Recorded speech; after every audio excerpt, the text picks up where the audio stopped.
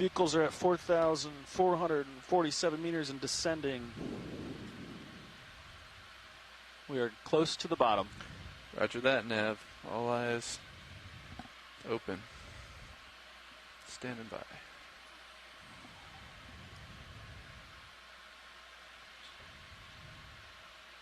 Trimming Delta. Stream looks great.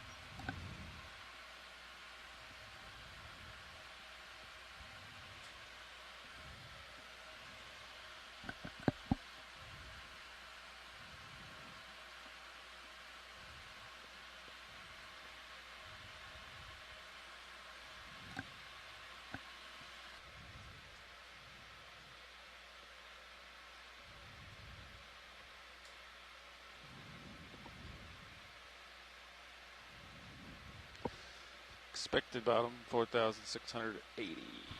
Might be getting serious pings there. Maybe. Some double returns. I think I'm hitting you, John. See? Right there. Yeah, we're Okay. catching you in my sonar. No, there's no way. Yeah, it seems early. There's no way, Chris. No, I'm catching John. Oh, it's sonar, yeah. Yeah. He's talking, I think John's talking. That's like an altitude. Oh, gotcha. Oh. What was that? That is a piece of paper. It's a post-it note. Yeah. Wow. That's exactly what it looked like.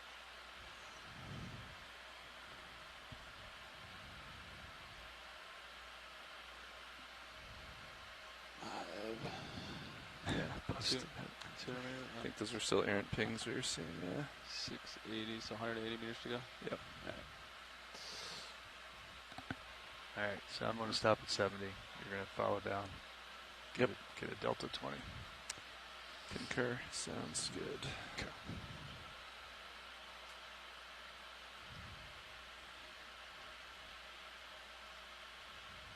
Less than 100 meters before we get real returns, I suspect.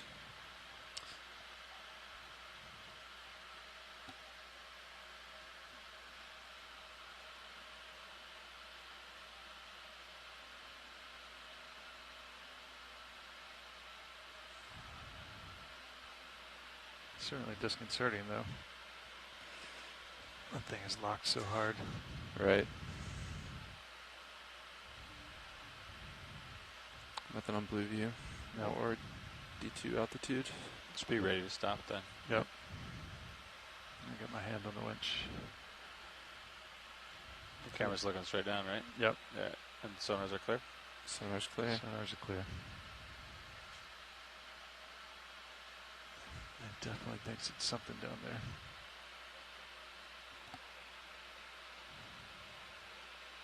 I bet, yeah. So I bet the next thing it'll say is 80, 80 yeah. or 90, yeah. Still a little pucker factor there. Yeah, it was a little too consistent looking. Oh, yeah, it kept coming down. It was locked pretty good on something, on that. Maybe it was that post-it note. The double. Yeah. That was strange. Had me set up straight. It's good co-piloting. Co-pilot, appreciate you. That was funny.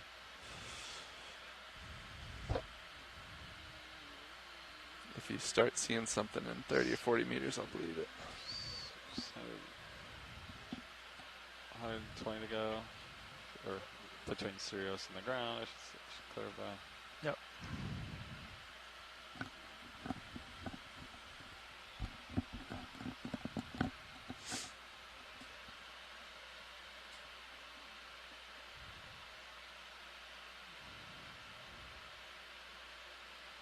All right. I think I believe that. That's Yeah. bingo there. Yep.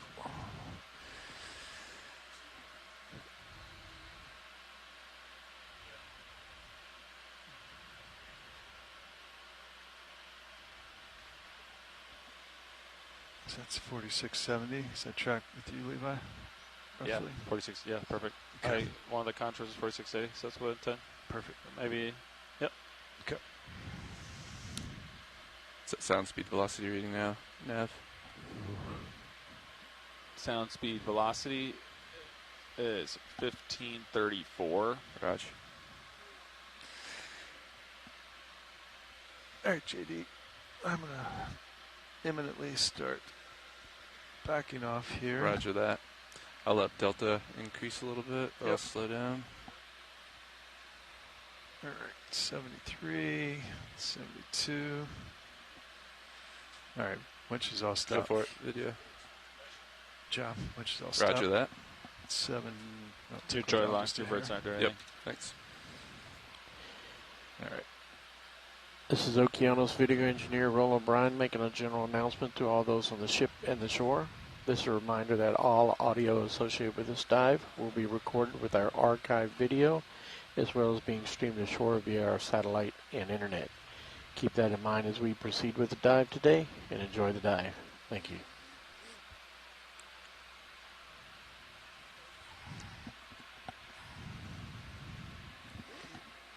Continuing down, backing slightly. Copy. You're all stop. I am all stop. Right. 70 meters.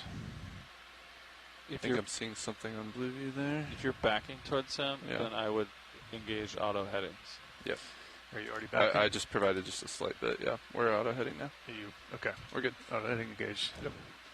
It was just the slightest bit of backing. Okay. Okay, we got a healthy delta. You're 17. Starting back a little more. I see in the new You want to aft cam. auto depth that? You're only yeah. Gotta go down more, yeah. Working on it. There you go. There you go. That looks good. Backing. All right. Yep. Perfect. I'll follow you out once I get you out to 45. Roger that. Delta's good. Nice and easy. Tether's good. Yep. All looks good. It does feel like it takes forever. It's alright.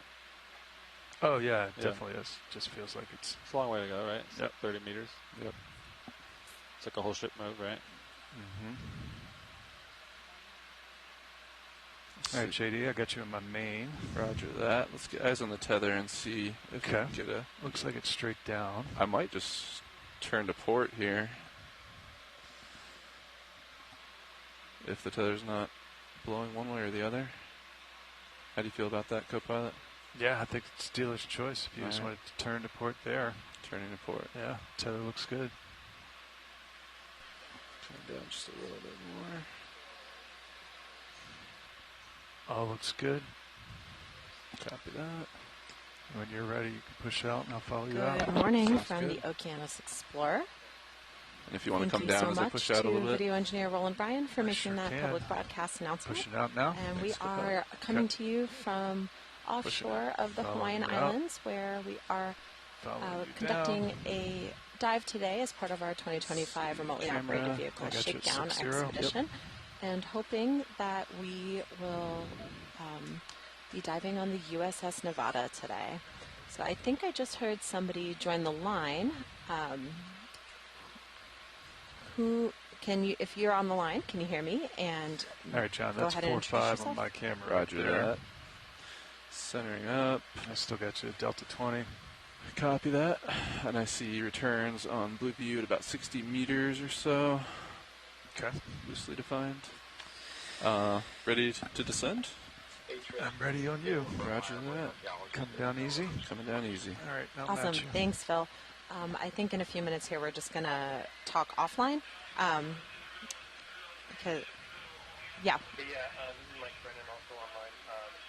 I haven't heard you. I heard you over the internet. I didn't hear you over the phone, though. Okay, sounds good. D2 I will passing actually be 50 right back. meters. Copy. And then we will get to chatting. Is that a comfortable speed for you? Okay. Yeah, it's good. I'm catching up just a little bit. No worries.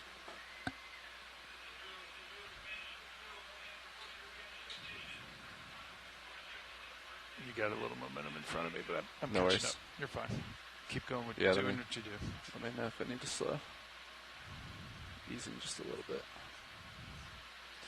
Got a healthy delta. I'm going to ease for a second. Yeah, I was giving you leeway, and then it went away. All right, I think you're good. Roger that. Pushing down. Copy. I see a soft bottom blue view 40 meters out. Aye. Aye, Soft no, bottom, thanks. 40 meters.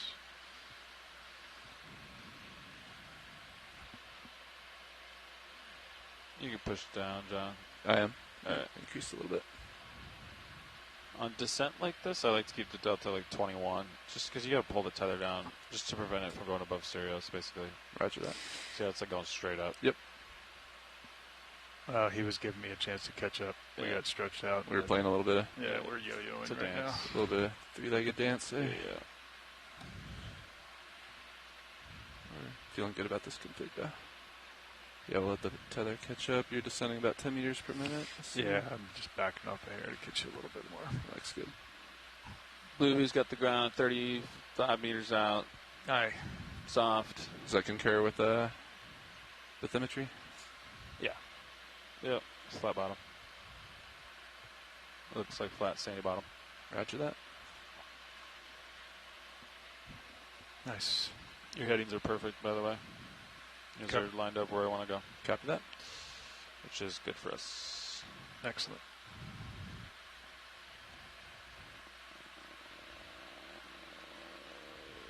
One, two, three. Lateral starboard just a bit. Good copy. Come into center. Yeah, I think you're good. Tether looks nice. 20 meters.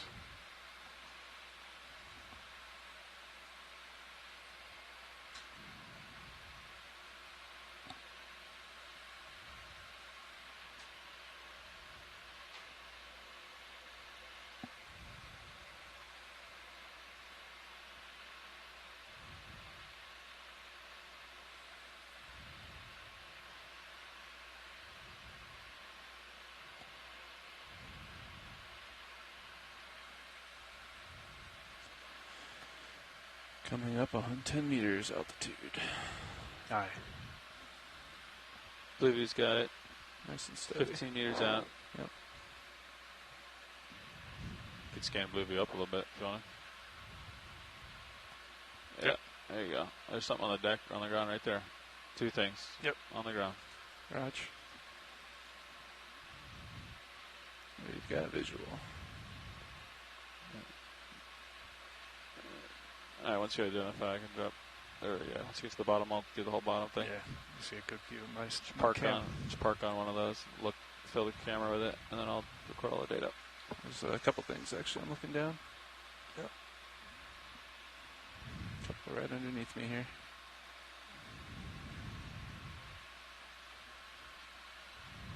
Let me study out some Z-bias here. I'm gonna call this bottom. Sounds good. Yeah. F5, F6, ROB 06 on bottom.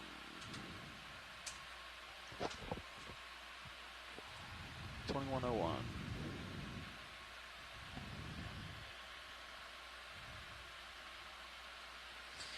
All right. Winch is all stop.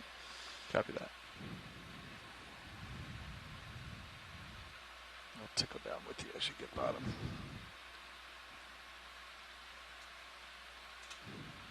I'm going to come down to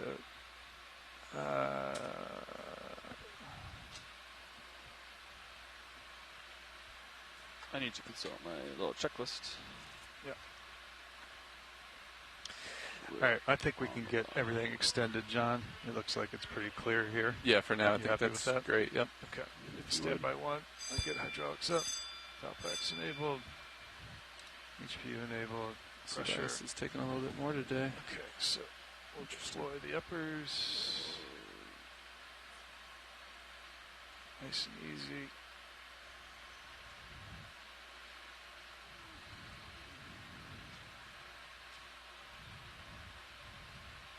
CTD depth on the ROV is Okay. 4680. And then we'll do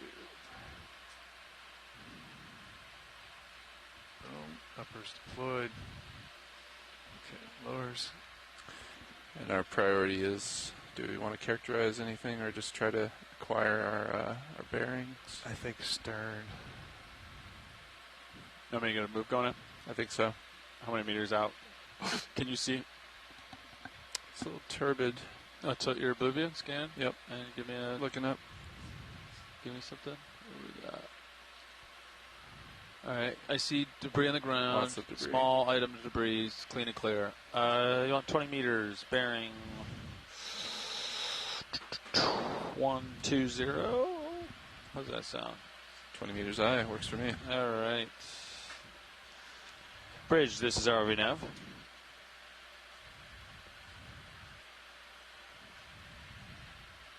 Sea bias is heavy today. Hey, just so you know, we are on bottom. Let's set bail out to due north, and let's set the center of rotation to A-frame, please.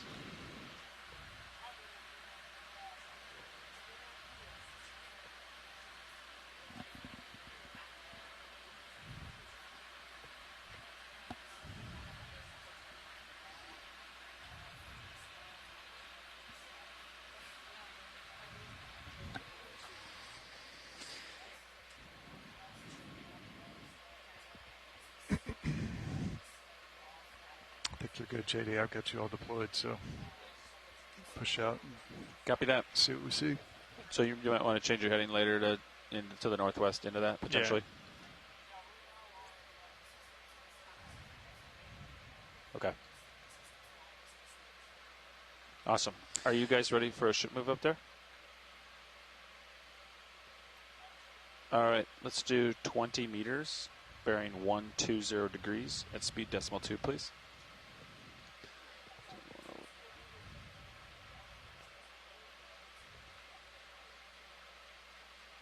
0.2 knots I. 2104. JD, I'm going to bring my heading over to 120. Nice bridge. So that's 120 there. Kill that aux a little bit. Roger, A-frame. You didn't want to get that jellyfish, John? Oh. Roland, I secured the 2 outside Sirius lights, if you're happy with that. Copy. I'm happy with that. Okay. Yeah, Bridge, I think your mic's open. Just be advised.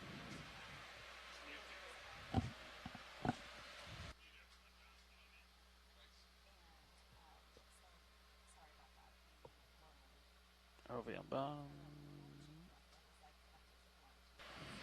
Yeah. Clear your comms. Get happy. Yeah, you're muted on me.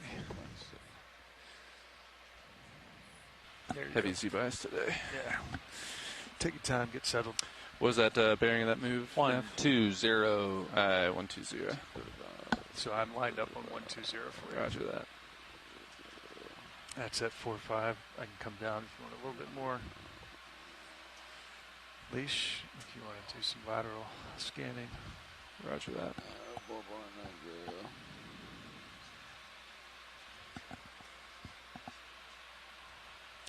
I might just do some rotations here.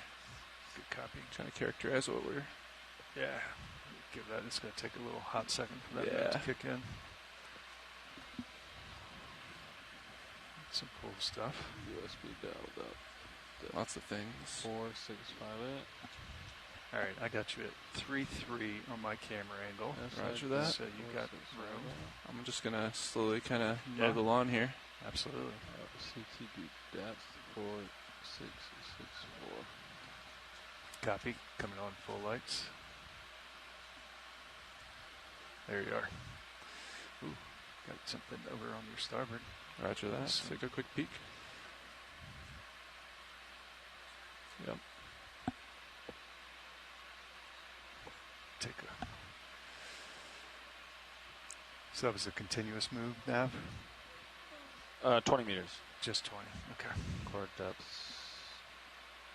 Update the blue via multi-beam. Compare altimeter readings between expected bottom and record the delta. Well, we don't really know what it's going to. Okay. All right, I'm done with my checklist. You guys do anything? How are we doing? You guys, blue view scanning. Sees a bunch of little chunks on the ground. Yes, it sure does. Is there anything worth me dropping targets and naming I'm it? trying to look at our heading offsets here. It looks like there's a little bit of a inconsistency there. He's at 122. You're at 119. 262? Just slightly off. Okay. Just visually. All right, so you are scanning about. That's a lot. You see a little bit of return to 40 meters out. You see a chunk. Yep. It's not really the way. Kind of going that way. Kind of. So now we're just going to keep good eyes out for potential lines in the water here on all this debris field. Yeah. Oh, yeah. That was the pass along from. Okay.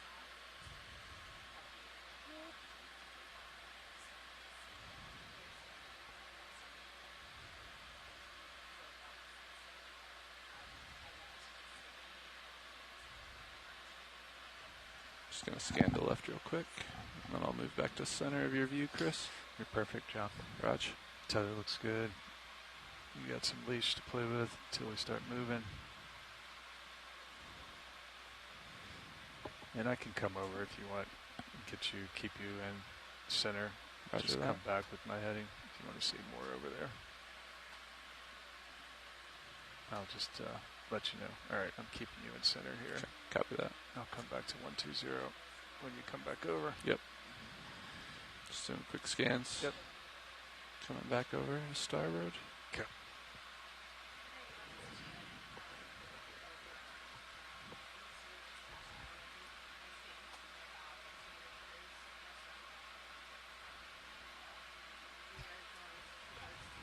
Hey, Bridge. See you back at 120. Yeah, it's Thank you. swinging around a little bit.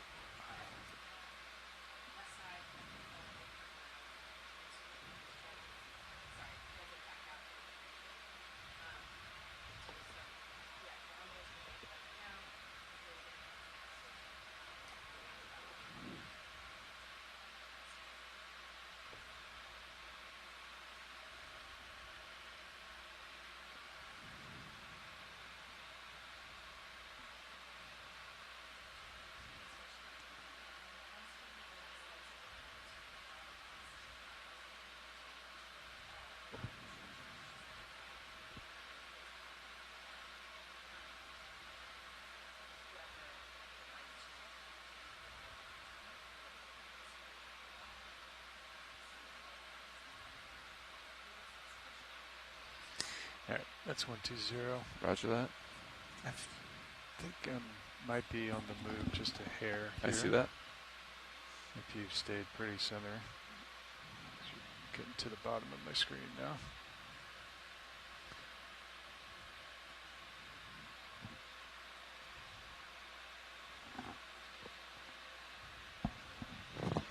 Feel free to scan with my HD2 if you'd like as well.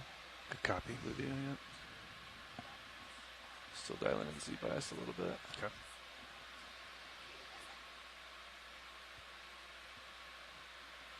Get a frame of reference here. You want to keep this out at 100? Probably so for now. All right, Just good to morning try to get again eyes. from the Okeanos Explorer. Had a bit of a false start just now when we were doing introductions just shortly before. Ended up having a drill out here on board the ship. Drills are really important to make sure that we are prioritizing safety on board. So we are now back. And if you're watching along at home, you have now seen that we have acquired bottom here on our exploration dive of the USS Nevada. This is a really exciting opportunity for us to be here on this site that has such rich historical significance in American history. So we're fortunate to be joined on the line by Phil Hartmeyer, marine archaeologist at NOAA Ocean Exploration, Mike Brennan of Search, Russ Matthews, president of the Air and Sea Heritage Foundation, and Sam Cuellar, expedition coordinator with NOAA Ocean Exploration. So I will kick it over to Phil, maybe to start us off with some introductions, and then I think Mike is going to go ahead and give us an overview of the site, talk about some of the history, the significance of the Nevada, and some of the work that Mike's been a part of in the original discovery of the Nevada in 2020. So take it away, Phil. Thanks so much, Trish. It's a pleasure to be here, 4,600 meters below the water surface. NOAA Ocean Exploration is dedicated to exploring the unknown ocean, and we execute this mission through really in many different platforms and ways, including NOAA ship Okeanos Explorer, other research vessels, through public, private, and academic partnerships, and supporting other expeditions and technology development. So this mission is truly a combination of all of those things, conducting archaeology in some of the deepest waters that we get to. So it's an absolute pleasure to be here. My role here is to coordinate on the science team, be able to work behind the scenes in our C-Tube video annotations platform. So as we are making observations, and you as well, we're logging those in time-stamped observations in C-Tube. So doing that, and also keeping track on historic archival material for what could be around the corner. So great to be here, Trish. Thanks for having us. Thanks to you and your team for getting us on the site, and I'll toss it over to Mike. Still feeling that movement a little bit? Hey, thanks, Phil. Yeah, Mike Brennan here. I'm a maritime archaeologist with Search. We're a largest in the country commercial archaeology firm with a pretty decent-sized maritime component.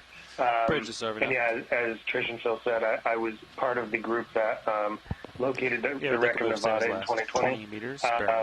And I'll give an overview of that in a little bit. But Russ, do you want to introduce yourself? Sure, thanks, Mike. This is Russ Matthews, and as was mentioned, president of Air Sea Heritage Foundation, which is a nonprofit dedicated to aviation and maritime history.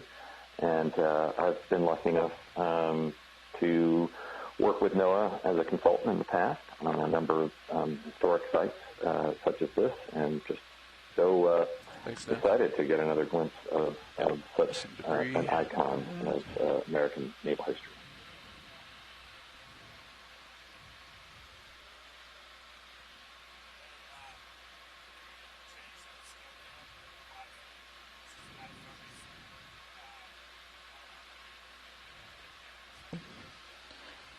Sam, if you're still on the line, you want to go ahead and introduce yourself? I can stretch out here a little bit. I can give you a little bit more. Roger that. Come lateral though. Sure, apologies. Running some technical difficulties here in the office, but my name is Sam Koyar. I am an expedition coordinator with NOAA Ocean Exploration, the same role that Trish and Shannon have on board, and I'll be the follow-up expedition coordinator for the ROV expedition following this one. And my background is marine archaeology, so I'm here to help out in whatever way I can to promote the science that they do out on Okeanos Explorer and see some of the wonderful sites that we will see on site today. Can you clear those track lines, Levi? Awesome. Thank you so much, everyone. Mike, if you would like to go ahead and give us an overview maybe of some history of the site and some of your experience with discovering the wreck back in 2020, that would be great.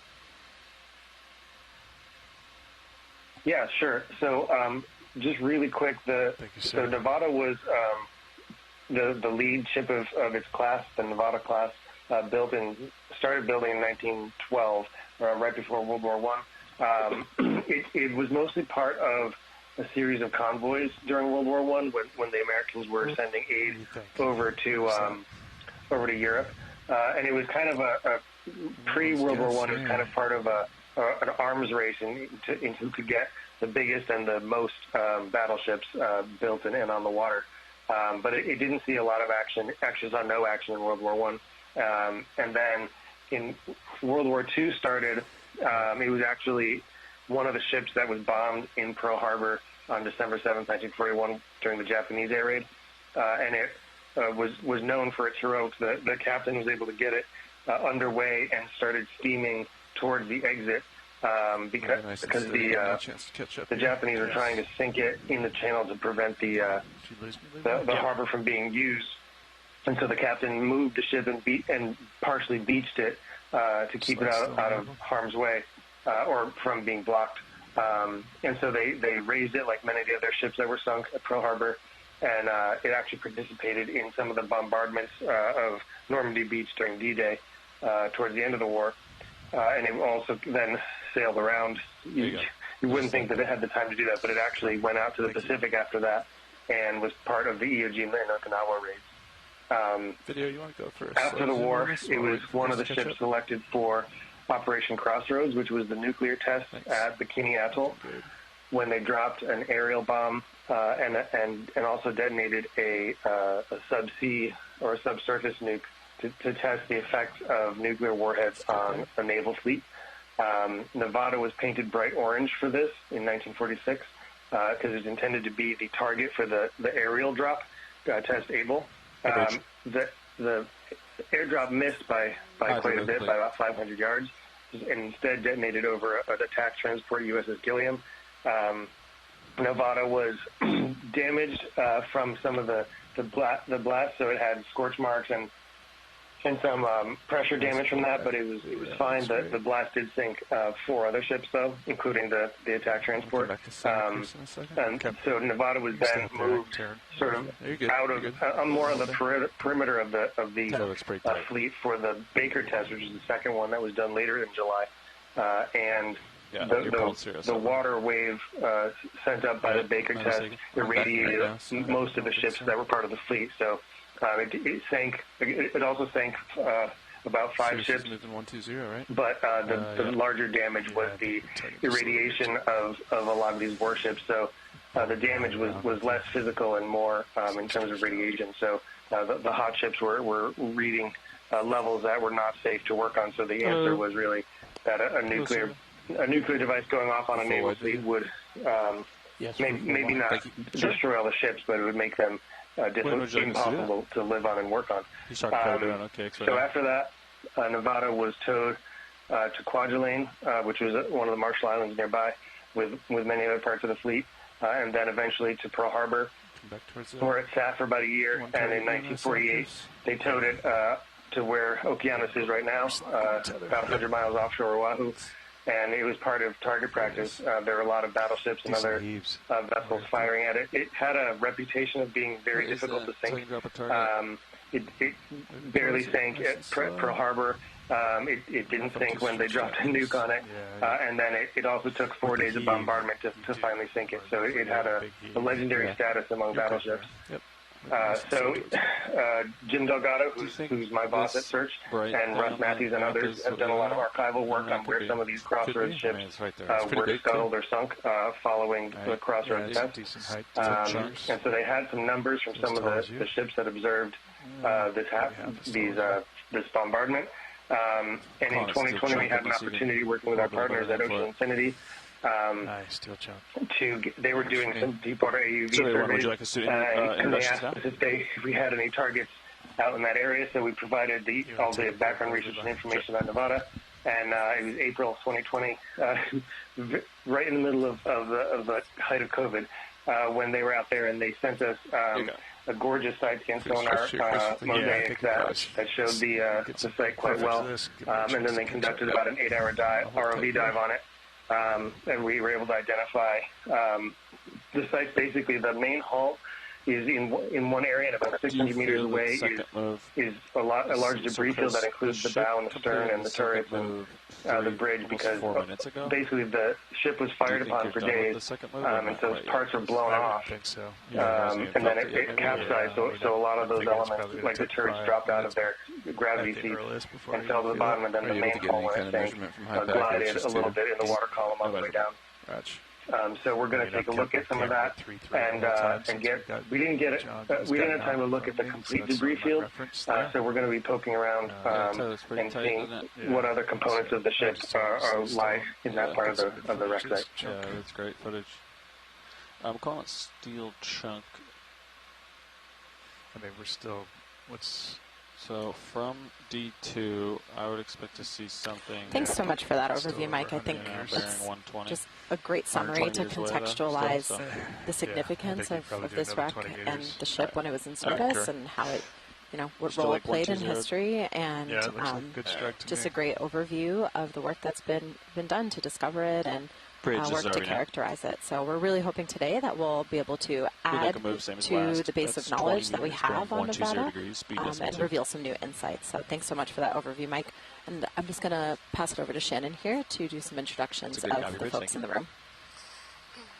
Yeah, hi everybody. So I'm Shannon Hoy. I'm from NOAA Ocean Exploration, and I'm the expedition coordinator for this mission. And the primary purpose of the mission that we're on right now is actually to do a shakedown mission. So we're trying to get all of our vehicles and systems ready for the field season coming up this year. And we're very excited and fortunate to be able to do these engineering objectives on such amazing sites to kind of do two things at once. So that's extremely fortunate, especially working with great partners to provide us this information. But what I'm also very excited about is to see these amazing vehicles back in the water, back doing their thing, going down to 4,600 meters, and just taking some really beautiful imagery of these historic sites. So that's personally very exciting to me, and I love working with this team. And we're very fortunate to have the team from the Global Foundation for Ocean Exploration on board.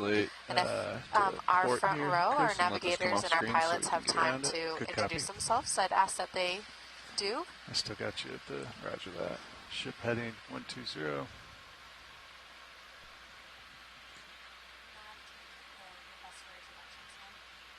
Oh, okay.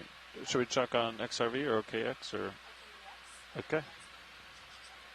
Okay. Are you guys ready for introductions over there? Yeah, why don't you just do it, Levi? Hello and welcome to the Okeanos Explorer.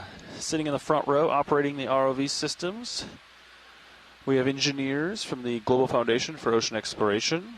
I'm in the far left, sitting navigator, Levi Unema. Sitting pilot, we have John Mefford.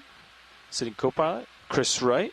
And over in the video shading department, we have Roland Ryan. And we have Olivia in the clipping chair. And again, we're all from the Global Foundation for Ocean Exploration. And this is our ROV shakedown. So we are checking all of our systems, getting the ROVs ready for the field season of science. Thank you for joining us as we try to find this shipwreck. That's perfect, man. Great. Thank you so much, Levi. Always fun to be in the control room at this moment, working with some really talented people, from engineers to videographers to mappers as myself and expedition coordinators. Yeah, so it takes a lot of people to make this happen, our onboard partners, and it's always very exciting to see it all come together.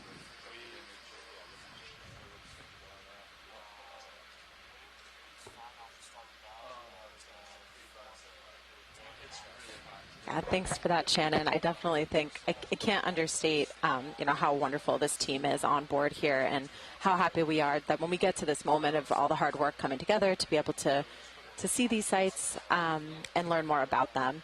So I think as we're kind of moving along here, we've been seeing various pieces of wreckage on the seafloor.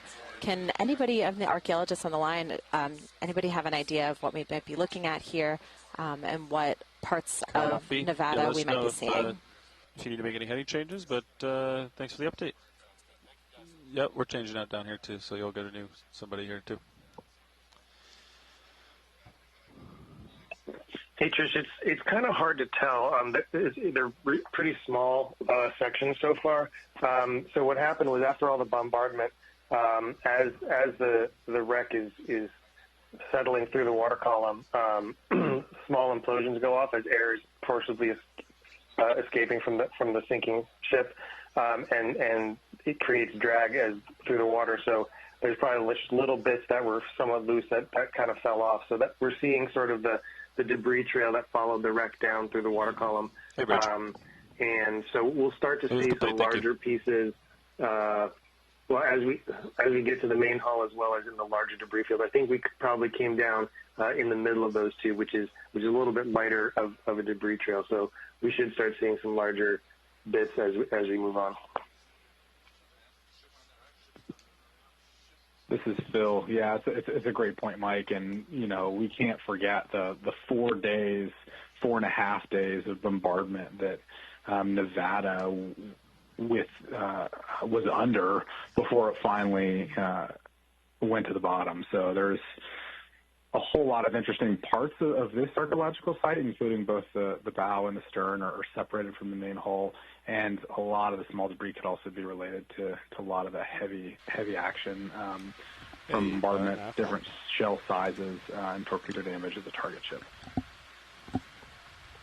And there's also going to be a mixture of interior components and exterior as the ship broke up. And so, the shed pieces from the upper deck as well as, disgorging, fittings and material from the interior of the ship. And there is also a mixture of other test articles that were placed on board the ship for the atomic bomb blast. So I know in the previous exploration of the debris field, they even found an army tank resting upside down. Did you adjust the sound velocity? So you can see almost anything in this debris field as we head for the main area.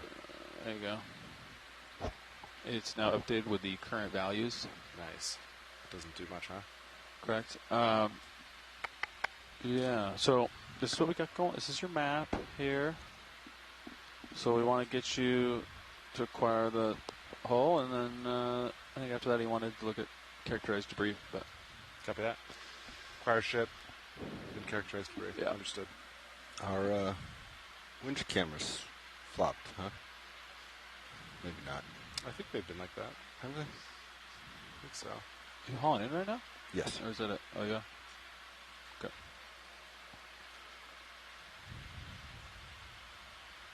Oh, that's a debris. This was bombarded for days, they were saying. For days? Yeah. Unbelievable. To scuttle it? Yeah. It's that Pittsburgh, Pennsylvania steel. Sure is.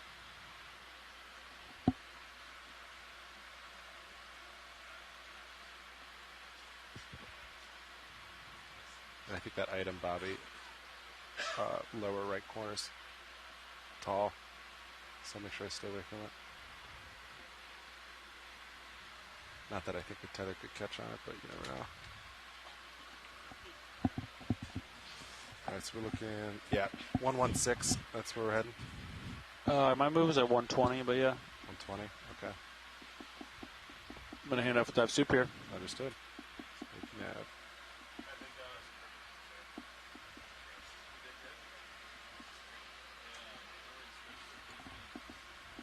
So probably we're still expecting a swing from Sirius. Yeah, it's decently tall.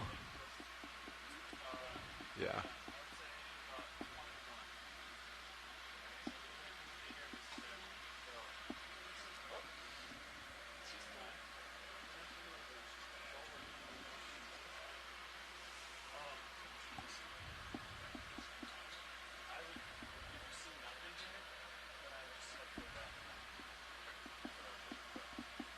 So let's see, you got two large objects, both 30 meters out.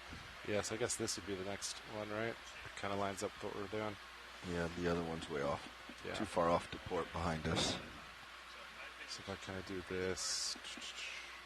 So what's that, 30 meters out? About right there. Yep. That can't be that, right? That's No. too close. It's got to be behind it. It'll be in the shadows at this point. I'm going to go off stick for a moment. Look at current. So it's like current. Push this that way. So what? North?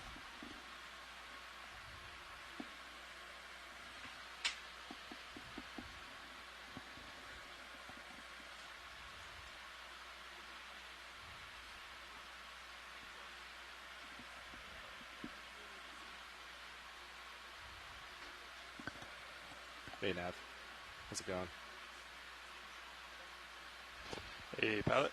So my handoff was, last move was 20 meters. Finished a little bit ago, but Sirius should still swing a little bit. I think the next hot target we see on Blue View, I'll center up with it. Okay. You're all the way out at the end of your tether. You want to get another one in? Or do you want to wait until... I think, so this next target is 25 meters out. Okay. Sirius probably has a little bit of swing. The pass off to me was, they had just done 3 moves. He wasn't sure if he'd even seen half of it. But we can do one more. So one of the issues is we're not getting a ton of Sirius pings.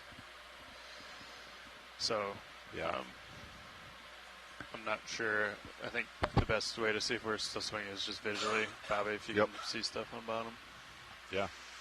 I'm definitely moving right now. Yeah, okay. I'm not sure how long I'll be moving, so if you want to add another Yeah, 22 meters out is the next obstacle. Okay. So do you want to do 20 meters?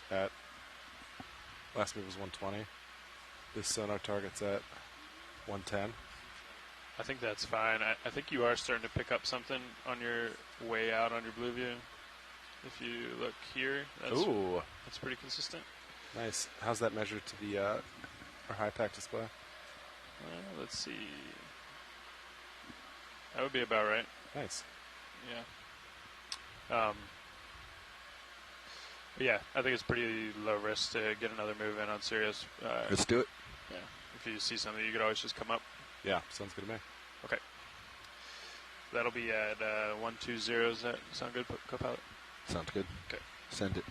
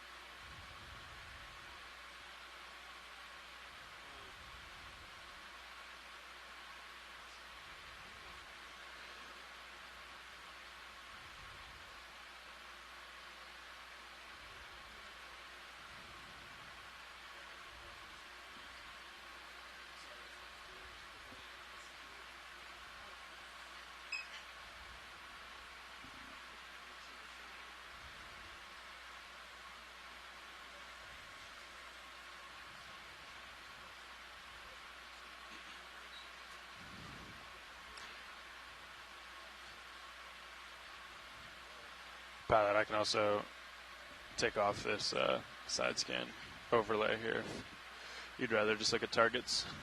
Copy that. I think you can keep it on for now. Okay. If it becomes obvious it's way off, we can maybe take it down. Okay. I think what we'll do is just ground truth this. Yeah. If this looks close to right, then we'll just keep this in, maybe adjust it, the geotiff, and then input another one. Yeah, sounds great to me. Import another one, but yeah, sounds good. We'll go with this, knowing it might not be 100%.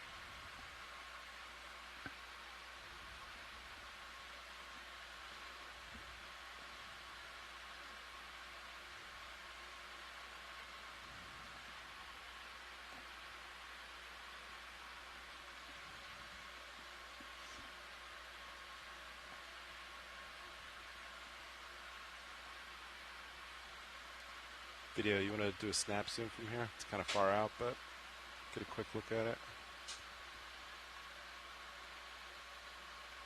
Some plumbing. Yeah. Thanks.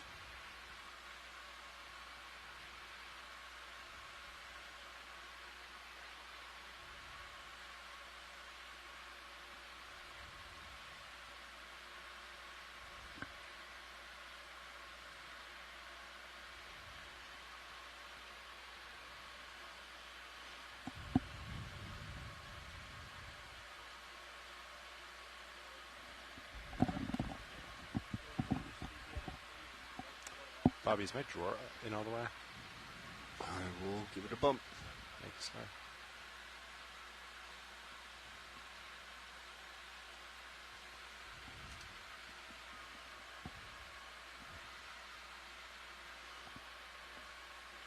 Thanks.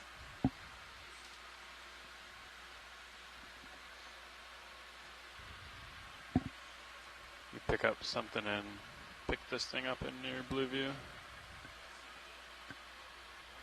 Yeah, I think that's what we're going after. Okay. Ooh, we got a bucket.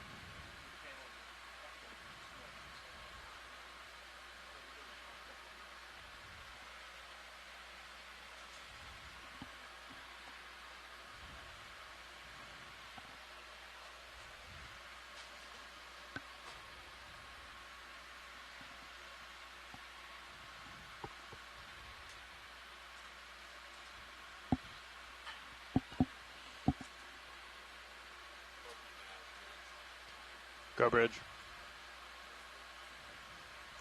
Thank you, Bridge. All right, co-pilot, the move just stopped.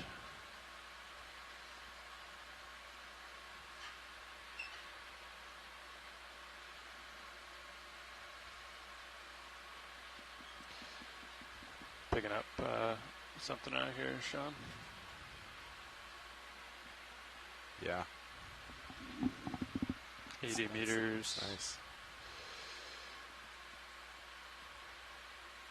Video, you want to come in quick on this? Can't get too much closer for now, but bunch of cable. What is that? Looks like cable and conduit. Looks like a spring. Yeah, cable. Nice. All right, thanks, sir. Back up hot. We'll come back.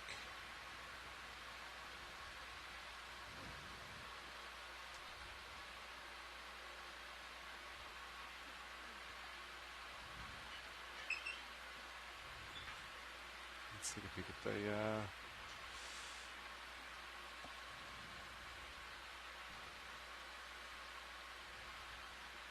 some netting. Yeah.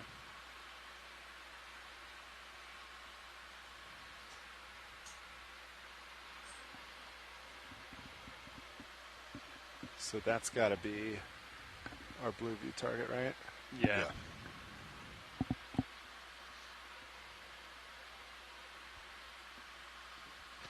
The archaeologist did say, since it's so deep, that there's very little deterioration. Even just that, yeah. Yeah. What we just saw. Yep. Like those bolts looked better Pretty than a lot of stuff we have here. Pick one up, yeah. Yeah. You want to get another one in there? Sure. You ready for it? Yeah. Yeah. Let's keep it moving.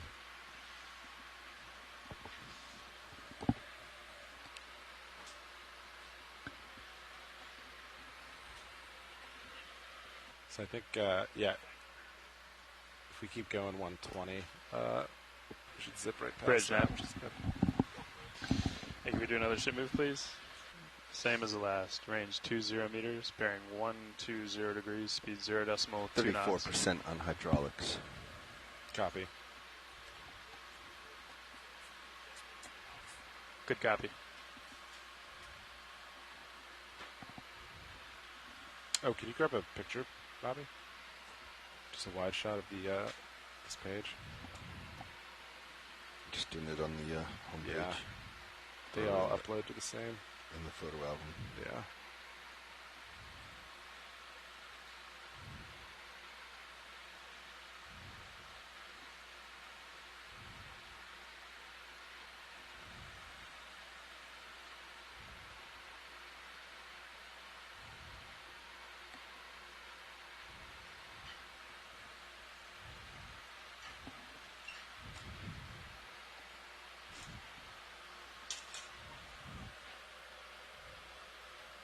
Hey, video, can we stamp on this?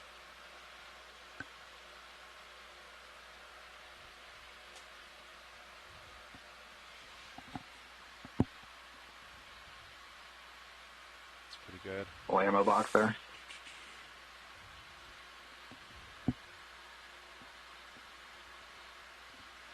All right, you can come wide whenever. Thanks. Little toolbox, maybe? Ammo box. You think? From shore. From the side? Typically they do the other flap, right?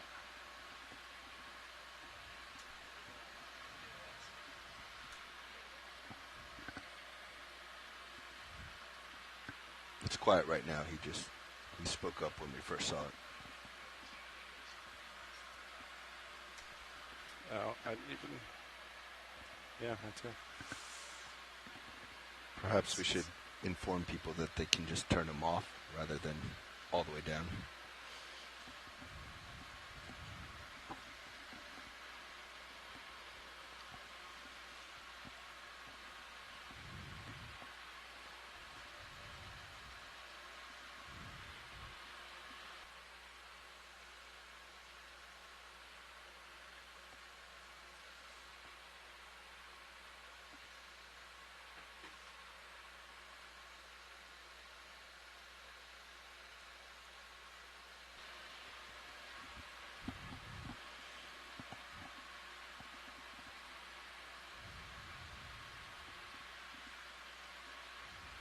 All right, Bobby, I'm locked in. Let me know if I go too far.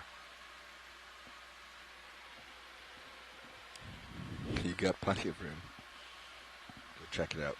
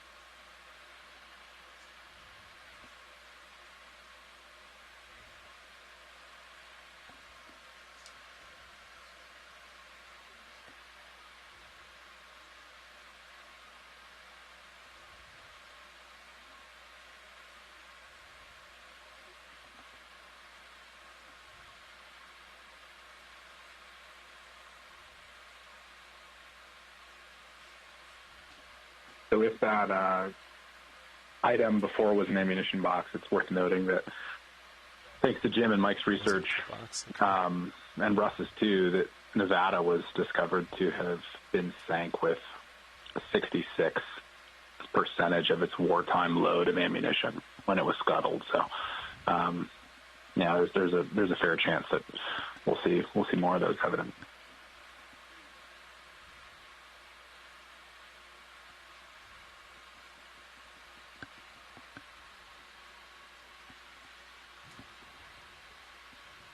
Pilots, I'm not sure what that would be on here.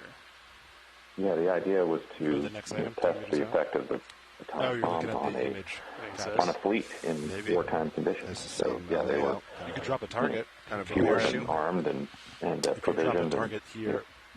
Just about everything except for the crew. Target at like the corner of the boat. I mean, he's bearing 100. Yeah, I think that would right. bring us to the corner of the ship here. Yep. This is interesting too. Just looking at the riveted steel construction of this section of it, seems to be part of the outer hull or superstructure, but that's very characteristic of a ship of Nevada's era that's constructed essentially at the same time as the Titanic.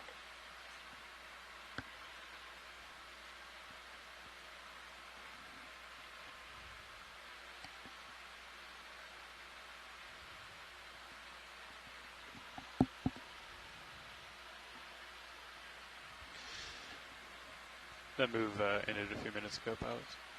Copy that. So if we assume it's this object, what's our distance between?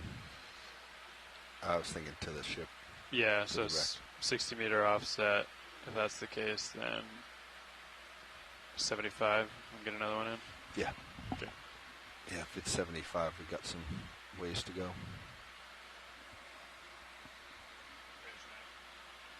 Actually, hold off, Chris. Get something up there. Sean, do you want to bring your heading around? Russ, knowing that there's part of the blister in this debris field, I haven't seen that yet, so I was getting excited at that one piece that we just passed. Seeing that curvature, hoping we'll be able to image that at some point tonight. I don't think it's 120 anymore. Yeah, absolutely. Yeah, I wonder if we're tilted up too high.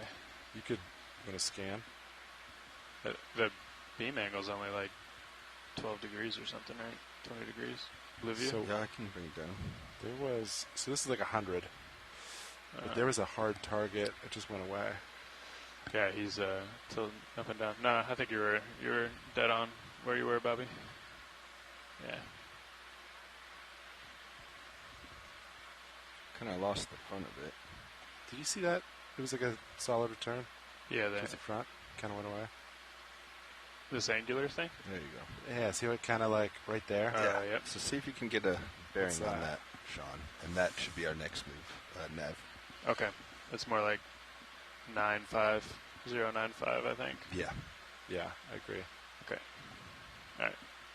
20 meters coming in. Copy. Coming around to 9.5. Copy. Actually, I'll hold here while you look at those cables. Yeah. Thank you, Sean.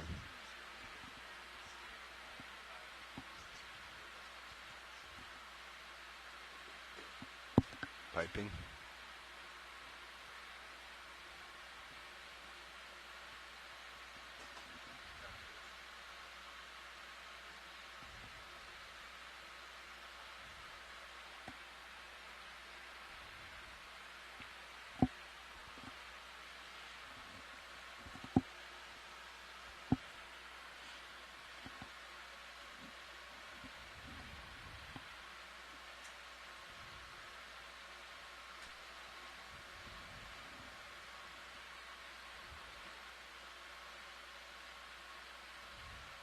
We could also scan whatever the low frequency is on the scanning sonars. We could take way out. Probably not using this. Yeah, sounds good to me.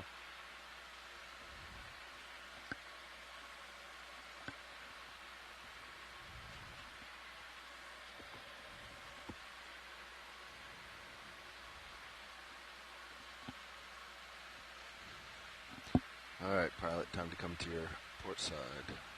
Yeah, let's do it. Lead me over.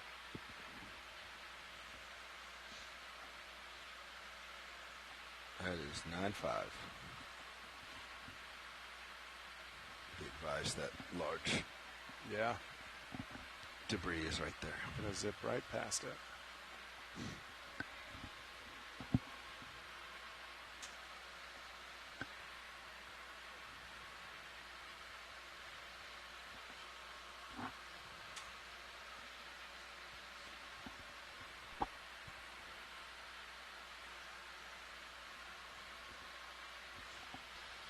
Thanks, video.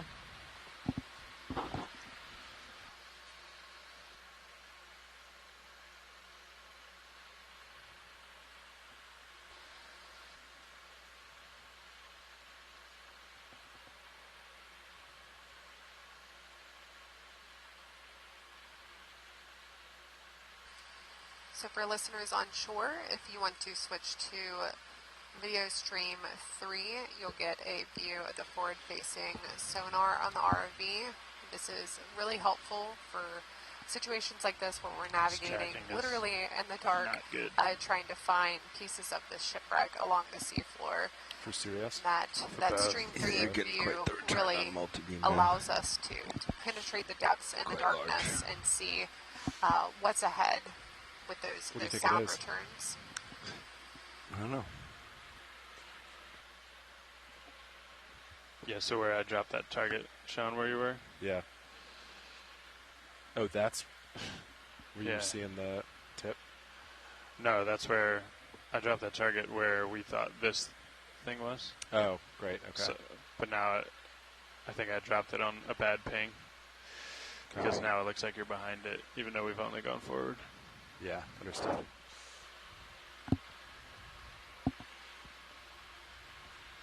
That's a good return. It is a good return. Sorry.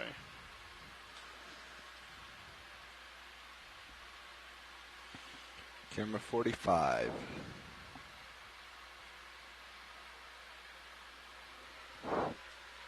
$50 meters out to the large return.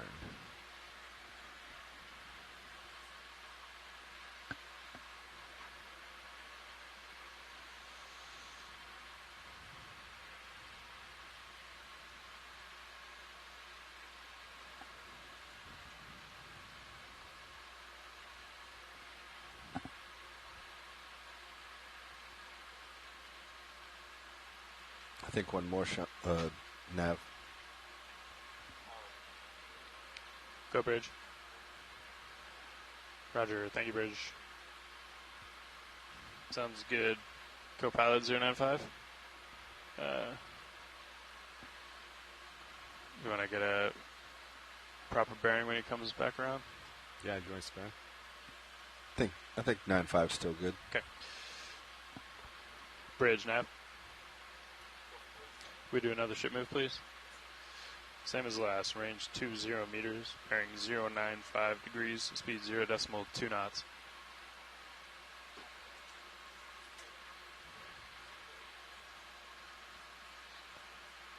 Good copy.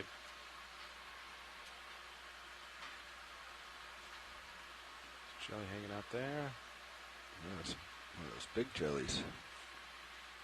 So big it's making I a just shadow. saw a massive jelly. And he paints it. Oh, nice. Those tentacles. Damage it? Yeah, why not? Slow. Lasers off. We'll be quick.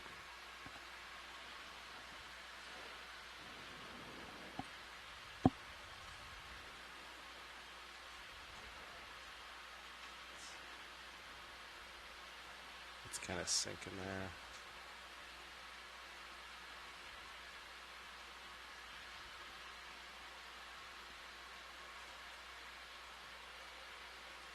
Tilt down.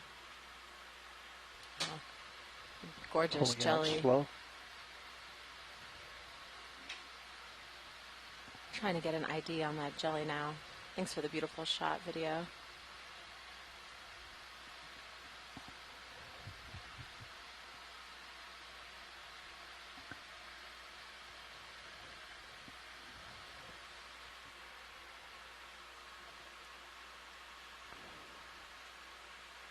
Pulling out slow.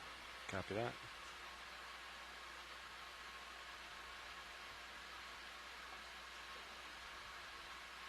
It's absolutely gorgeous, and it's hard to imagine that we're actually seeing a creature that's living 2.5 miles below the ocean surface right now. Video's clear. Copy that.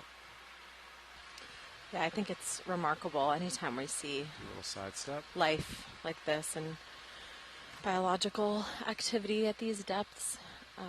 If you joined us a few days ago, we dove on LST 884, which was significantly shallower. We're in about the 600-meter range. We saw a ton of life on that wreck site. But as we're approaching Nevada's main hull here, so that is it's just amazing to see 5. biology at these depths. 50 meters. That's funny that. Yeah, that returns like really good when it's off to the side a little bit. Yep. But as soon as you center it up, it just disappears. Trying to get eyes on it. Is this potential main hull section we're approaching, would this be the after end, the westernmost section? Yep, we believe so. The westernmost section, so the aft end. And actually, if you're watching on stream 3, on camera 3, we're starting to see some objects in the blue view. So we're hoping that Big whales we go will really be deep. encountering those really soon. That didn't answer your question, but deep. You think this is a whale dredge?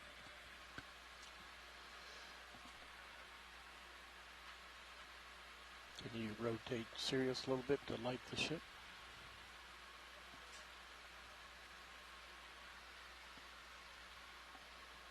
Or the hull? Feeding. You know? Yeah. Kind of come down and Hunter would know. Ask him later. Yeah.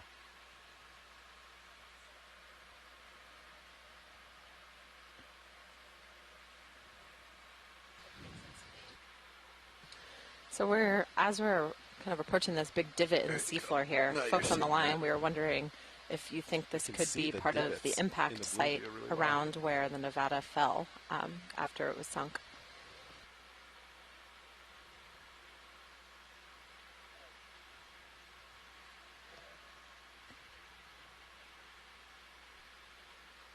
Moves complete. Copy that. It's possible, but I wouldn't think so. If that's not right there.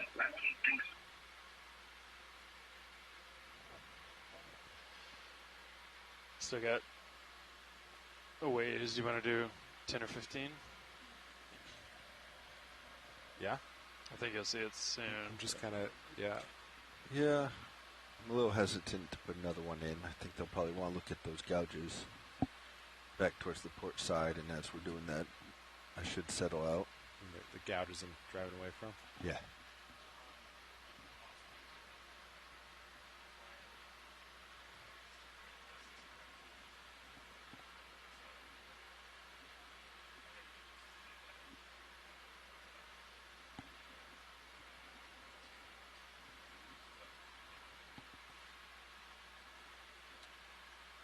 Yeah, I concur.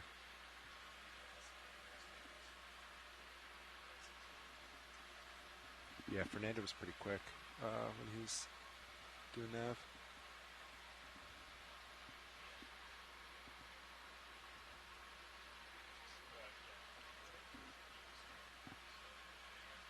I mean, I'd like to get eyes on before we...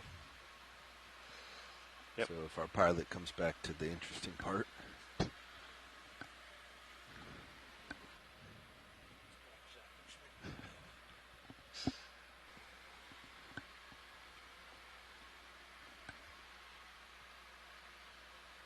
This looks like the What basket. do you got, 30 meters out? Yeah, I mean, you're pretty like close. The Coast Guard basket that John went up in. It does. Tilting up. Ooh, what's going on there? I don't know. I just took a large turn. Tilting down. It's what was that? That wasn't commanded, right? Nope. I was tilting. I'm just gonna stay put for a little bit. Yeah. Tether all looks okay. What?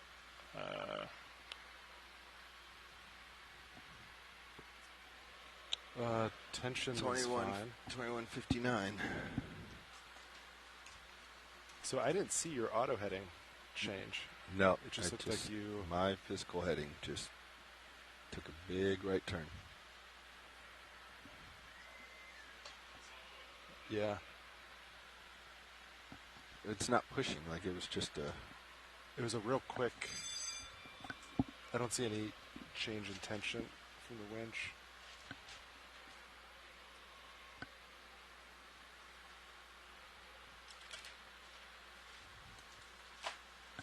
Do you want to mark? Looks like that may even be a rack right there, illustrative of a lot of the human elements on board and sleeping in one of those hundreds and hundreds of times over. It's pretty wild to see it just proud out the bottom.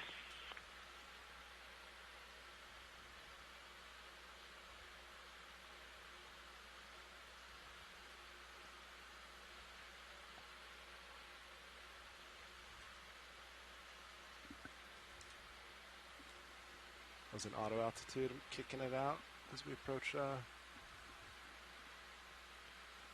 these divots. Oh, you're doing altitude. Nice. I was for a while. It was so flat. Made it easy. But if I go in here, it probably won't be good. That sort of movement isn't. It's not abnormal if we're heaving. Because I think it like comes down and Sirius is. That was like 90 degrees. That was. Yeah. I've never. That looked. We're not heaving. And yeah. That bad. And that was pretty extreme. Yeah, I agree. I mean, we got clear views of tether everywhere. Yeah. It's not like something, unless something swam into me. That's what yeah, that or something up above you. The only way to look at it is. I could pause. We could look. T2. The tension isn't increasing, right? No. I guess you could try to come up a little. Come up.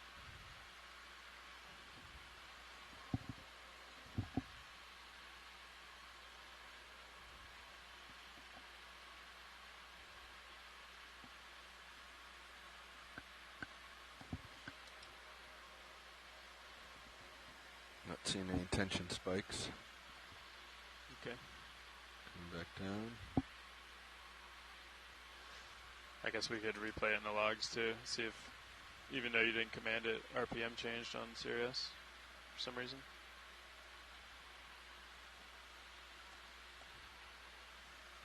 So I think you're looking at, Sean, there's a little void here. It looks like the impact happened. Yeah. There it goes again. No, that's me. me. That was Sorry, you. that's me. Copy. I'm just doing scans to see if there's Just anything wrong. maximize your brightness, Bobby. Come to port now.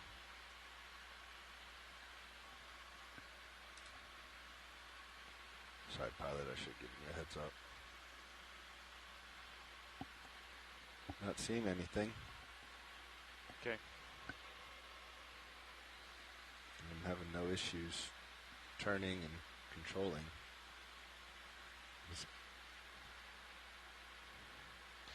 Yeah, I think we proceed. Yeah, go slow, and then if we need to, just back up to this All right, point. well, it's noted. We can have Fernando replay it. Okay. See if we can track what happened. Sounds good. Seems like you're still swinging. Co-pilot, what do you think? Yeah.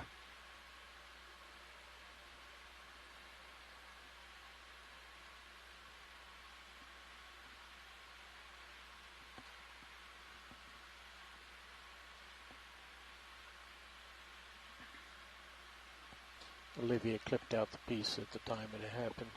If you guys need to visually awesome. review. All right, thank you.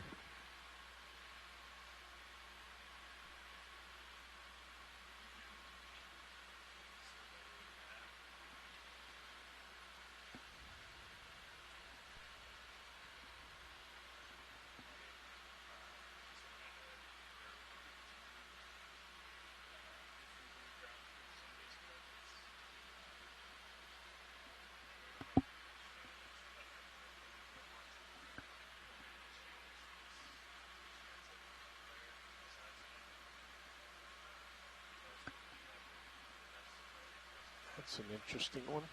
You want to snap on it? Or are we Come headed that center. way? Yeah. Yeah, let's do it. Let me know when you're ready. So you don't want it? What's that? Did you say you want it or you don't want it? Yeah. Unless we're headed that way. Oh, we are headed. Yeah. Okay. We'll just wait for some. Yeah, I see a big structure there, upper left, coming into view. Yeah.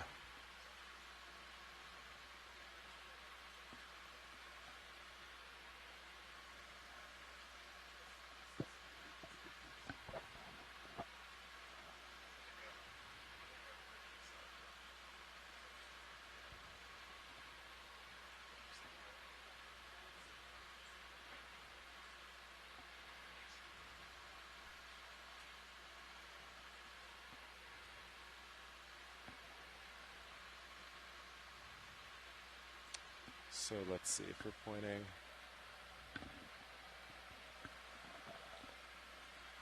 That's probably not right. Like we're over here. I think the whole thing is offset. Yeah. Yeah. So I think this is north. But yeah. Copy that. I think the depression we're looking at is right where the ship is right now. Yeah. Okay. How do you want to approach this? Just go head on, or should we kind of drive around this little high part?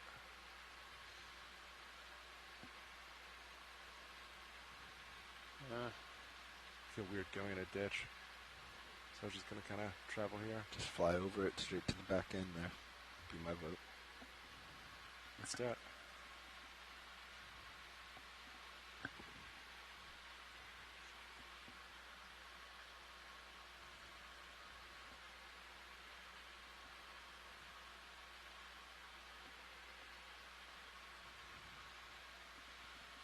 Video, is this item coming up? Is this what you were looking And at? the one we just passed on the right. But that thing in front is much more important. Impressive, I should say.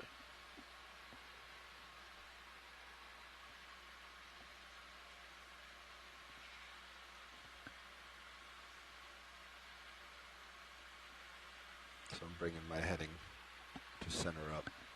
Yeah, copy that.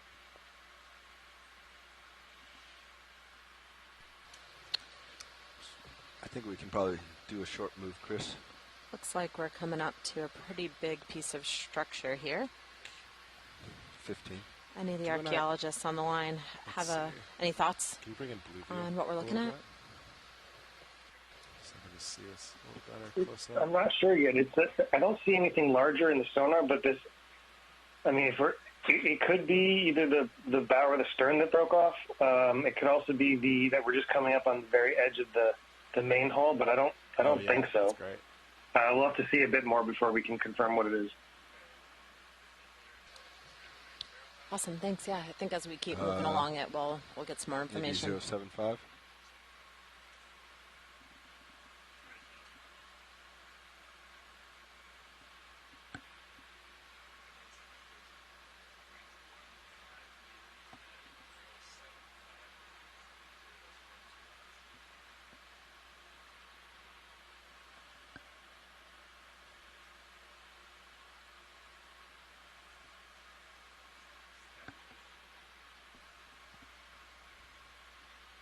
Seemingly no traces of the international orange paint that Nevada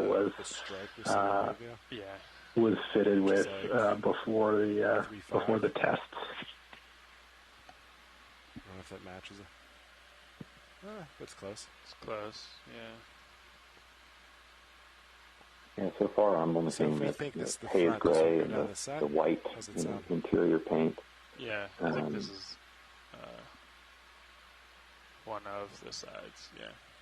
Yeah, it's hard to say, why why that outer coating has disappeared. But yeah, I mean, Nevada was essentially painted as the bullseye for the aerial drop, the first atomic bomb test. That's 144, so sort of into. I think Jim in his article referred to the USS Nevada looking like a the side that we're on, traffic cone. If you turn, it's amazing that all of that paint seems to be flaked off.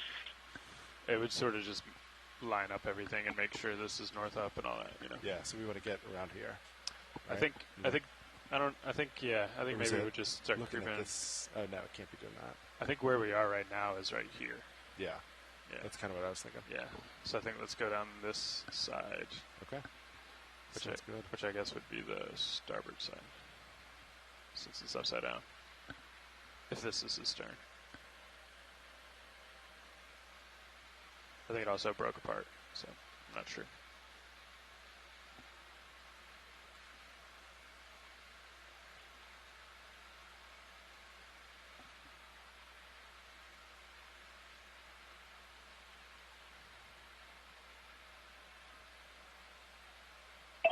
So this sort of interior structure that we're looking at is, sorry, I did mute myself.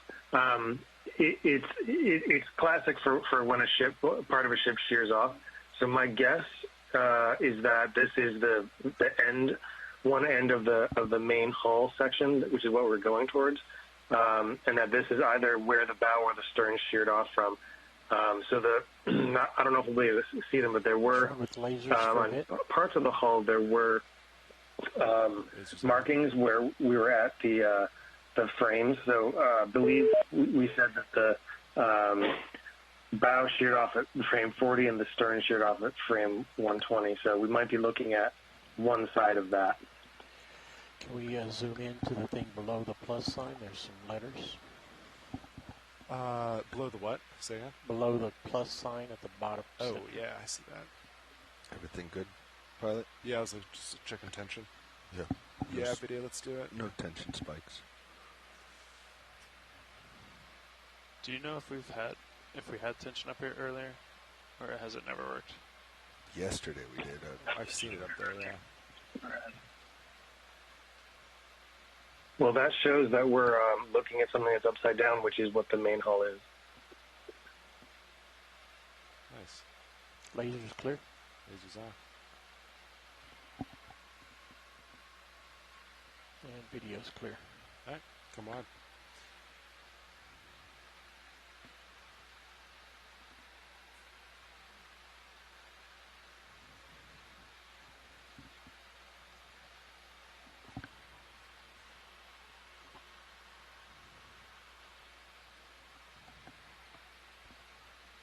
Okay, I'm not sure why SES display isn't working.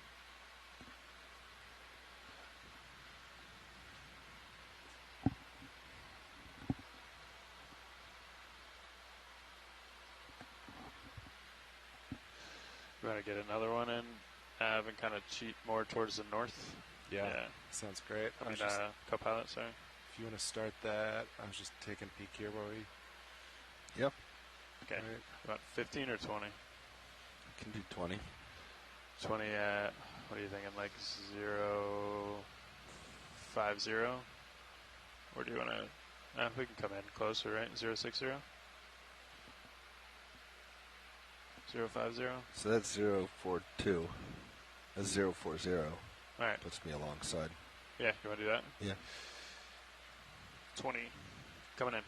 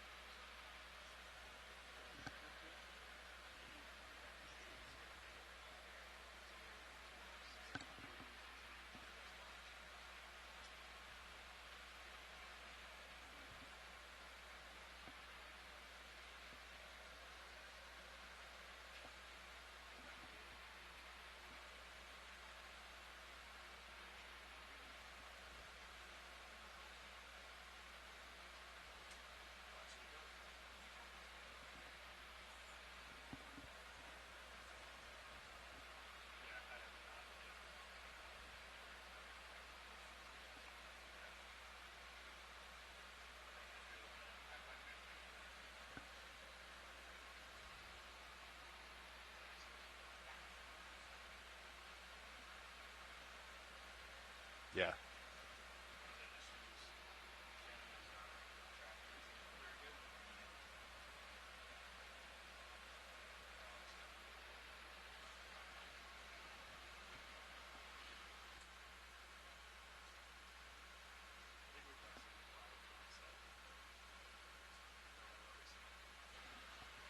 Looking at the schematics of Nevada, it looks like that upside-down code we saw puts us right about the bosun's locker, forward off the bow.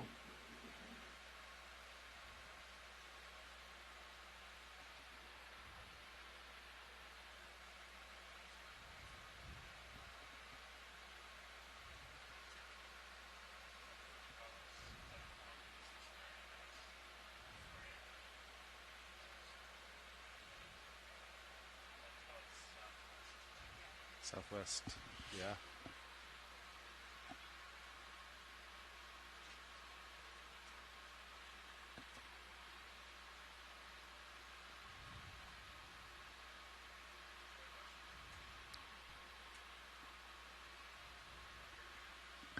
I'm going to bring your blue view in a little bit more. Yeah, that sounds great. Hopefully it helps.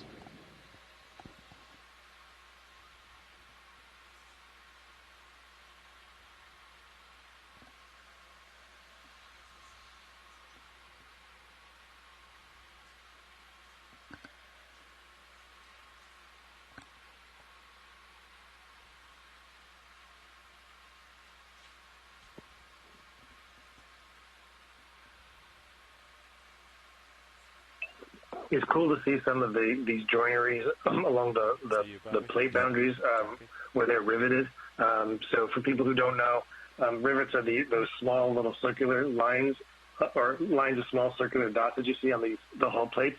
Like Titanic overturned hull, it looks like you can see some buckling that may have occurred during the sinking. It also may have occurred during the nuclear blast at Bikini Atoll.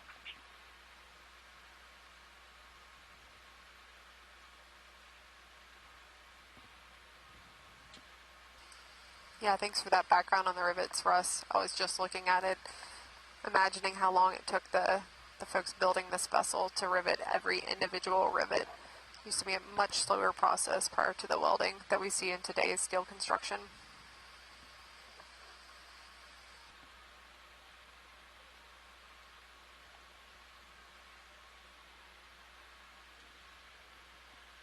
I dabble with some rivets myself every once in a while. I think Chris does too. Oh, yeah. Bobby? What? You install rivets? Go ahead, Bridge. Copy that, Bridge. So is this the paint that they use for target practice? Did they just say that? Oh, I don't know. If they did, I missed it. Earlier they had commented that they think this one was painted white as the primary center target. I think the report, though, says orange. Orange, yeah. I heard Shore talking about orange, but we're not seeing it necessarily. Yeah. Do you guys want to do another move down the side? What's the status? Yeah. Yeah, we can do that. Same thing you're at, or a little off. You want to do 025, 020? 010? 015, I mean. 015? Takes me right along. Got it. That's my current heading is 15. Okay. Maybe that paint is just kind of falling off the side there. If it was heavy metal. Yeah. All right. 20 meters, 015, Bobby? Yeah, that's good.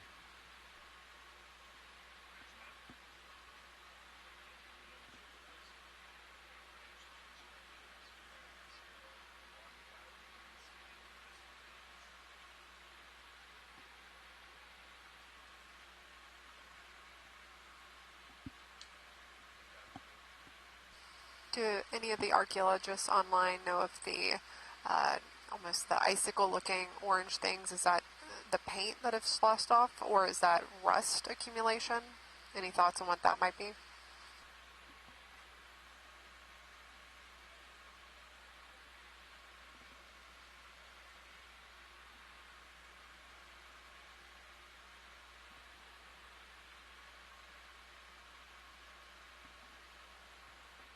A good question, Caitlin. I mean, they look just like resticles that we see in other deep water sites, but maybe there is something to be said for potential paint that's kind of run down and sort of aggregated in those hanging elements. But they look like resticles to me. Russ, Mike, what do you think? Don't see any lines immediate. Yeah, rusticles is the impression I get as well, looking at them now. I'm also watching this and wondering, it feels to me like we're missing part of the outer hull. Phil, like I think you have the schematics with you. Do you know, like, where did the torpedo blisters start and where might they have separated from?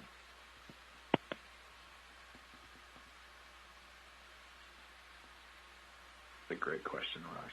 Let me pull up the side scan. I think that's where I was getting some of this from. Sam Cuellar had the ship plans though.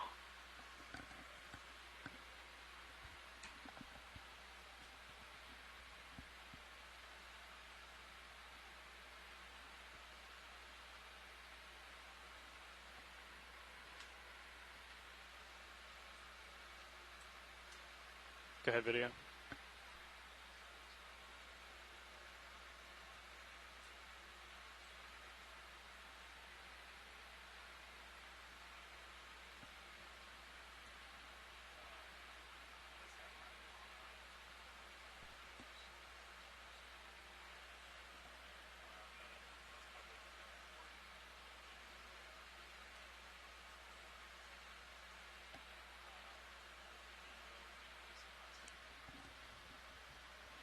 You read that link, right, Roland? Ross, it's just noted here that a section of torpedo blister was observed in the debris field. And the frames have a webbed construction for those blisters, so it obviously has that kind of hollow, or at least marginally hollow inside. So if and when we're back in the debris field, hopefully it'll be clear, but hard to tell geospatially where we're at right now. Yeah, one of the reasons that we're not really seeing the paint on the edge, the side of this, is that both torpedo blisters, I believe, broke off. So we're not looking at the outside of the ship down on the side. We're looking at the interior of that was covered by the torpedo blisters. You can see what you're looking at now, Sean, right? In the side scan? Yeah. These guys. Comes up really well. Yeah. There's a great photo from our partners at the U.S. Naval History and Heritage Command showing Nevada in dry dock, and the curvature of those blisters are tremendous. They really widen out the beam considerably, and boy, you can think that other than aerial attack, torpedo attack was one of their biggest concerns, especially entering the Second World War.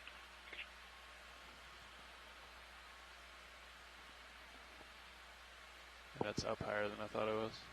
The blue view. You're still getting over that ridge. Yeah. It's cool.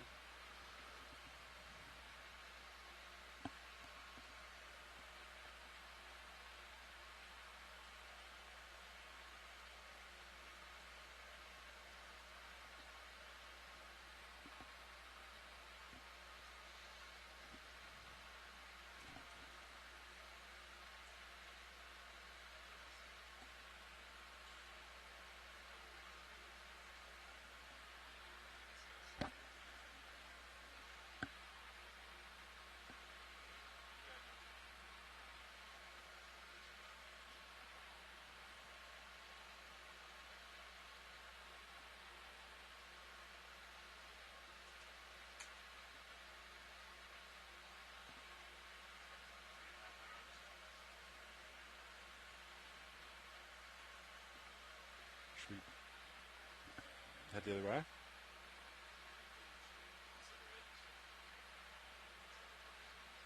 Yeah, sure. I think this looks like it's kind of going to be the same to the end.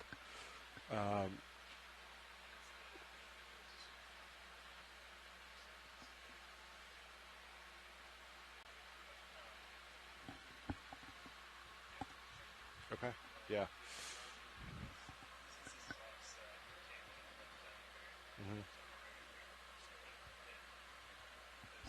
Oh, so if we turn around now, I bet if I turn, we might be able to kind of see it. Yeah? That's fine with me. I believe I'm sharing the side scan image on stream 3 now, if you guys wanted to describe it.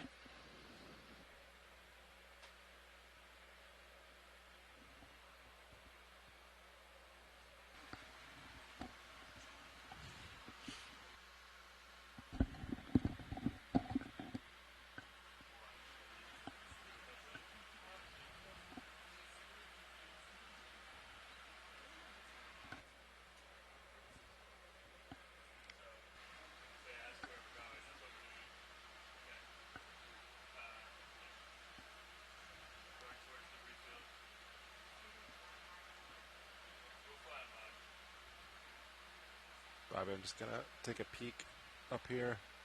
So if I rise a little bit, swing down. Hey, video, yeah, just give me give me 2 seconds to switch over. Tilt down. Copy. Yeah, so that, well, for viewers who aren't too familiar with side scan sonar, so this is stitched together from numerous, the AAV would have done numerous passes over this site once they found it. So you can, those sort of rectangular blocks is different swaths of the sonar going over the site to map it and then stitch it together into this mosaic. So you can see the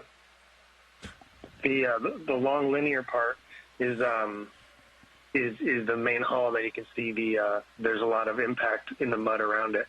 So I think that we're probably about midway up it, maybe a little bit to the left, where you see some of those striations. I think that's the folds that we're looking at on the bottom of the hull. And to the left off the screen on a larger sonar image is the main debris field that we'll be going to next.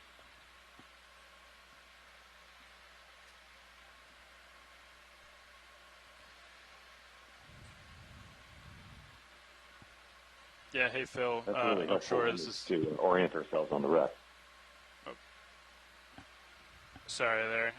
This is Chris Ritter, Navigator. That's a good segue. I think our plan now is to come off the hull and then start heading towards the debris field at this time. Hopefully we can characterize as much as we can over there and spend as much time and take a good look at things on the way over there as well. If that sounds good with everyone. Hey, thanks, Chris. Yeah, we did look at this part quite a bit back in 2020. So I think the broader research questions are getting some more time on the debris field. So I think we've confirmed that this is the waypoint that we had for the main hull, and I think you guys can adjust your navigation for that. So yeah, I think that sounds good. Thanks. Okay, sounds great. Sweet. Come into port. Yeah, let me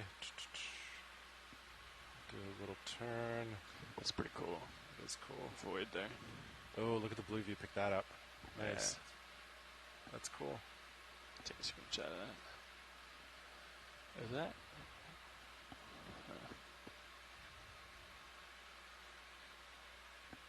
That's cool. So then, what's this? Like 315? What's I guess, sorry, that was not that little guy. Wasn't very So where do we think that is on the side scan, what you just... This? Is going off screen, yeah. Is that at the very end already? There's no way we traverse the entire length already, is there? I don't know. No, I think it's just like midway. Yeah, I'm not seeing anything unless it's that part right under the ship. This? Yeah. It could be, but it look like... Oh, actually, I think it probably is. Yep. Yeah, it's just... Because we haven't seen the big hole yet. right where the U.S. Nevada text is. Right. We didn't see that big hole yet. Tilting down. And that would make sense. He just turned, so I think what he's looking at now is this, Bobby? Yeah. Yeah. Okay. You think that's that?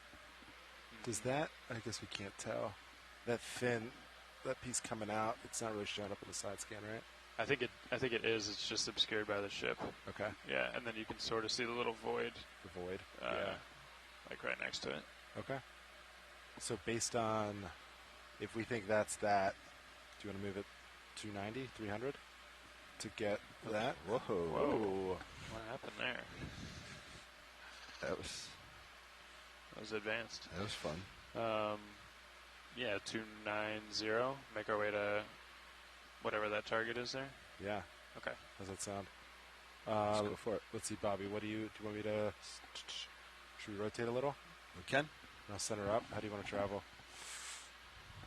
290 is good. I can get a move in since you won't feel it for a little bit. Yeah, let's do it. All right. I'll kind of stay high until you can get away from the ship a little.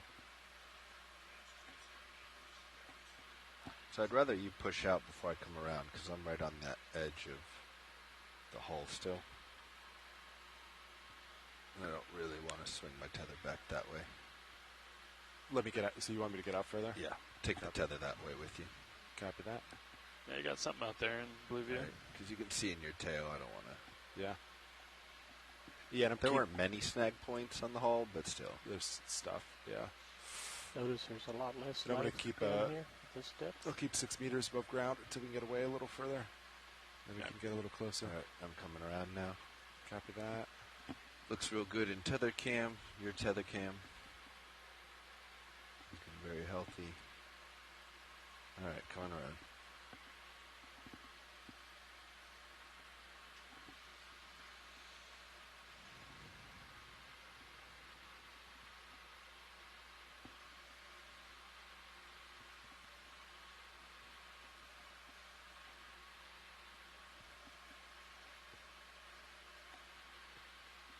Was it 295? Yeah.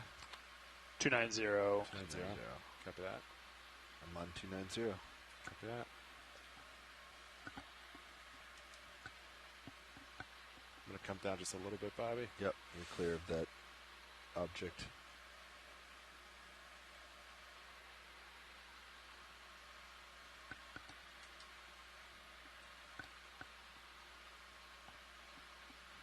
All right, so let's see. My blue view is, where are we looking? So we're at 0. You can see the hole in my corner cam. Kind of see the back. So now we're on that back end of the scour. Yep.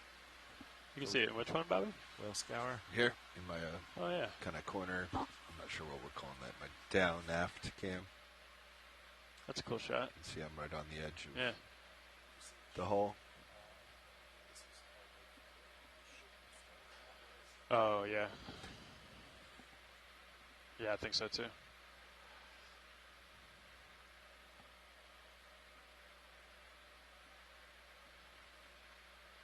It's interesting. It looks like it kind of hit and then turned in the last second, right? Because that scuttle, that mark we see doesn't align with the lay of the hull.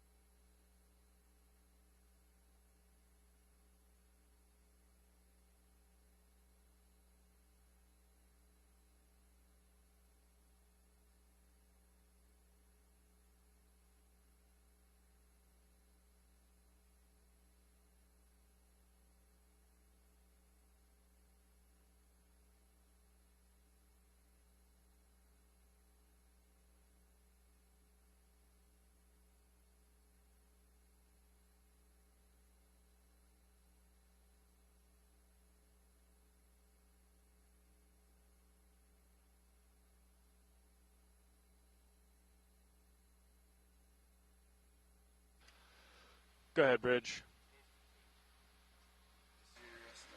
Copy that. Copy that. Copy, Copilot. Well, that's seems like a lot of people on it. Okay, so we landed here, but as we know, there's about a. Let's see. Are we aiming just to hit these bright targets that we see? We are. So. Or is there one in particular? Well, most of them are over here. Okay, Raj. So, I think we should boogie over there, and then,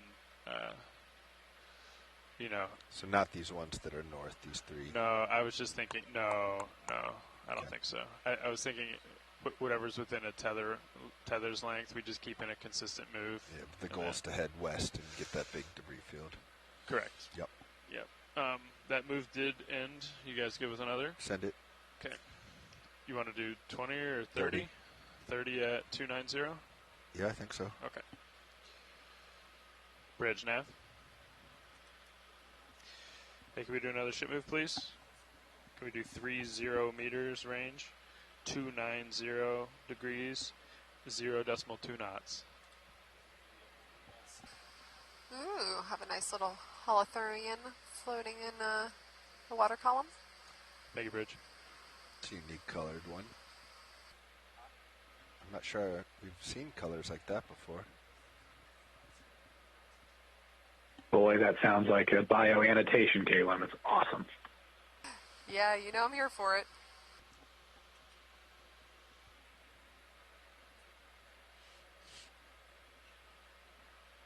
And there's a nice box on the ground for you, Phil. 2 peas in a pod. It looks great.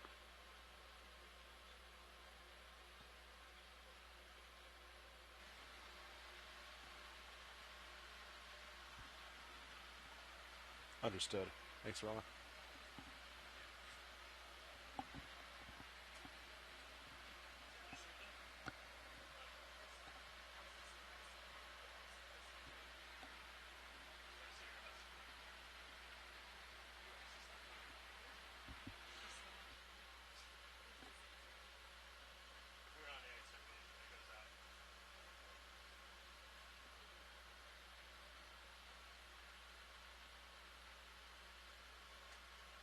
So we did 290. I think we probably want to do more westerly on the next one. I could also have them come to a stop if you. That's fine. To hit the next target? I mean, there's not really. We're just going west. Oh, I thought I saw one. Never mind. Okay. There is one here. It's not exciting for you? There's a target on it, but I don't think that's right because. Oh, I think that's as from when we approached. Right? No, because I didn't do that. Oh. Maybe I think that was wishful thinking from our previous shift. Yeah, an identifier they were trying to.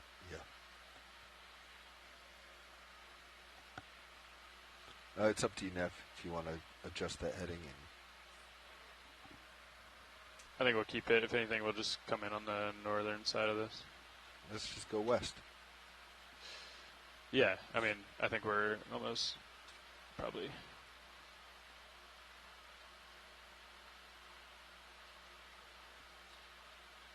Point two. We're halfway. I could. Yeah, just stop it. Yeah. Go Bridge now. I'm coming to 270. Copy.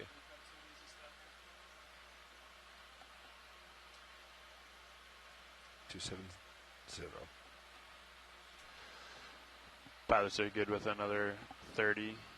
Okay. Yeah. Let's do it. All right, Bobby. So let's see. You're 270. I'm lined up with you. I'm so ready. Let's do it.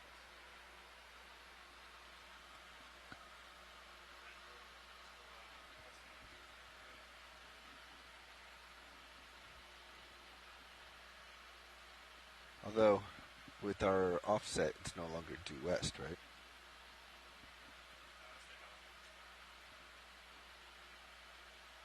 No, it still would be, right? I think the whole thing is just translated not necessarily Yeah. rotated. So from the tip where you have a mark due west. Yeah. So okay, you get this big chunk over here. Yeah, that's kind of what I was thinking. Yep. Sorry. Okay.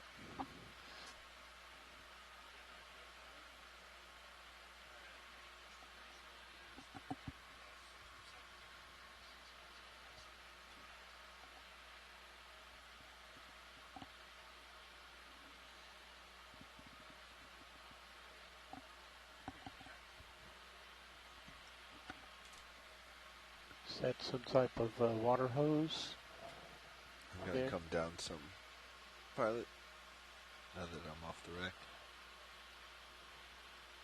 Sort of looks like a fire suppressant water snap.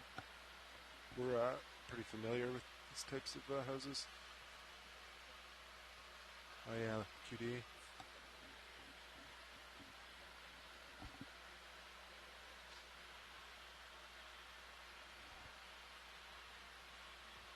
All right, thanks, video. Yeah, we've opened. Kind of Hit them maybe fire hose. Camera's at 45. Copy that.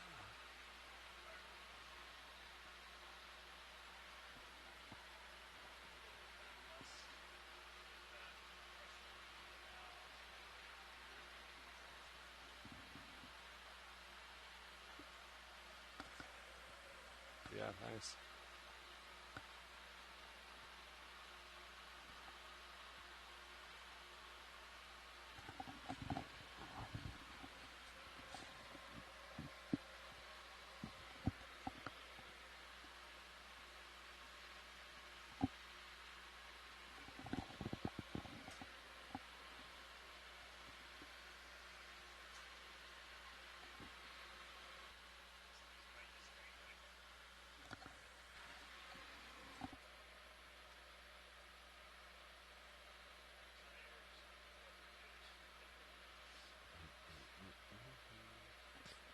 Do we want to bump up the speed?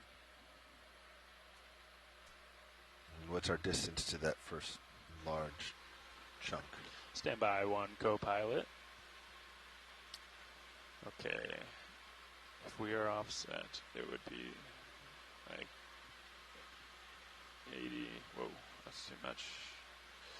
Be like here. So, yeah, that would be fine with me. It doesn't appear to me like anything has any major relief. Even this here. I didn't see what that distance was, sorry. Like 220. 220, yeah. Okay. So that at 0.2 is 30-some minutes, I believe.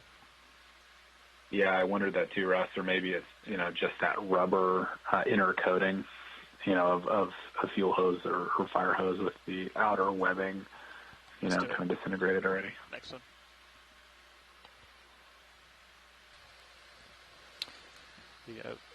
For situational awareness, for those who might be just joining us from home, we actually just left the main hull site of USS Nevada and are headed west, hopefully in the direction of the larger debris field that scattered as the wreck fell to the seafloor. So as we're moving across the debris field in our transat here, we're going to probably see some smaller debris as we are moving along and then come into a larger debris field as we make our transit.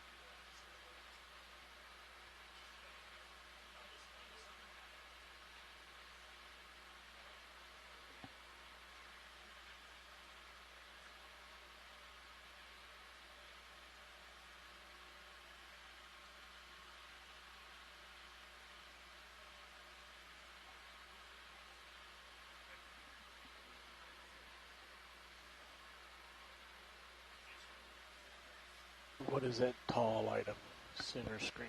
Nice. Nice and tall.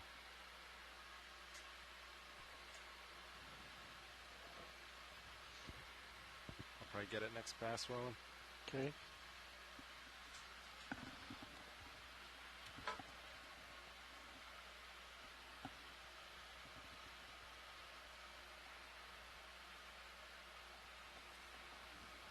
Just about done. I'll get another one in. 30 meters due west at point 3. If you guys are ready for that. Ready. 30 meters due west, yeah.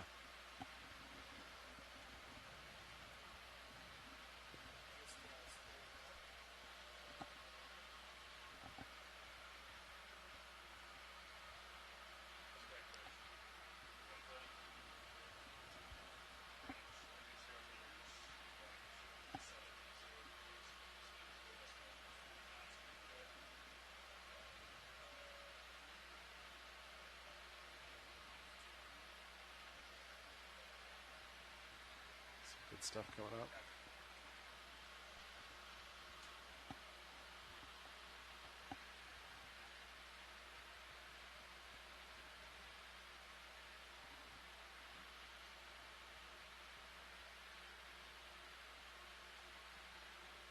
There's the tall.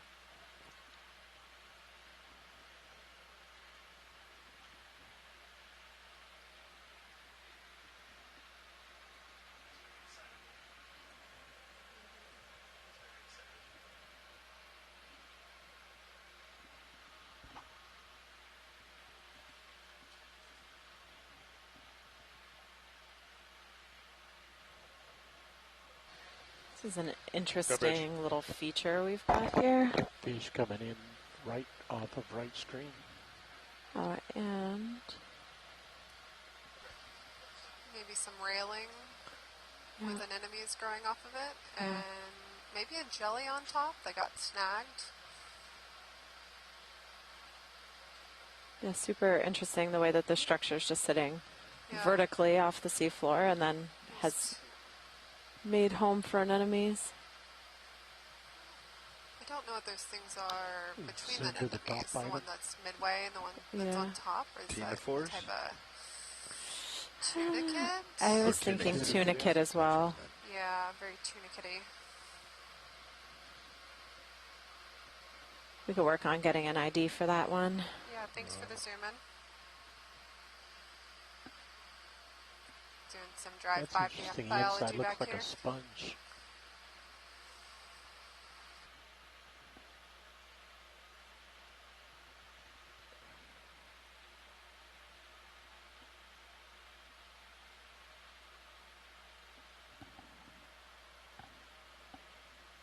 I think it's a sponge.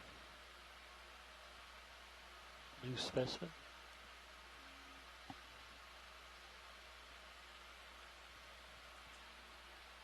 All right, video, let's come wide.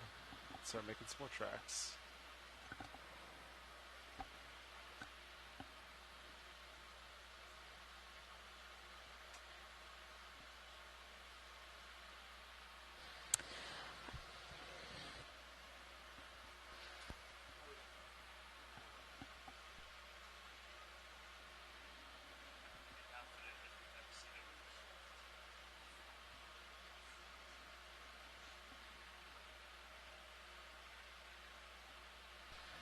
Catching up with you, So I think we can pretty much confirm that that was a tunicate, or a couple of tunicates that we saw, stalked tunicate, growing off of whatever structure that was sitting vertically on the seafloor.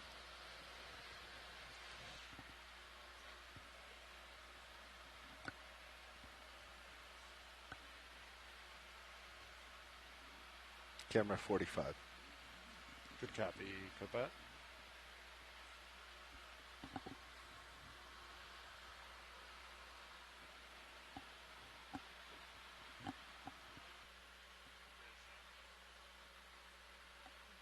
Meters out, hard to turn there.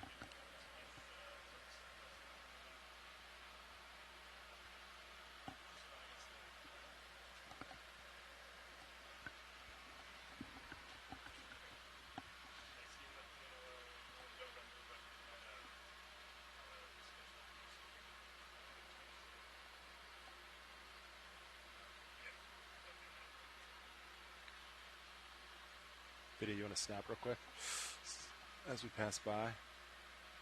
Some more, yeah. These rivets look pretty familiar. Thanks, video. Oh, thanks for that video. Large piece of structure. So that is the chunk of steel. You guys the chunk? The steel chunk? I sure think so. No, the other one, the steel chunk. Yep, that one. He's not on it. He was looking at it, so it was still right because your offset's like 0.6. Yeah, 0.60. Yeah. And he was turned and looking at it in the distance. This first one that you circled, we went right over, would be my guess.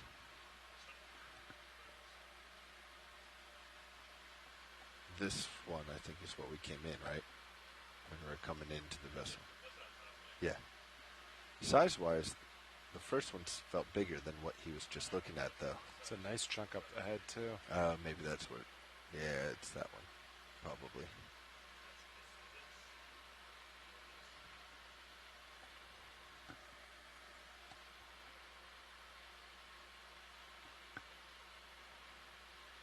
It's quite the brain teaser.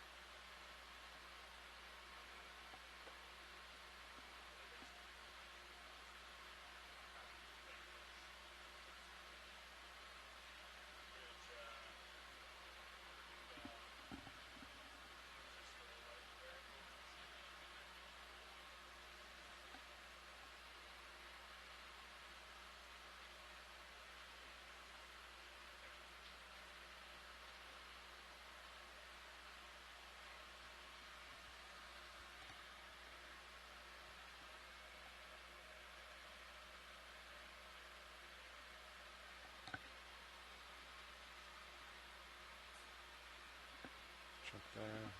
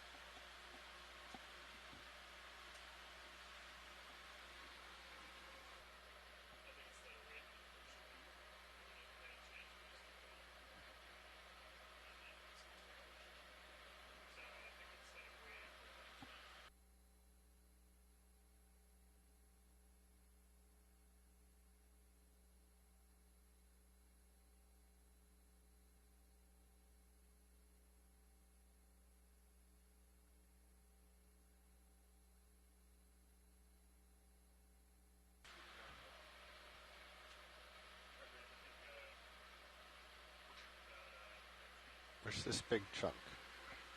Is it to your port? It's over here.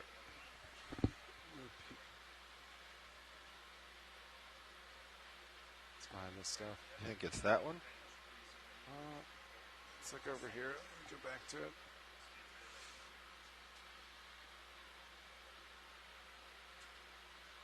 There was something else over to my port as well.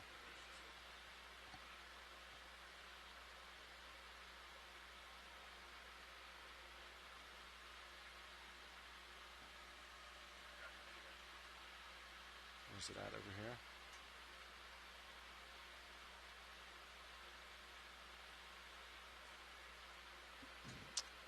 Would you ask, co-pilot? I missed your question. We're just looking at I'm targets. just trying to get my pilot to find the target. That can be difficult.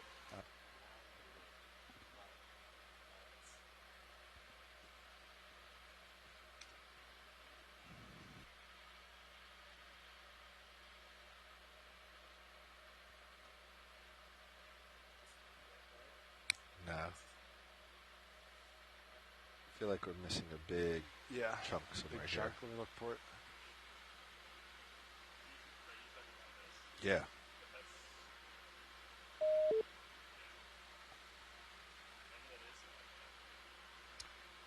Could be bigger. Could be why it shows bigger. Ooh, spotted another little holothurian there, bottom right.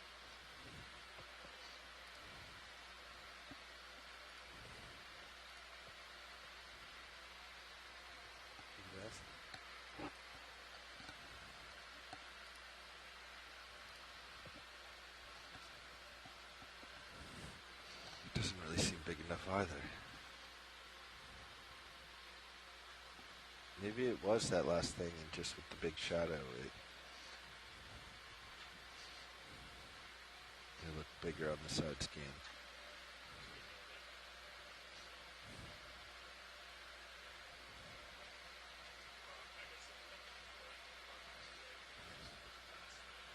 Yeah.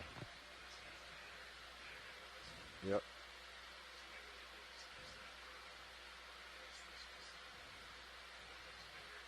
Yep.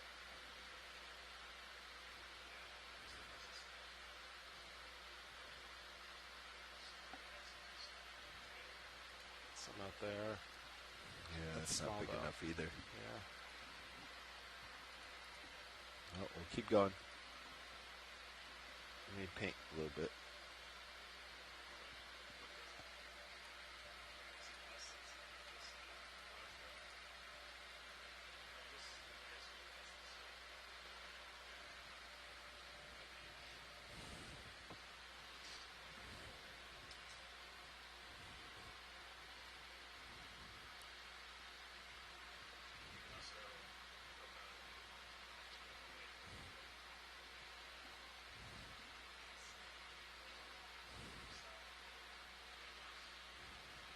Sure.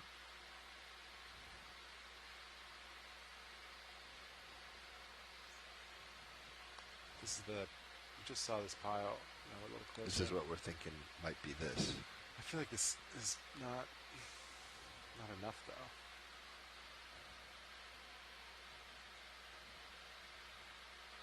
Could just because it was high, right? It has a pretty decent shadow.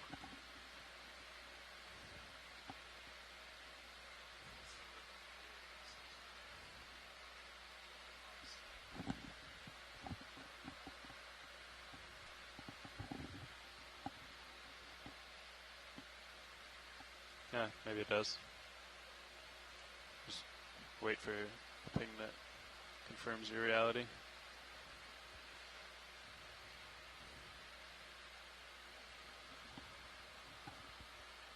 Are we moving? We should be. Yeah.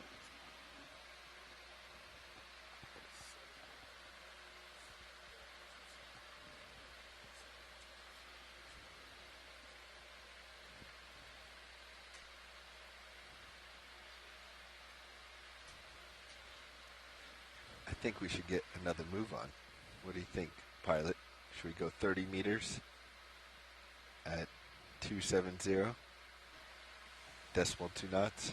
Let me think about it.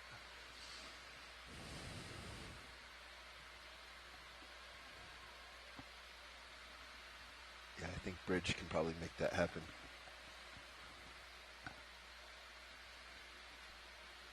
think?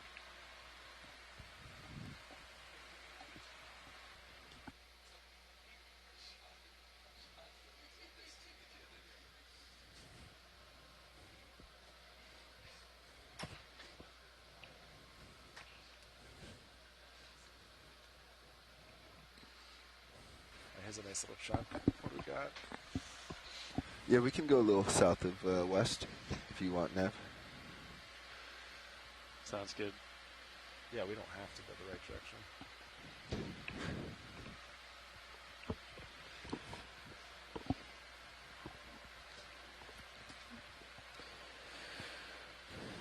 All right. Go ahead, Bridge. Thanks, Bridge. So we're still looking. Another rather large chunk of debris there.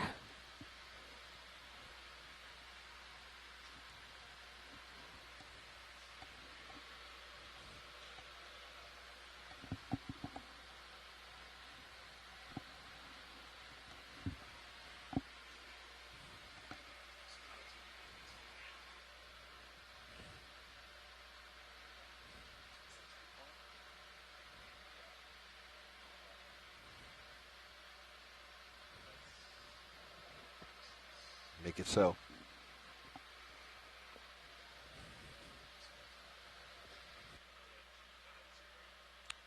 (250I) pilot.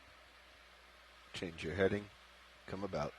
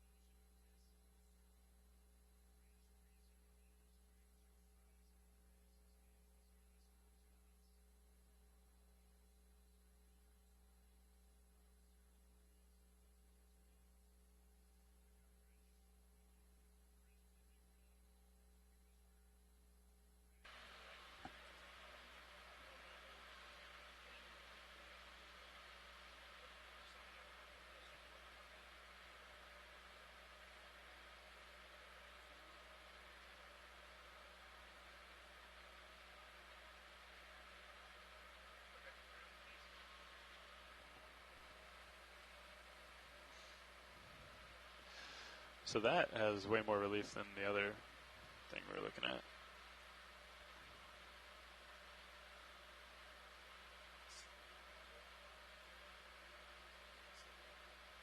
I don't know.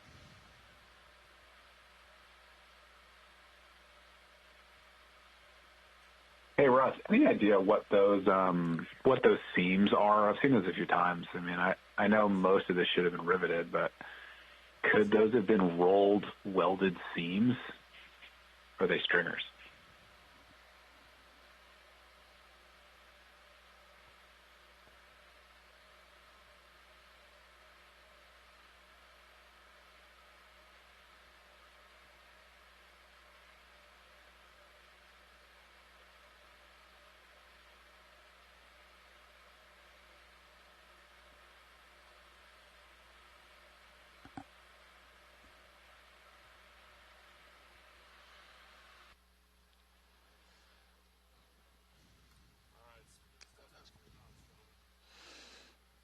Great. Thank you, Bridge.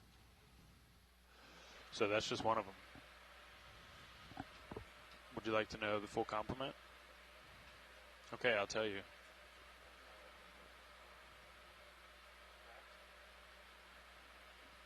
Oh, what, cracked? Oh. Oh, I see.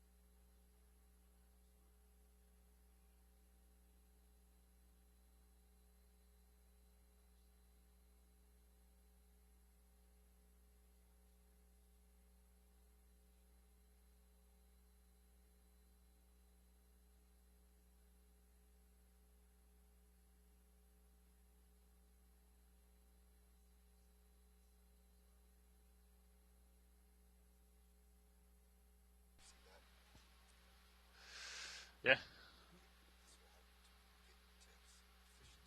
Yeah, agreed.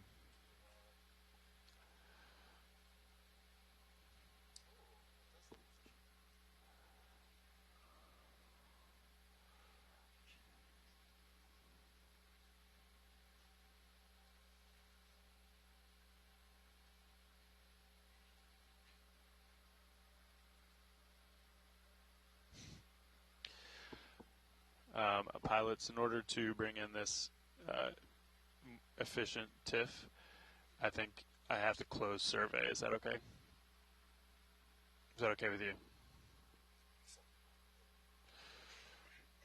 Pilot? I'm doing it. It's done.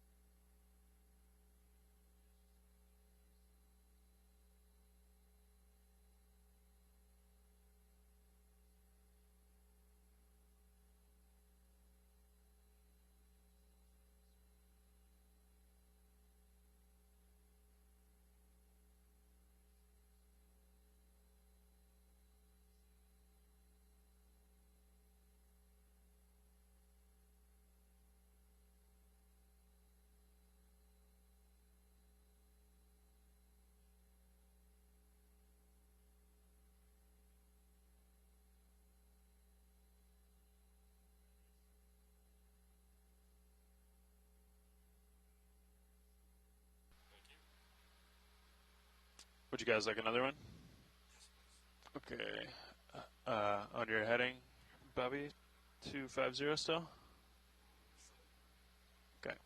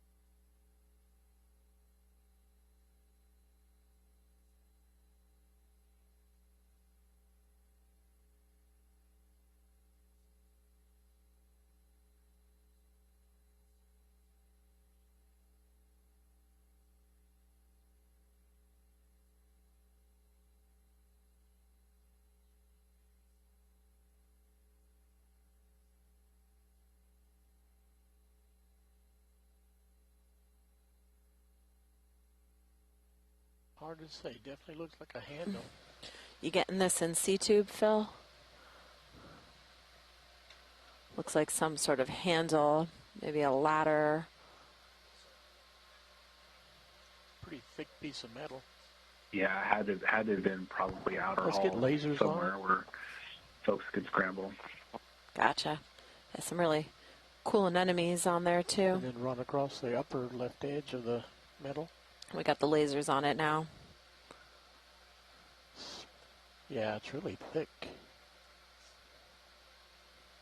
Okay. With the lasers being 10 centimeters apart, looks like this piece is quite thick. Oh, you know what? I don't know if it's thick. It's actually angled right there, what we measured. I can see the angle now. Yeah, I'll say certainly thicker than most of the plating we've seen. Yeah, I thought it was thick, but then at the last moment, as the pilot moved, I saw that that section that we just measured was actually a 90-degree angle.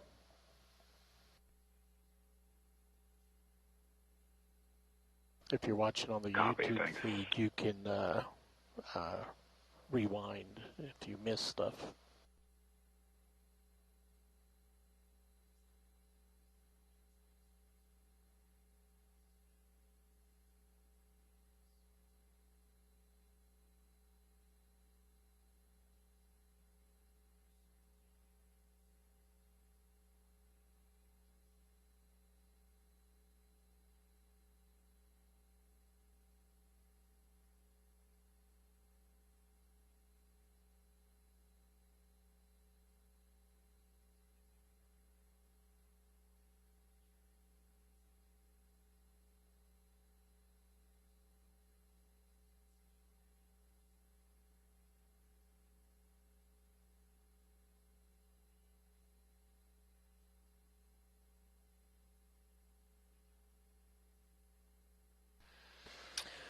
For those watching at home who might wonder what all of this C-tube chatter is about, C-tube is a platform provided by Ocean Networks Canada that serves as a real-time annotation software that we can use during remotely operated vehicle dives or post-dive to create what we call annotations on the video. So all this video data is amazing to have, but what makes it even more powerful and makes it even better is being able to actually mark in time, take a timestamp of the video and identify what we're looking at different points throughout the video. This makes it a lot easier to quantify things that we're seeing, allows us to be able to get a general sense of quantitatively what we're seeing in different instances throughout the time, and also qualitatively describe these things that we're seeing.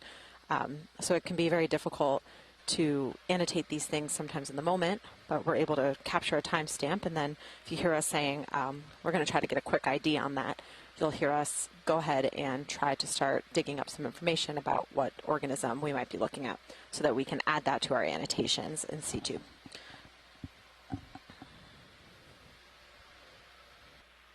Heading 270. That's a great mention, Trish. And annotations have really traditionally been focused on the biological and geological sciences. But recently, thanks to some incredible help from some explorers in training, Aidan Barlow-Dimer and Raymond Fitz, we've been able to really bring annotations to the maritime heritage community. And as we continue the Beyond the Blue Pacific campaign, as we continue to document some of these deep water archaeological sites, we're building a library of quantitative measure of features and making these videos, which can often be long, very, very long, very, very large, we can make them usable where we can share individual timestamp spots to send to students, other researchers, members of the public, and they can jump directly to that spot in the video to see the tripod mast or the small boat davit or whatever it may be.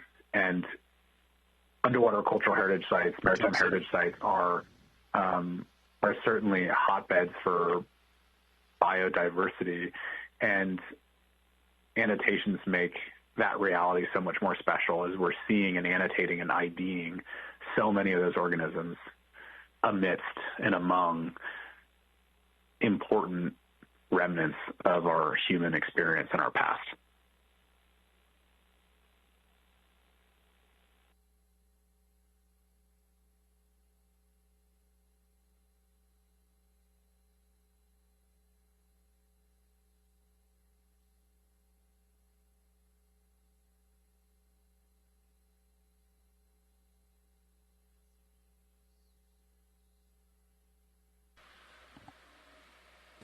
Looks like we have a large target on the multi-beam sonar.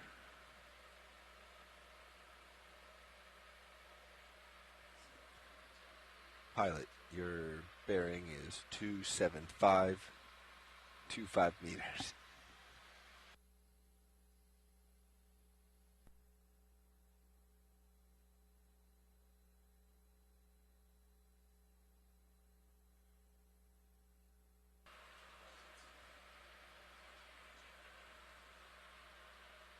Nev, can you please zoom in?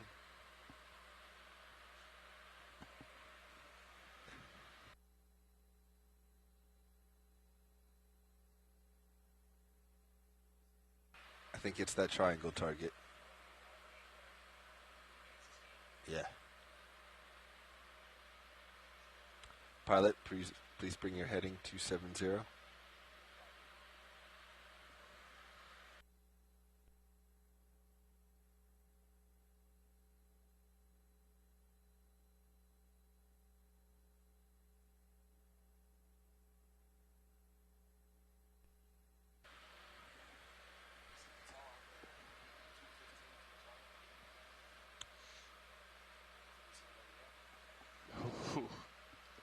Yeah, see, look at Blue View has a triangle just like that.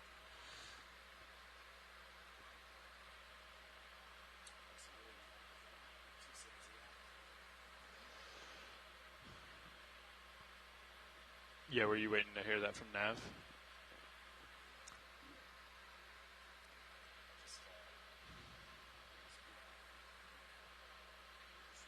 All right.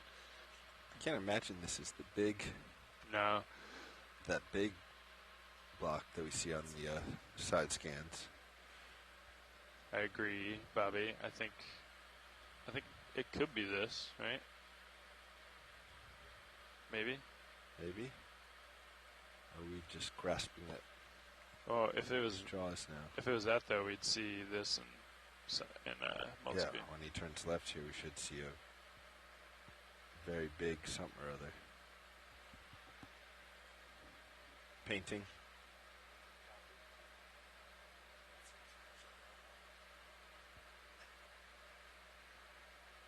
No. There's something out there. 50 meters.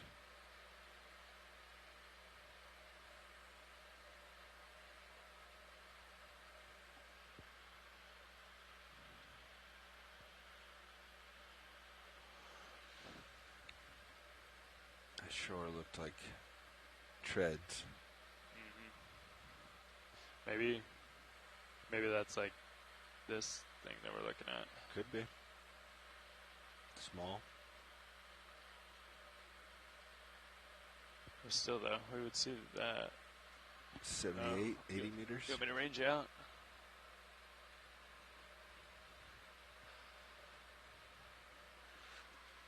Maybe up here? I don't know.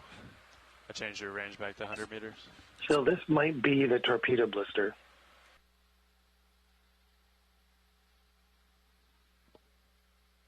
That's how we see this. Yeah, with the holes through the frames.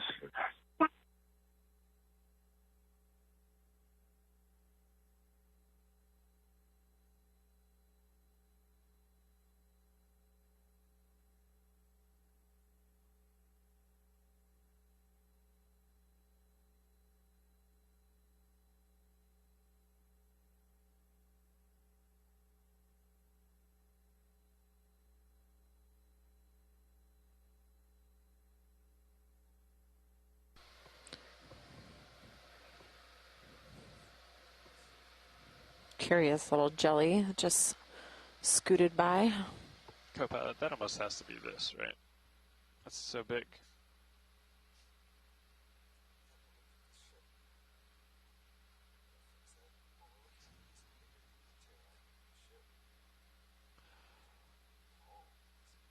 No, but it might be wider. Like, if this side scan pass was... Where was it? Is that the gap? No, that's just gaps in data. I'm guessing that this pass is... Yeah. Yeah, but it's at the end of this patch. This pass here is this... It ran north and south. And then so that's way out at the end of its... Yeah. I just don't know what else it would be.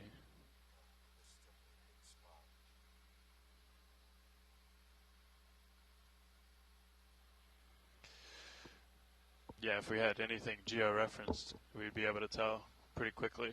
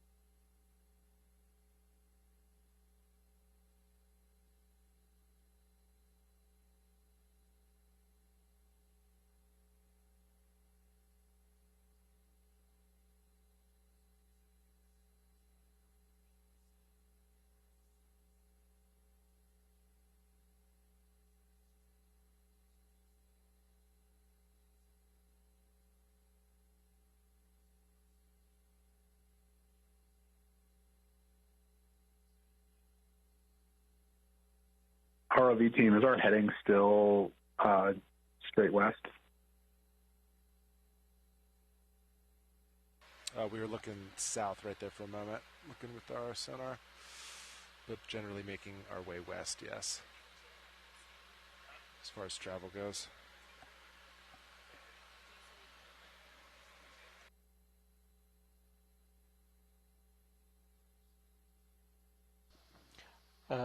Shoreside, did you guys hear the pilot respond on the EXRV channel? Did not. Yes, I'll have him get on there. Let's see. This is pilot on OKX. We were looking south for a moment, just to scan with our sonar, but we are moving west as far as general direction of travel goes. Copy. Thanks so much. Yep, you got it. Yeah, copy that. So it sounds like they're only listening to the conference call back on shore.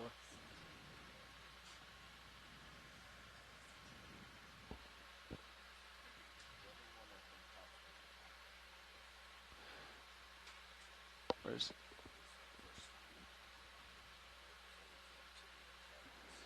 Yeah, agreed.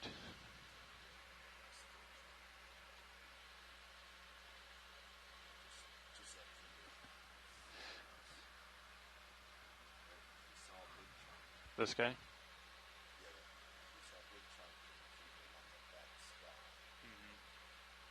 I mean, there's another big chunk there.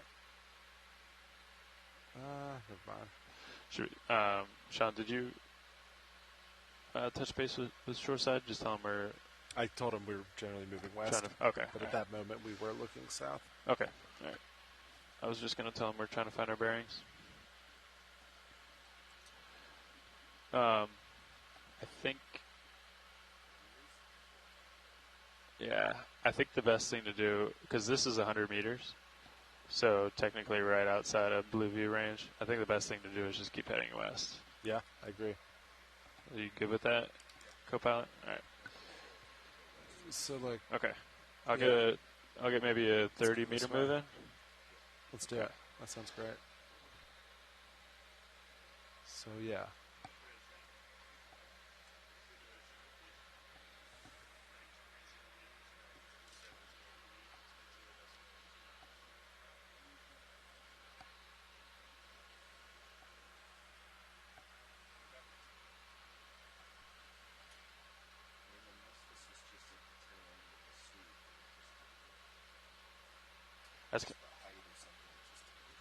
That's kind of what I'm thinking.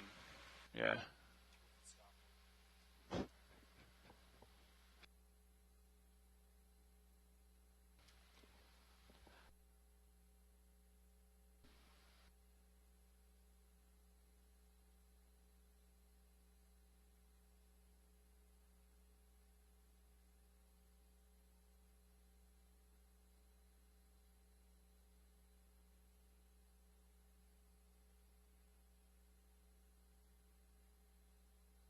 It's that little thing with the handle down at the bottom of the screen. Permission to zoom.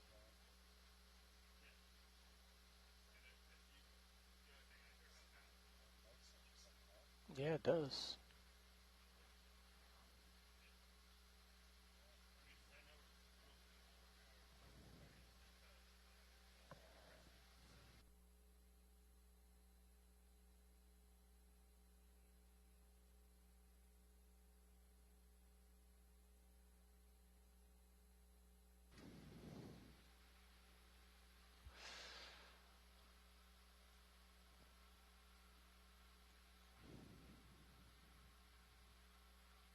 Yeah, I wonder what...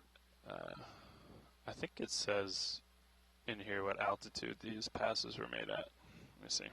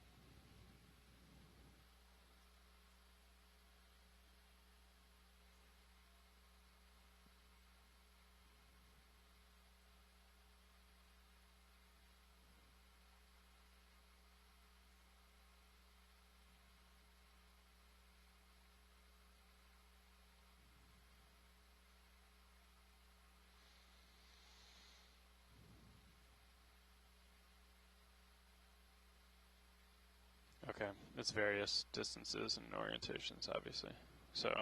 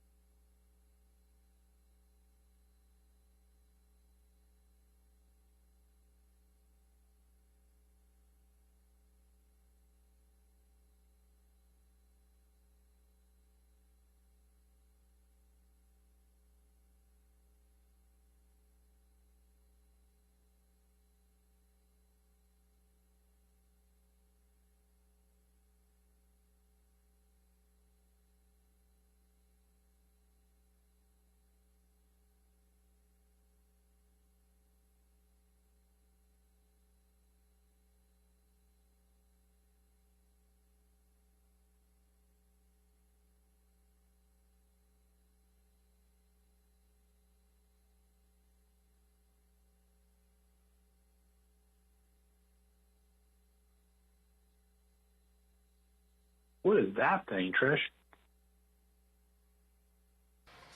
On the left? Sky Bridge. Yeah, that's sunflower thing. What is that? Bridge. Good question. I think we're going to keep moving past it while I try to figure out what it is. I'm thinking it's some sort of perhaps hydrozoan, maybe. But stand by.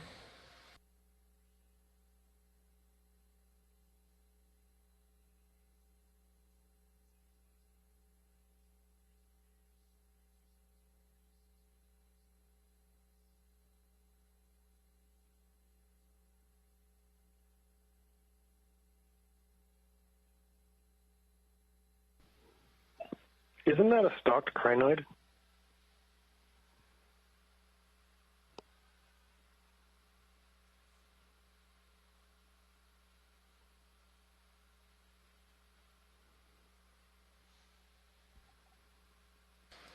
Whoever said stalked crinoid. It is. Yeah, I think it could be a type of stalked crinoid.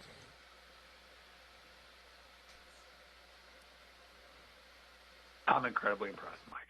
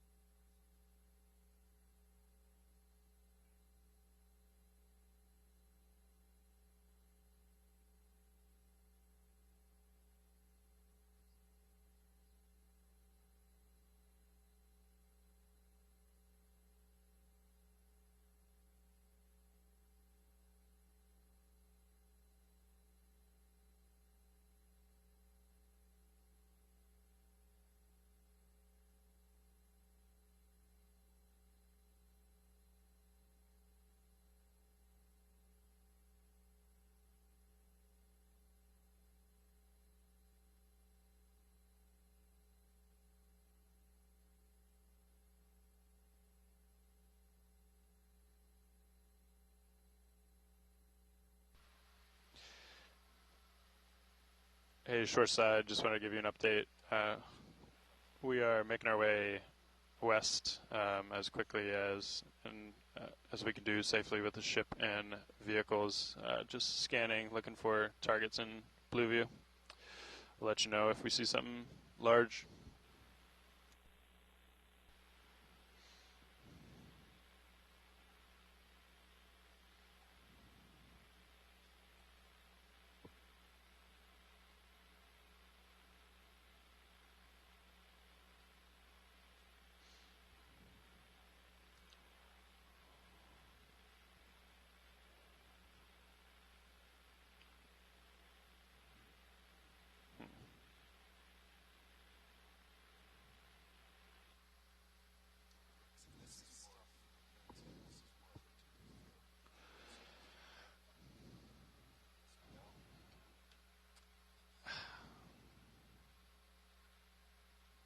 I don't know.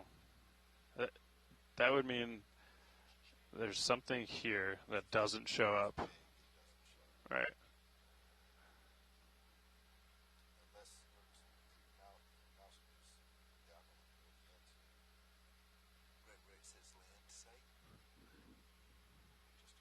That thing? But what we saw was bigger than this almost, right? I mean, unless what we're looking at now is this, which it could be.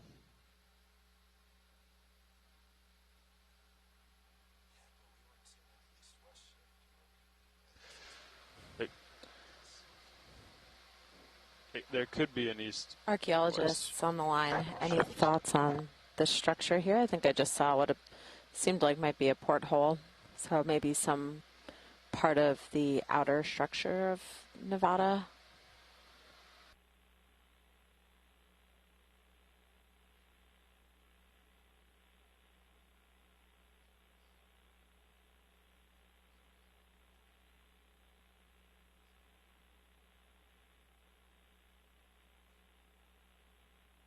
Yeah, that's a great eye, Trish. What's interesting to me here is some of the curvature of these hull plates.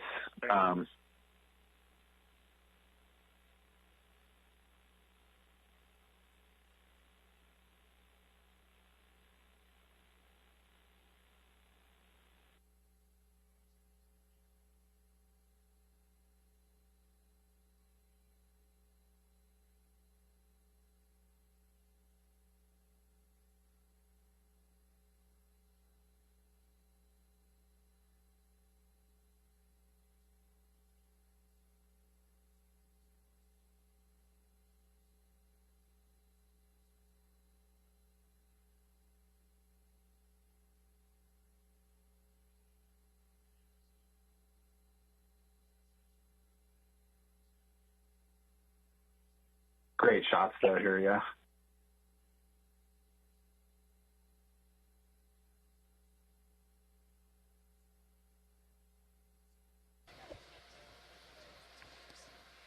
Yeah, this is awesome. Thanks so much, pilots and video.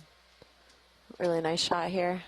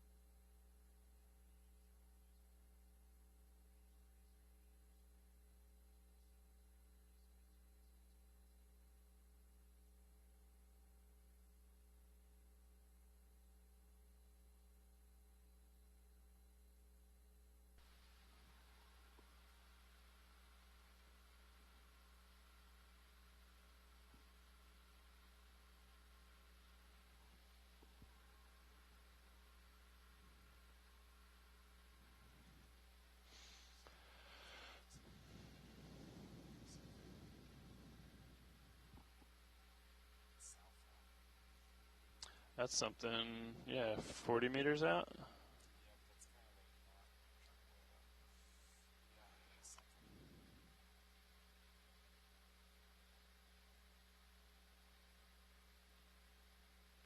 I mean, unless...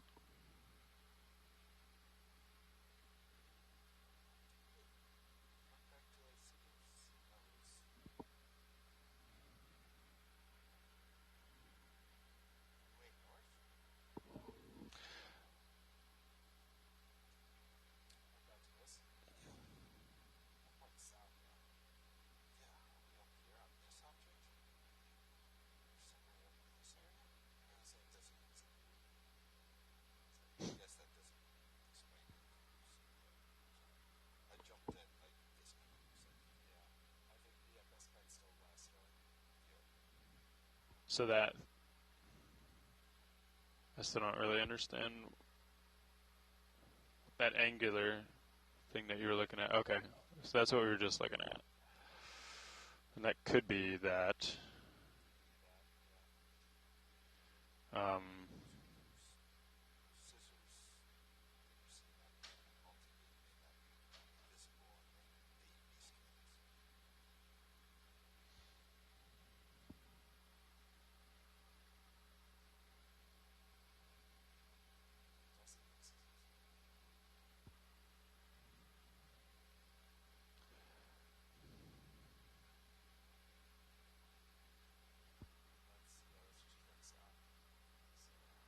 Yeah, that's what is weird, right? Because...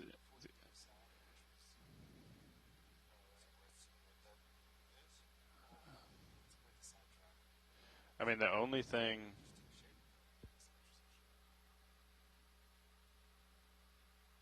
I think we have to be north. The only thing like that is this, and that's too far out.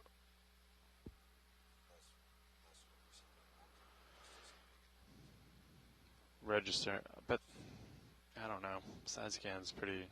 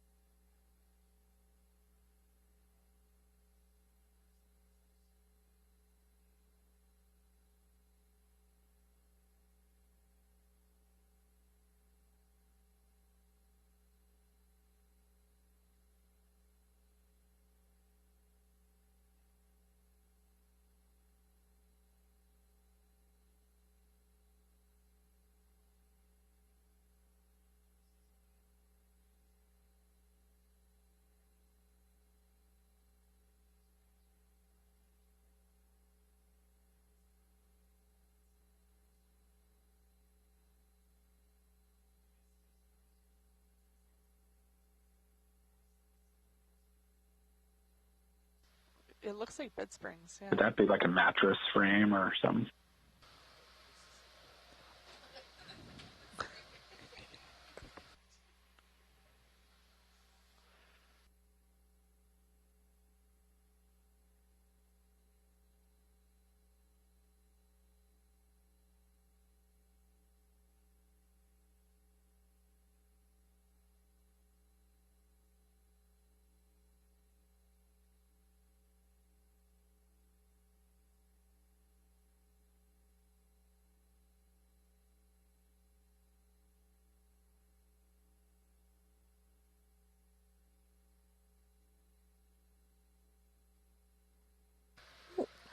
holothurian.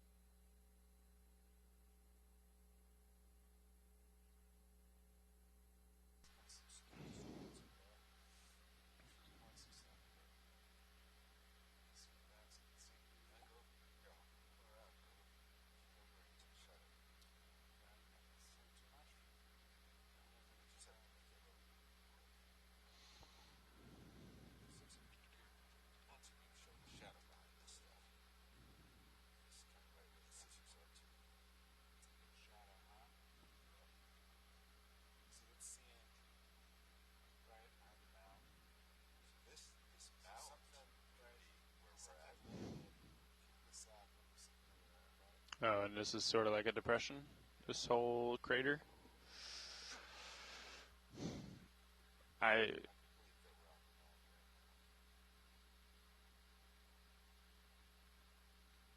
Which, I don't know. I guess depending on altitude.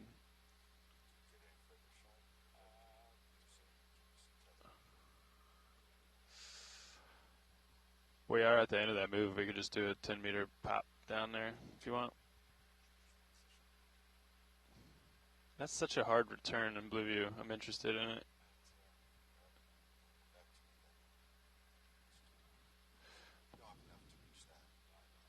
What do you want to just do south?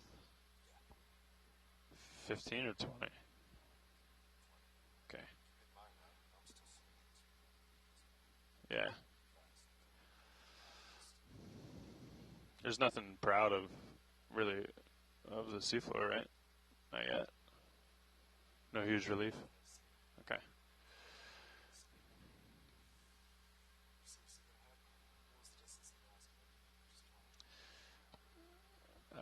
Last one was 30.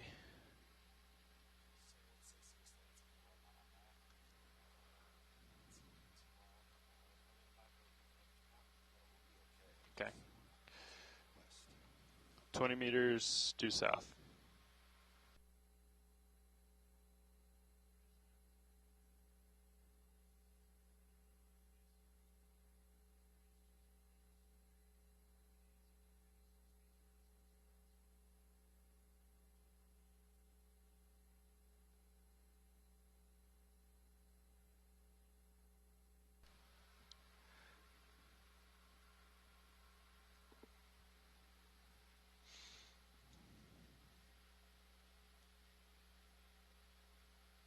So if that depression, if this is a big depression and that was the mound that we were on, that still doesn't explain why nothing was back here.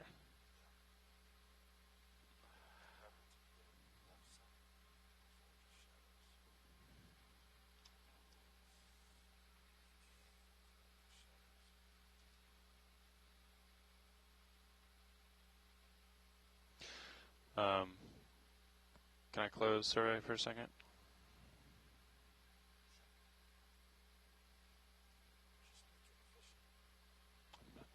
I'll try my best. Always do.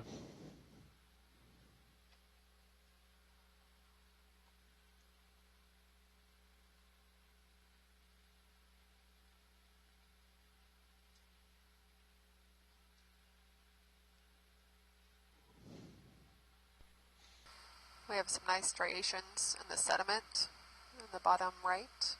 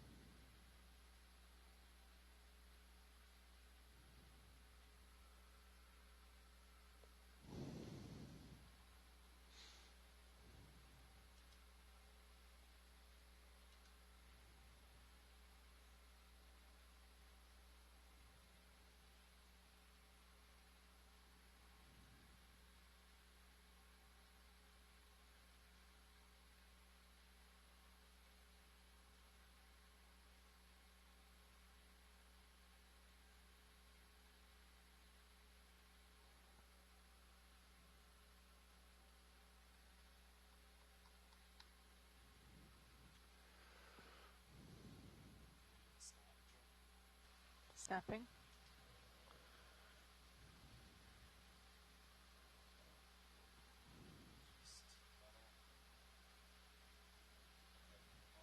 Okay, coming wide.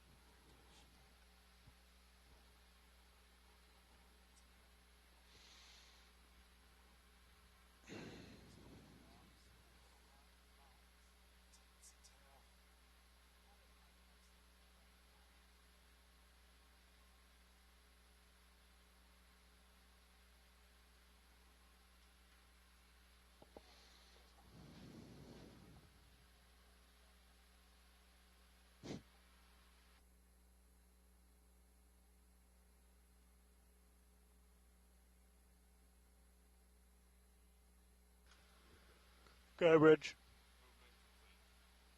Copy. Thank you.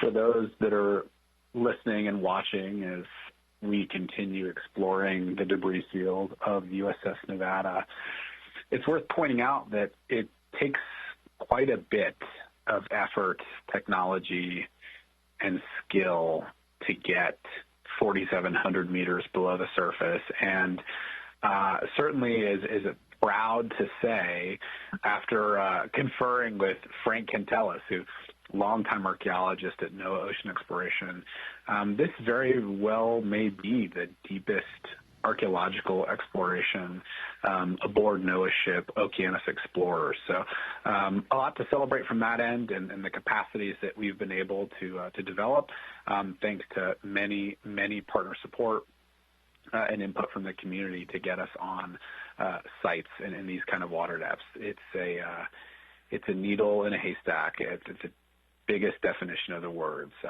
pretty incredible stuff. Deepest archaeological exploration with NOAA's ship, Okeanos Explorer.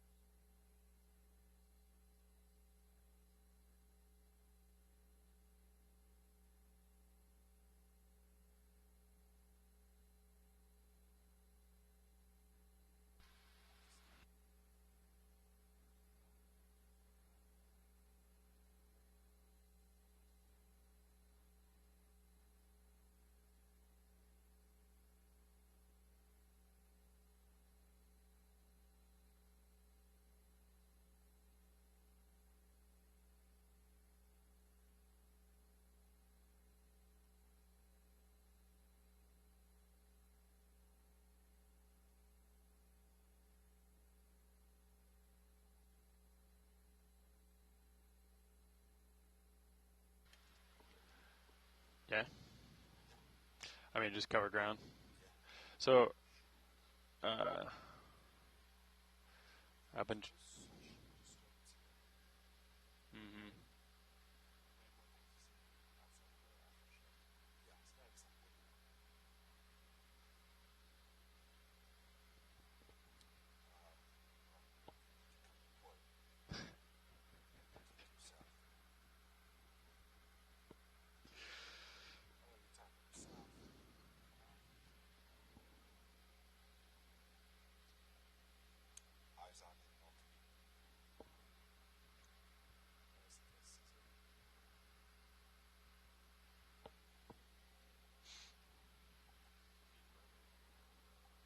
Oh.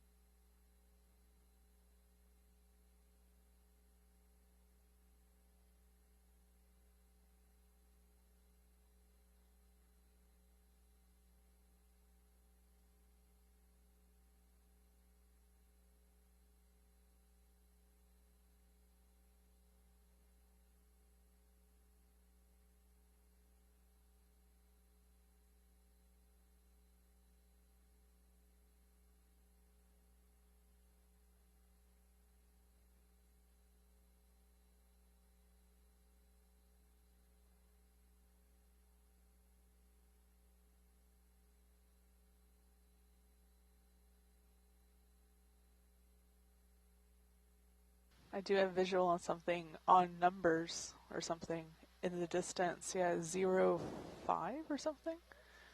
To our left. To the left. It's at the 10 o'clock position. It's slowly coming center.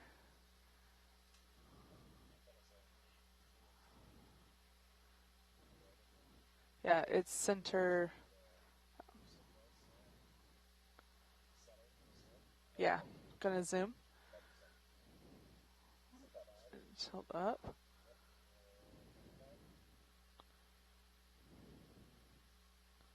Or an S? 3S? 39? We need to get a rag and clean it off.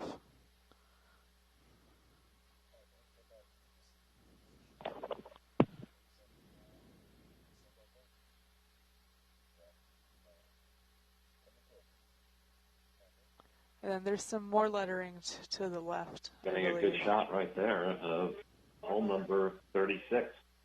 36. And there's 140.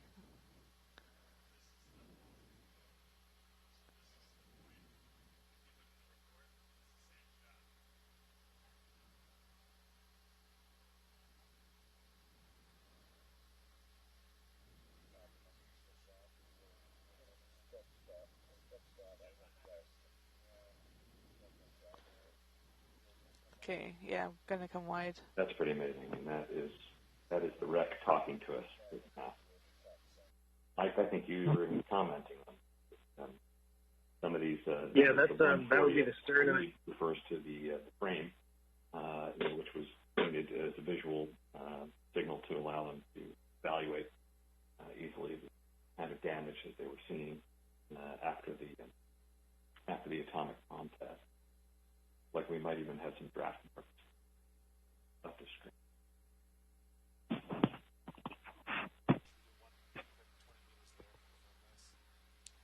Sure.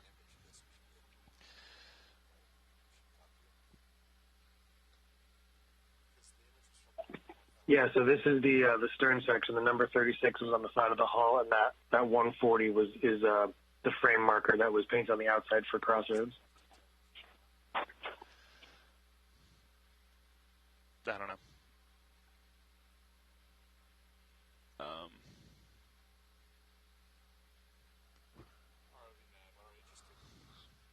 Go ahead, Bridge.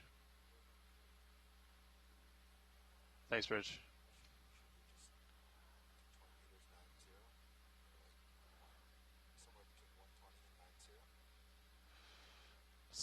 That's fine with me. I mean, that's an amazing sight to see, and I'm sure that was something that Jim and the others at Ocean Infinity who explored this wreck for the first time in 2020, like that had to be a thrilling moment to see those numbers come up, because that's the validation that tells you exactly where you are. The 36 BB-36, or the hull designation for USS Nevada, and really one of the most historic ships of World War II. You can virtually tell the entire experience of the U.S. Navy in World War II through this one vessel. Present at the bombing of Pearl Harbor, the only American vessel to get, or only American battleship to get underway during the attack. So we'll just keep served in Attu in the Aleutian Islands. Made its way to the D-Day landings, shelling the beach at Normandy, and then to the capture of Iwo Jima and Okinawa and Iwo, where they took a kamikaze hit on the number 3 turret, and all the way through to Crossroads and the atomic bomb tests, and really saw through the entire transition of that age. Just an incredible encapsulation in one vessel, and here we are seeing the physical remains of it still here today.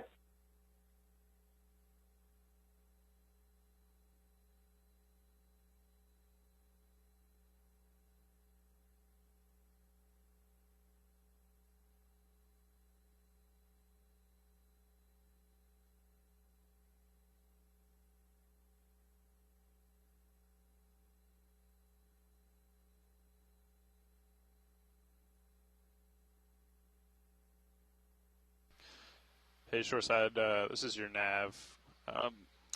We had to do a short move on the ship, but in the interest of exploration and characterizing the debris field a little bit more, since we have that same shot in the report, we're going to keep heading west instead of taking maybe 30, 45 minutes to stop the ship and then wait for Sirius to catch up and go over there. So we're going to keep heading west and see what we can find here. All right. Hey, Chris. Yeah, that makes a lot of sense. Okay. You ready for one? You want to do 30? Okay. You want to do 40? Okay. Opportunities like this are so few and far between. It's best to concentrate on trying to make new discoveries.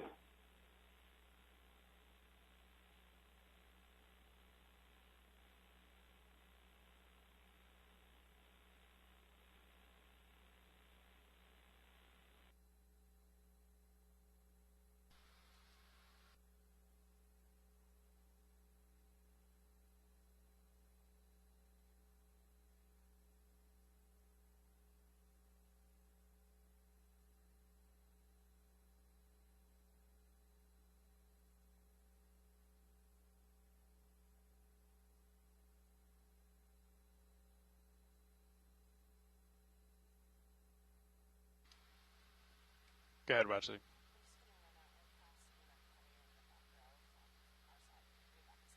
That's fine. Sounds good.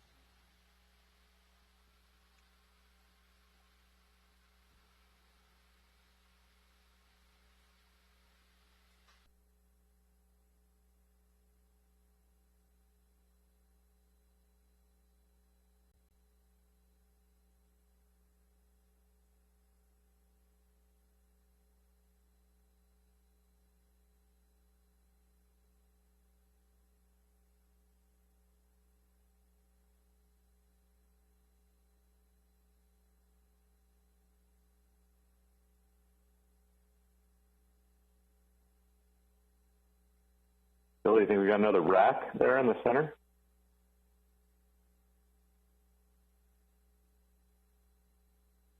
Boy, I think so, and it looks even less comfortable than the last one.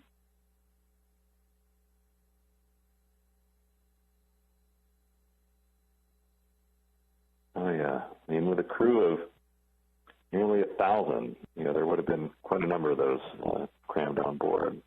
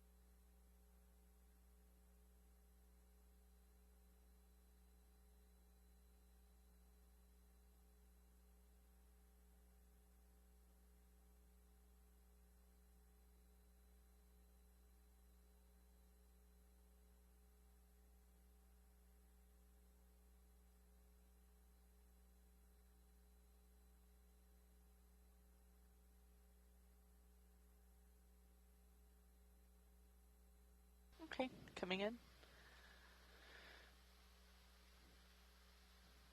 Gonna hold here.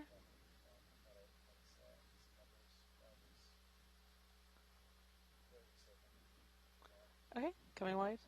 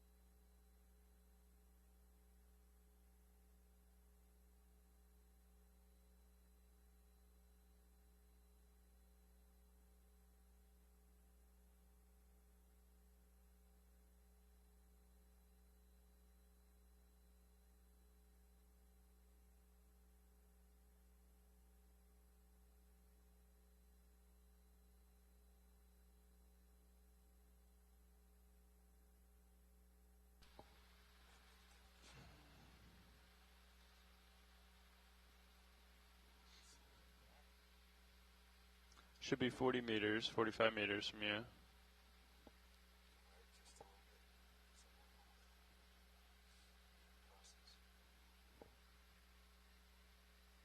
Huh. I don't see it.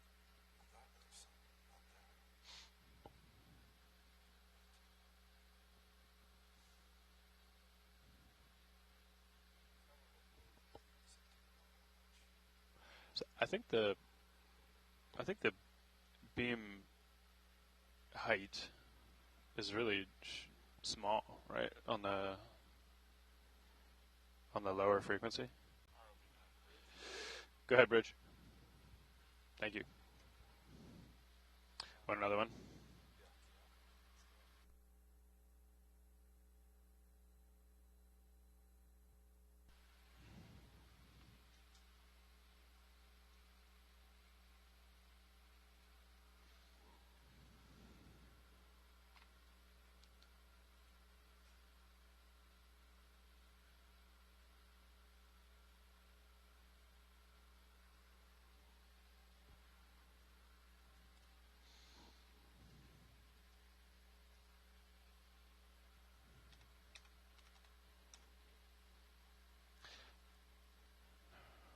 Hour and a half left on bottom.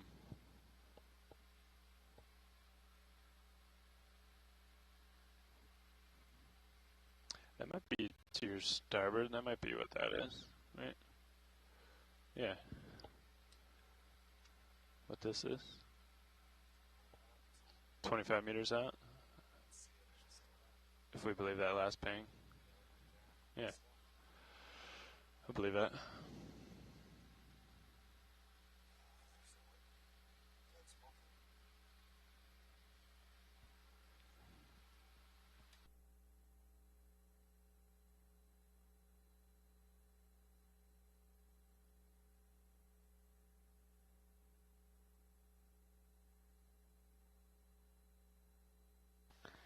That object is quite rectangular.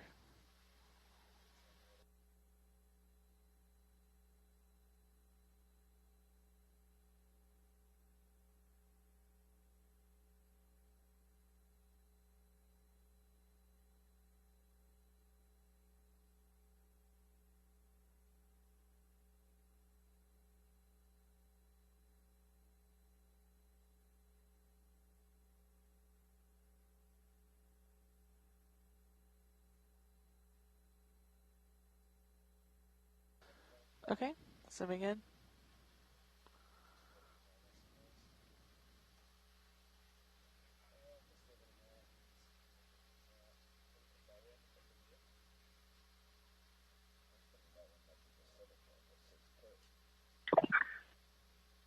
We'll have to wait until we get closer and take a better look, but this could be part of the bridge or superstructure.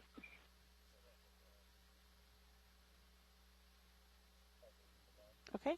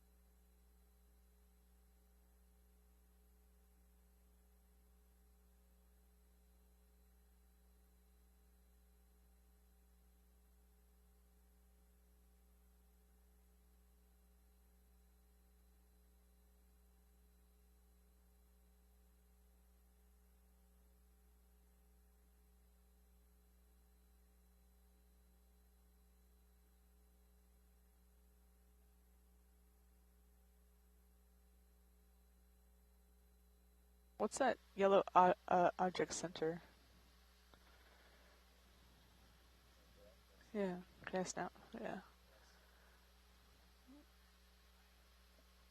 Oh. Rusty box? A drawer, maybe? Okay. Okay, video's clear.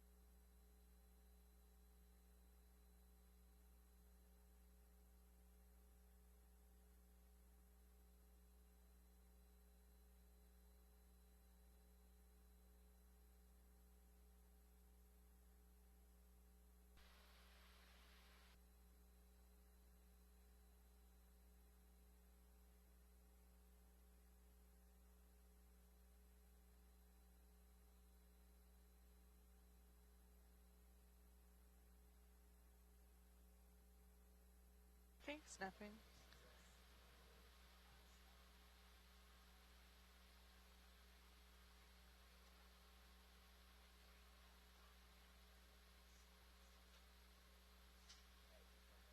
Okay.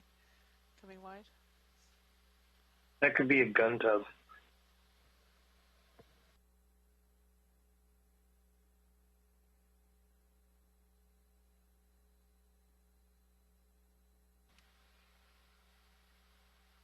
Yeah, maybe the splinter shield for a 20 millimeter.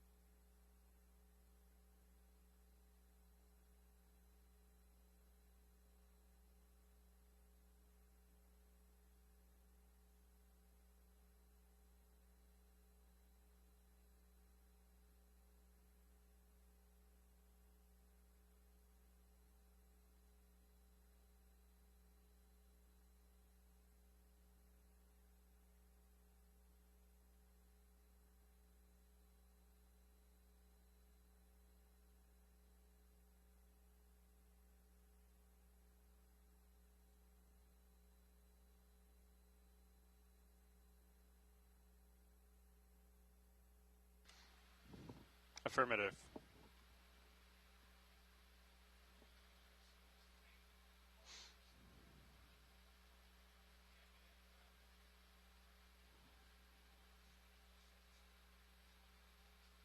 Nice shot.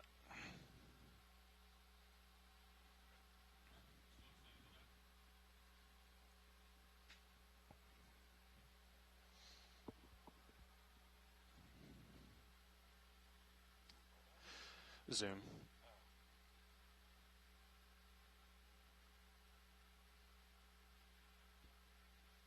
I don't know. Seemed like it was worth it. Maybe not.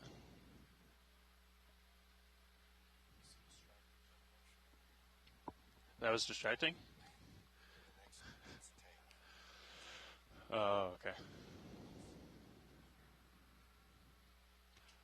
Sorry, Pat. I didn't know that would be distracting.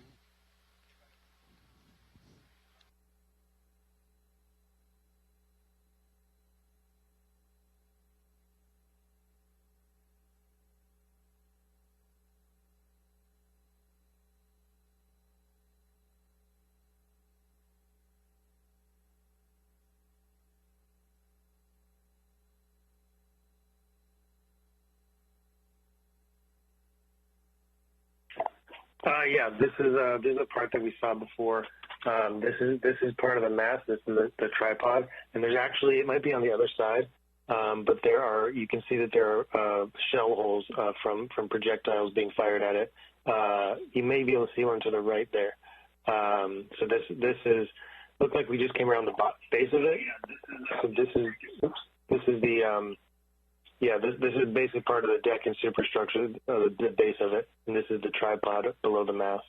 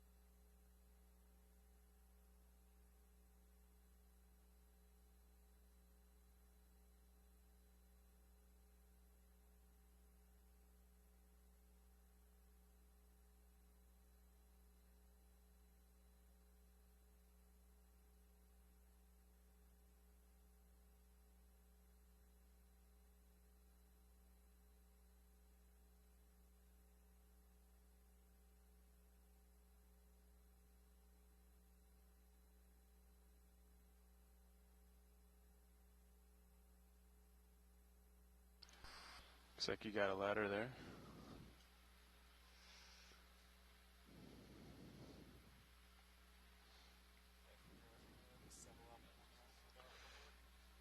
Copy that.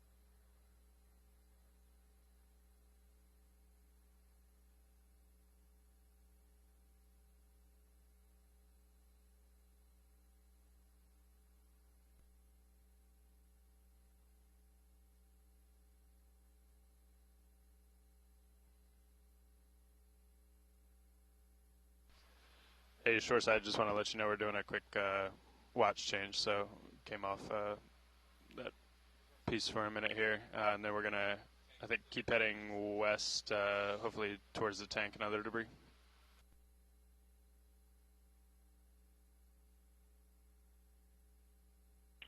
Roger that. Thanks, Chris. Hey, Shoreside.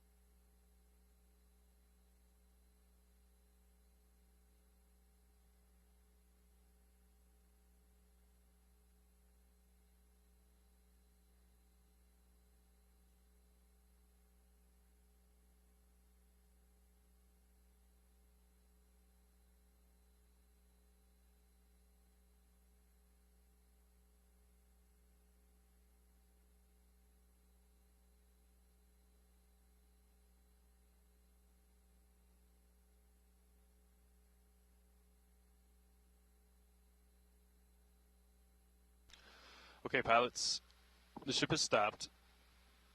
If you take a look at your high pack, we believe that what we just saw and where D2 is kind of right here. So then if you go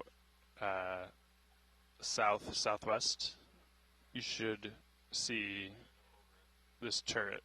Yeah. So you got to come starboard just a touch, and then yep, and then go over it. Yep, and it should be about 60 meters out. You should see something. Yeah. So it's like it's like 200, but you can see it on your blue view better than.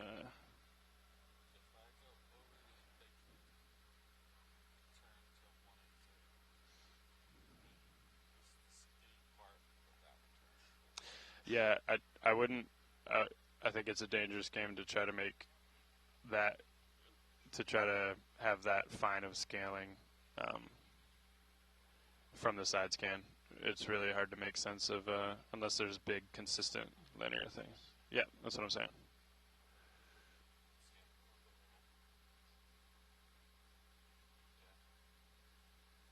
Okay, you want to head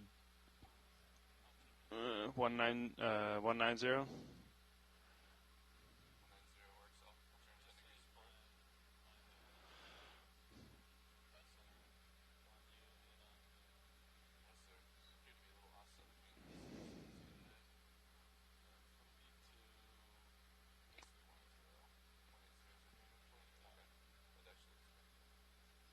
Okay.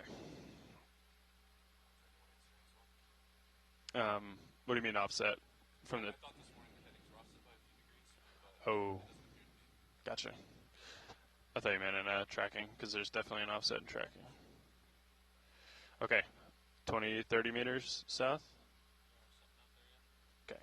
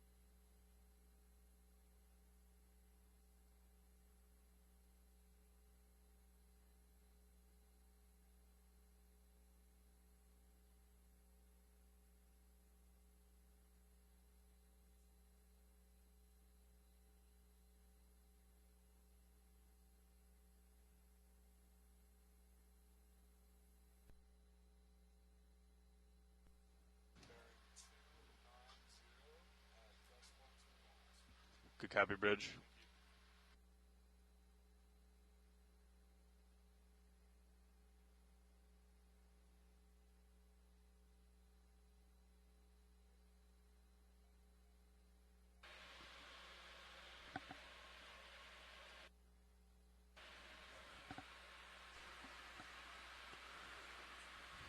See that round target to my port? I do. Yeah. 35 meters out. So if you're here, if this is what you're looking at.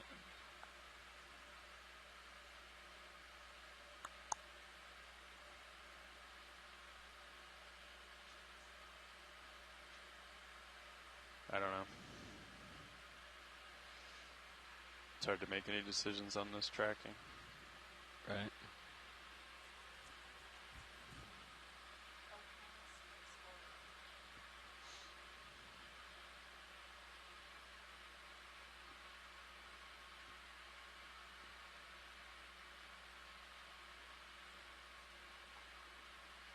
Is this like a...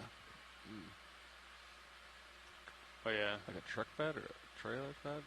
Or is it just decking of a ship, maybe? They did say the wooden decking is still pretty much intact.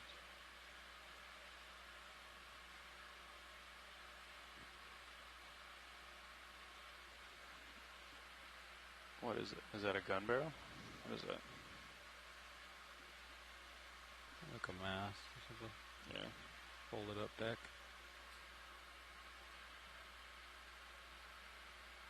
A lot of force to fold up that much steel. Yep. Yeah, you have a bunch of returns out there. Yeah, I'm going to go for the round target to my left next. Okay. So That's a cleat right in front of us, though. Yeah, certainly. Yeah. Did y'all see the black spots on the seafloor? I wonder if those were like chemosynthetic The target here is deck microbial mats or maybe? Or is it hard to see? something anoxic on the seafloor. Yeah, I saw those as Hard to well. say Hard which target this hard is. to tell. Yeah. Are those wooden planks in the bottom right, or would this vessel have had wood? Yeah, let's come in on flooring the round deck item. Okay, coming in. Yeah, the exterior decking would have been teak for a battleship of that vintage. You said teak? Hold that. Holding here. Yes, teak wood. That's in perfect condition. With the brass fitting. Yeah, it's pretty incredible that is still here at all. I remember they still saw the teak decking on Bismarck when Ballard found it in '88. Wow. You can still even see the peg marks where they nailed it in.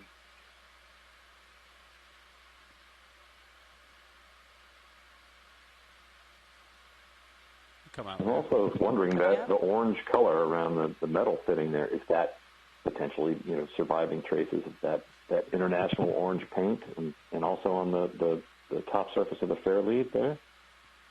I was wondering the same thing. I hear you. Possible, but that's also the color of rust. Right. But yeah, I mean, yeah, you could tell yourself that there's little bits of orange paint there, and maybe it is. Well, it looks like this used to be painted gray. Yeah, it looks like actually now looking under it. That could be the orange. And then orange paint on That looks like gray orange on top of gray, and that's where it's flaking off. That's a great shot. It's pretty cool. Yeah, that's a really good shot. You can see that the orange was above the gray. Zoom out partial. I'm sure they didn't use as robust a paint to paint the target orange as they did for the base layer for everything else. No, it didn't need to last all that long. No.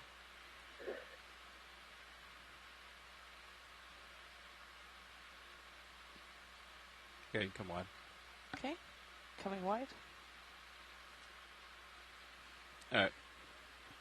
I'm going to move on and try to find the other target. It looks like a round something or other to my port here.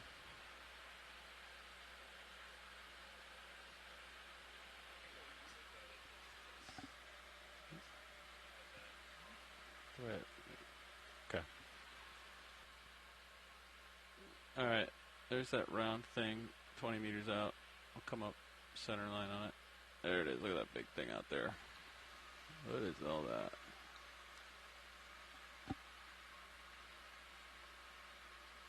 This ground looks disturbed.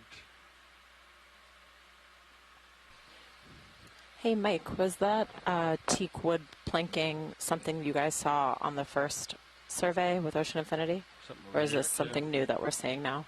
Yeah, I don't know if we saw that exact bit of it, but we did see teak decking preserved on some parts of it. I just don't remember exactly. You know, because there's quite a bit of it that's in this area structure that had fallen off, as well as the bow and the stern. So yeah, we did see. I just don't know if we saw that spot. Gotcha. Thanks. I was just curious. Video, let's frame up this floating net thing, and then we'll keep going. Okay. I don't know what that floating net is, though. It's very strange. Hold that. Holding. Yeah, I can feel a little movement on Sirius. When was that move put in, Chris? All right, video, you can come out. We'll keep going. Okay. There's something big out here. I'll check out. Yeah. Oh, I couldn't read my own writing. 004. Hey, you think, is that a late arrival, or is that part of the original There's flight? some barrels in the back. Or something round. Yeah, I don't know. Like it, I can't imagine there being all that much fishing out here, but I guess it could have drifted in. Okay. No worries. Yeah, we can do that. We also might be feeling resid from the partial move that we started, you know. But yeah, whenever pilots come from. Is that the base of an inverted turret they're resting against? Okay. Yeah, Russ, I was just thinking that. I think you might be right. Because I remember, and where the mud is on the lip, that's where the rollers were for.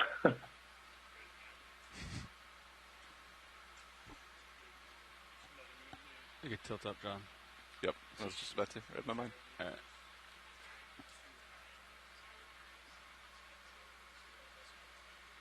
All right, video's coming on the white barrels. Okay. Coming in on barrels.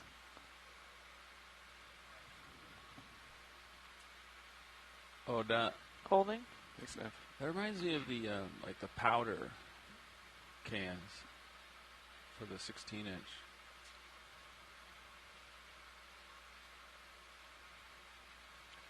Nice little piece of the bracket structure there attached to it. Yeah, see how close is that to 16 inches in diameter, Chris?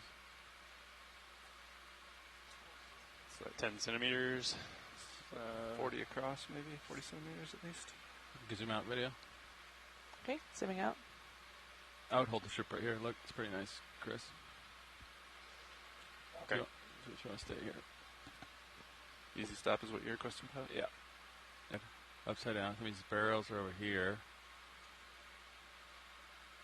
Just find the barrels. Oh, they're deep under there. It's a neat serious shot of that, too. Alright, zoom out video if you haven't already. Yeah. We'll light it up for Sirius. You want to record Sirius video?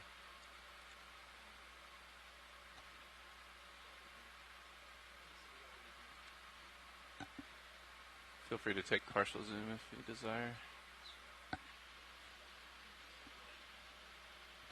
Just let me know. Roll it.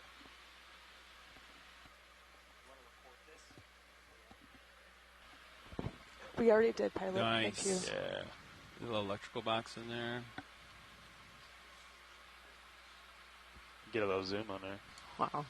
Nice work, pilots and video. This is awesome. Caitlin, could we do partial zoom on Sirius? No, leave it wide. Oh, no. You want it wide? Yeah, leave it Copy. wide. No. Thought Chris was requesting. I was. I asked Mark about it. He says he wants it wide. Raj. I think the barrels are going to be buried. Coming up a touch. Yeah.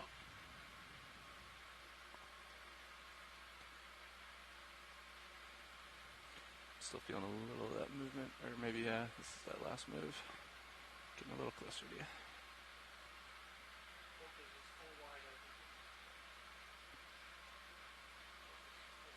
Yeah. It's a good shot, pilot. It's weird when everything's upside down. It's disorienting. You're not used to seeing it. I just toured a battleship in earlier this year, Massachusetts, similar to the Missouri. Getting a little stretched, pilot.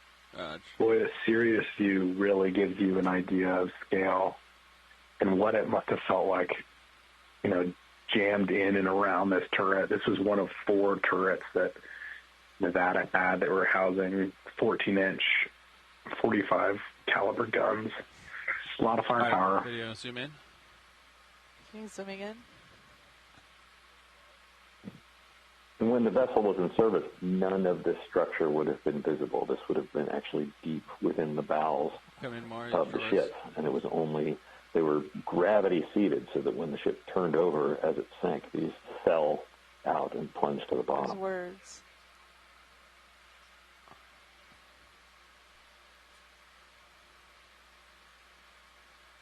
I think I have more zoom, pilot. Okay, next, Chris. This is a big round thing. Is it pretty obvious what it is on that map or not? No. I think it's this. That's also close to the point that we have for turret 2. I think we should keep headed where we were heading. 290. It's just heading. So you want to go up and over around this thing? Well, that's Rudder. Coming up a little more. We got a pretty healthy delta there.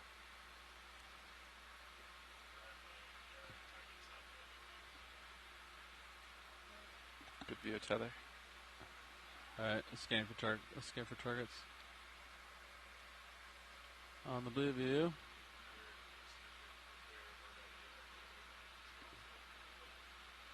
What's my port there? That one out there, 60 meters out. See that? Yep. You see anything bigger than that? I'm gonna come down, try to paint it. Oh, leave it there. Yep. Just trying to hone the resolution on it a little bit. I'm doing it. Let's see.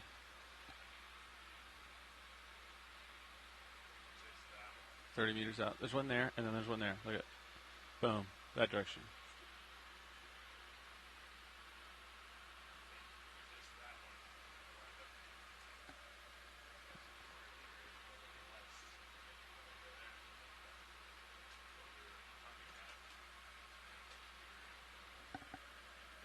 Alright, so you want to go more over here.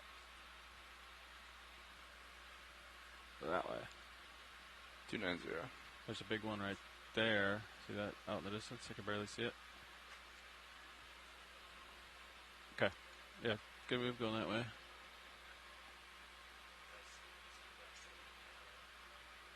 Yeah. Yeah. Yeah.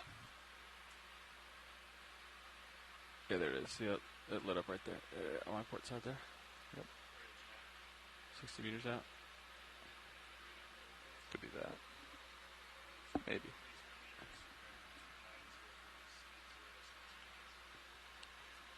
Curious if you turn starboard.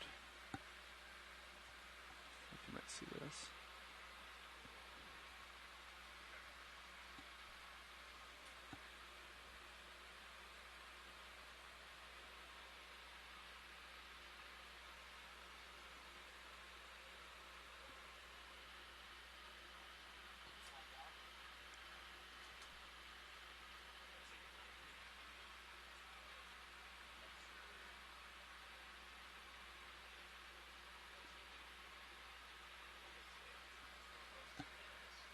CW.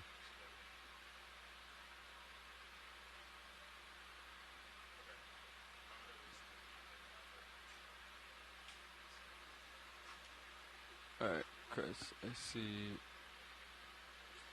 2 subjects over there. You're looking south, you're west-southwest there.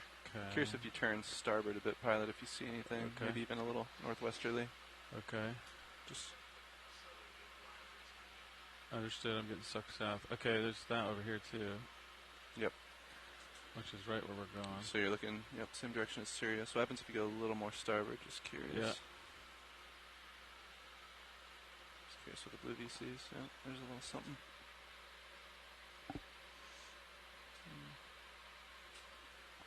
It's a pretty good little target out there.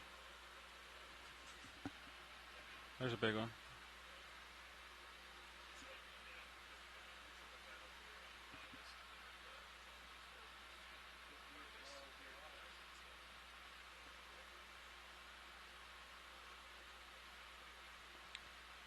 ready for a move, maybe? Just got to pick a direction. You already called a move in, John. 270. That, what bearing was that? 27. Is your heading? 290. Yeah. Roger.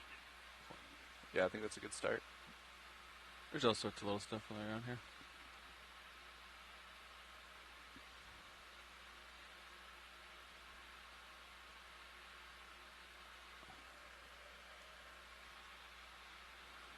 How many big gun turrets does this bow have?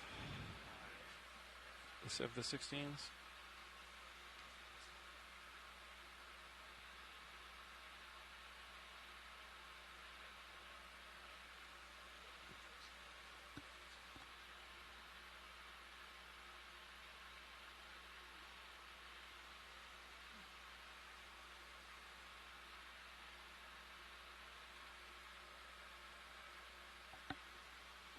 Look at my tail cam. There's a big old gun turret back there.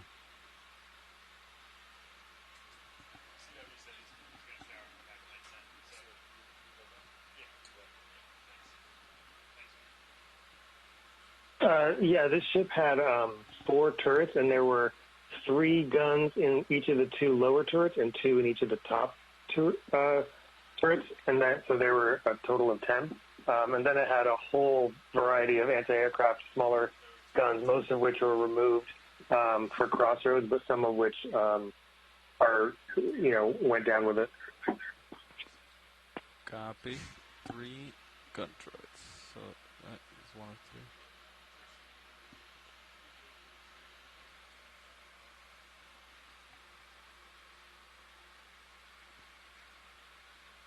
Gosh, the big subject over here just wants to be explored.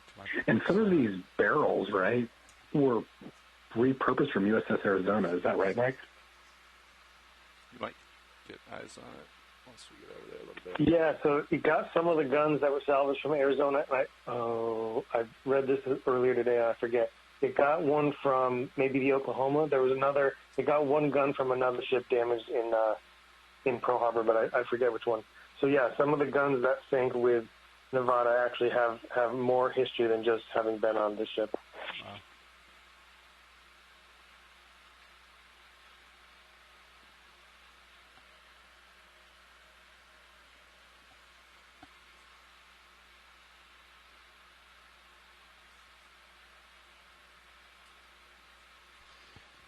Hey, Shoreside, just want to give you an update. From the turret, we are headed northwest 290, so hopefully into the thick of more of that debris field. But we're just waiting for the ship to catch up. It's taken 15 minutes or so for Sirius to get moving, so we're just waiting for that, and hopefully we'll see some targets here soon on the blue view. Yeah, no worries. Thanks, Chris. We learned to be patient when we were on Yorktown and the Japanese carriers at Midway a year and a half ago. That was at 5,400 meters, I think. Yeah. So yeah, it was a good 20 minutes to.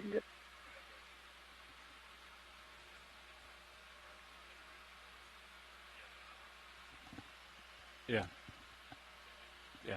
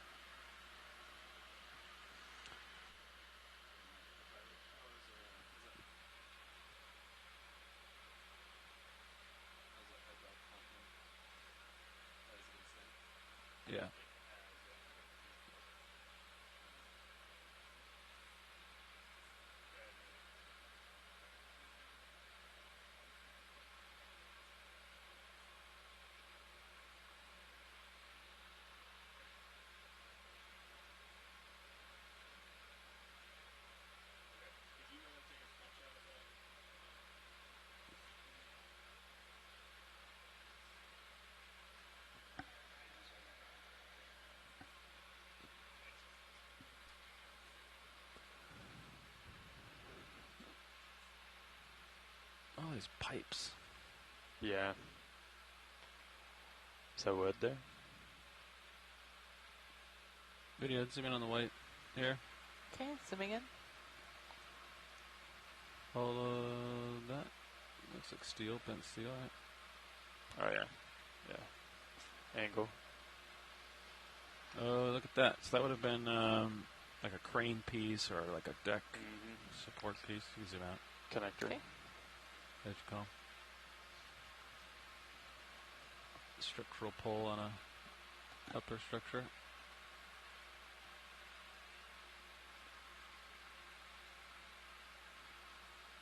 Oh, it's kind of like a dirt mound over there. Yeah, that's where a few of the other larger targets had that surrounding them, I assume from the impact. I wonder how fast they hit the deck. Falling 4 kilometers. Pretty dense subjects. Underwater terminal velocity. Yeah.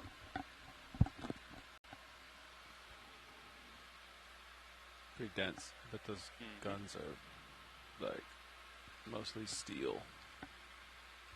I agree. I think the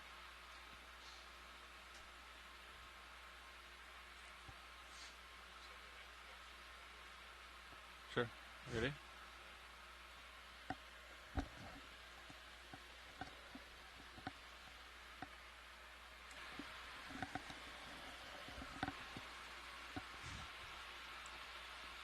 Thanks for watching the Okeanos live stream.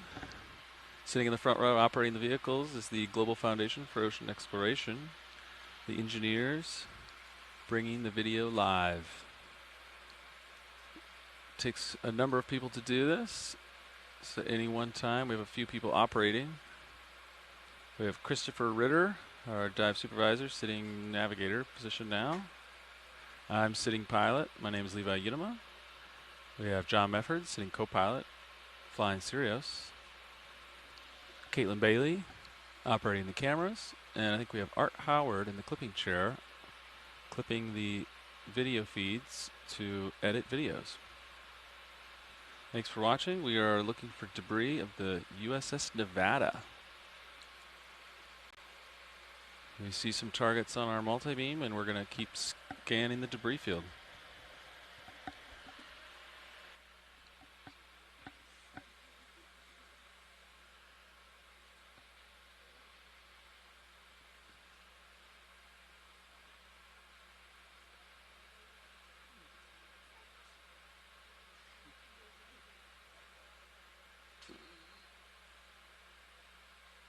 Did I? Ooh, pilot. Yeah. Can you go back down? There was something that looked, that's coming to center. What is that? The cables? It looks like it's like right above the cable. Go in. Almost looks like a candlestick, but it's probably not what that is. But like a bolt or a cable tie point. Red. Or a light, navigation light maybe. Ah. Because it's red. Cool. It makes you think like how much is actually buried, you know, like underneath the sediment. It's like a nav pole. And those are the cables from it, maybe. I can see the 3 colors of the cables there. Oh, yeah. Now, there is something big and white in the distance, pilot.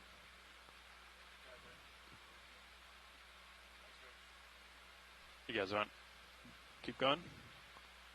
And it looks like there are some lines, too. There's something big over here. Something. So I got to check it out. Okay. Okay, yeah.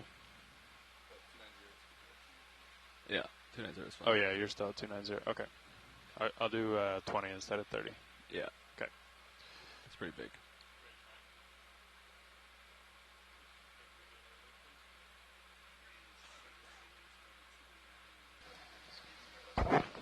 Looks like we got a pretty big target coming up straight ahead.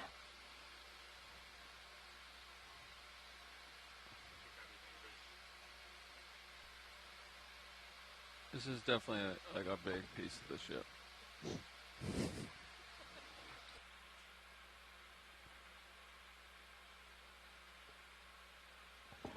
Well, that would make sense with a ladder. Zoom in. Yes, that is zooming in. Nice, found a ladder. All right. You can come out. Okay. We'll keep looking at the big structure and try to figure out what it is. You can turn to port a little bit, I guess. And then we'll swing around it. Yeah, I'll stay on this side of it, John. I'll scan to my right. Yeah, I'll scan to make sure that this is all safe over here. For you to float over this. You know what I'm saying? Did you, co-pilot, did you turn, are all your banks on? Okay. Video team's probably not happy, but I requested for all of those to be on. Yeah. Unless we were going for a specific beauty shot.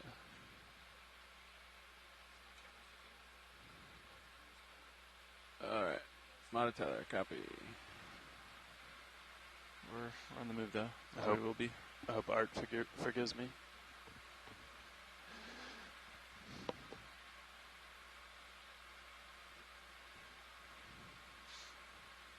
Yeah, this is... What do you think this is? Is this a big chunk of ship? I'm not sure. I'm trying to... Could be bridge, right? Or like a... I don't know. See windows. What do you think, John? You think we're here? It's rectangular. It's really difficult to say for certain with how our tracking is behaving. Yeah. I think that. Sirius is just way out there. Sirius has been on a holiday for a while now. But D2, yeah, I don't know.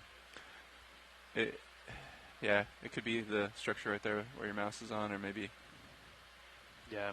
So we were making sense of within 10, 20 meters of items. So I don't believe that it's this. But yeah, that looks massive. That also would make sense with the shadow. Like if this is where the UAV was going, north and south here, or AV, I mean, coming up a little bit. Then that tall structure would cast this big of a shadow. I also think this would too. But video zoom in on these buckle systems. Yeah, I think we're looking at the bridge. I think this is superstructure, and you can see that. I think there's some of those windows are from the bridge, but I could be wrong. I think it's on its side. I know that we've seen that before, but I think that might be what we're looking at. What are these like buckle systems here? See that? Yep. Yeah. Yeah. It's and then those maybe are windows. I don't know. Yeah, this is a pretty tall structure. It could be the object that your mouse is on there. Come wide video. Okay, coming wide. This one? Maybe. Yeah. That looks very cylindrical, though. You can also see that there's some projectile holes in the side of this. Those are bullet holes. Those are windows. Pilot, I'm looking about 265. You want me to turn any more left or hold this? Yeah, center me up. Right. We'll just we're still drifting at 290, be advised. Yeah, and then once we're done doing that, we won't do any moves. Yep. For like sideways like that. This way we can get different angle. Up with you. Different angle of it. Spin about it here. Potential bridge. Bullet holes.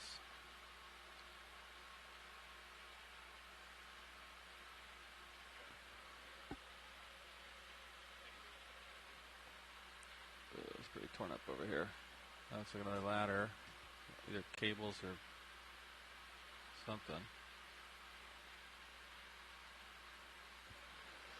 Stretch there. Roger.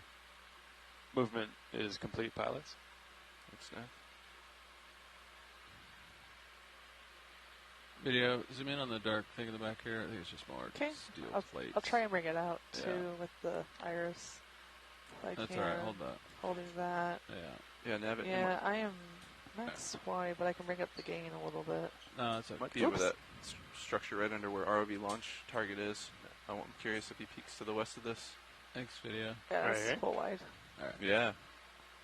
You think we're looking at this? No, I think we're looking at the structure right there. Yep. Maybe. This? Maybe. That would be like really off. I don't think it's that far. What do you think it is? I think it's either this or this. Okay. Yeah. But I honestly don't know.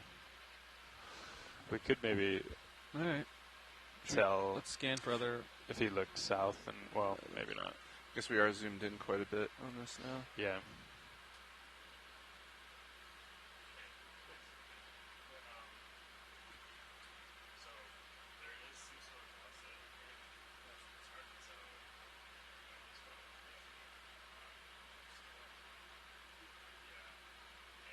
Maybe it is this guy.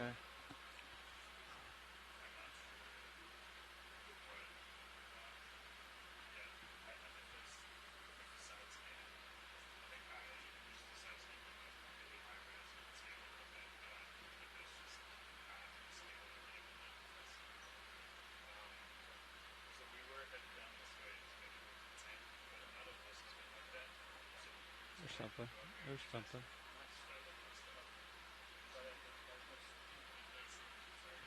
Ready for me to turn with you, or?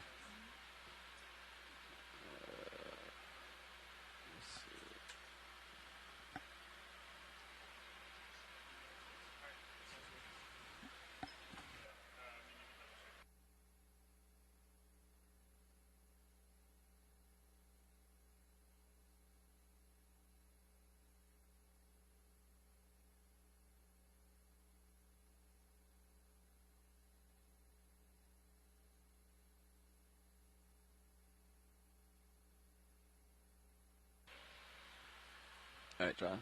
I like this target over here. So why don't I come underneath you more and then turn, yeah, eastern starboard, yeah.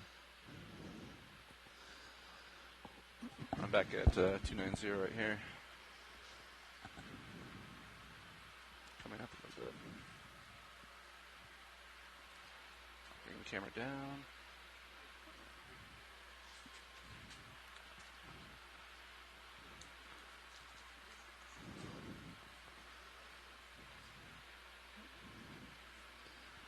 Just gonna scan to my right real quick, make sure I'm happy. Get my bearings. There's a sink down here. You stay there for now, John. Yeah. I'll be back underneath. Fine tuning back to 290. Yeah. Holding steady. Yeah, I'm going down. Video coming on sync and cable. Okay, Frame coming in them up. on sync. And hold that. Holding. You can come down with me a little bit, John. Roger. Looking down 82 degrees. Looks like we've got a sink here. That's super interesting. I'll get closer video. Okay. Maybe some sort of cabling. I'm going to change my gain. Yeah, I mean, it's pretty common to see stuff from the inside of the ship. So if you think about when the bow and the stern broke off, so Nevada sank intact, and these are less armored parts of the ship. So the damage to it from the shell fire probably weakened it, and then this bow and the stern broke off when it started sinking through the water column. So internal structure, including things like sinks and toilets and what have you, will fall out as the bulkheads and the hull plates break apart. You can come out, video. Okay, coming out. All right. Let's find our next target. I'll come underneath you here, and then we'll turn a little more to the northwest. Sounds good. You can see the H and C for hot and cold on the tops of the faucet, for the taps. Okay, good eyes on tether. Good shape. Yeah, I gotta go up and over that pole there, but other than that, okay. Pretty sure it's all cold now. Video, let's frame up this guy here. Okay, coming in partial. Look at all this stuff. Hold that. Holding. What is this? You tilt up and try to keep me in your view, John. Yep. You want me to turn to the right a little? Yeah. Okay. We're stationary here, so we'll just... Yeah, we're drifting just a tad, but we should be settling out. Alright. You can zoom out a little bit. I'll get closer to it. Okay, coming out. Feeling some heave, too, so...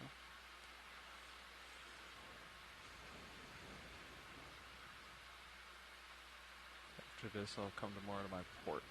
Roger. That's my plan. Turning Cirrus heading to 315. And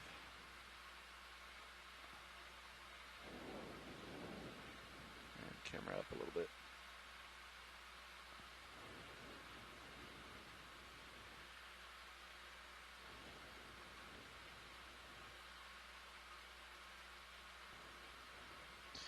Oh, that's a pretty stark 45-degree angle, doesn't it?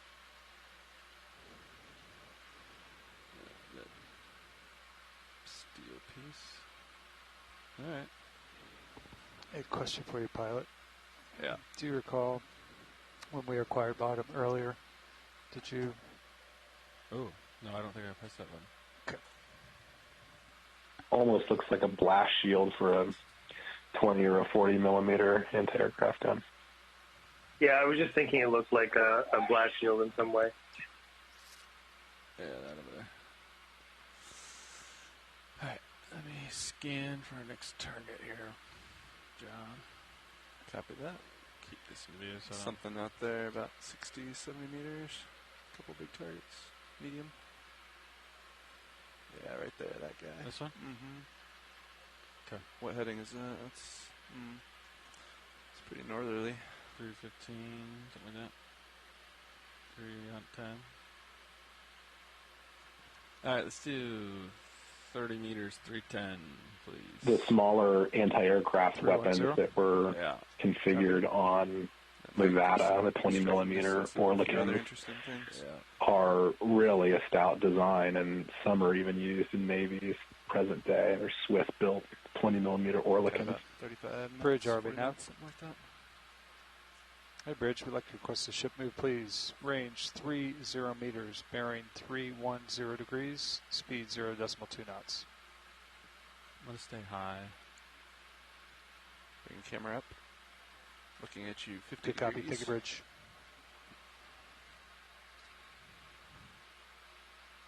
Alright, I got a high pole over there. Headed to the northwest into the field. Scanning for safety.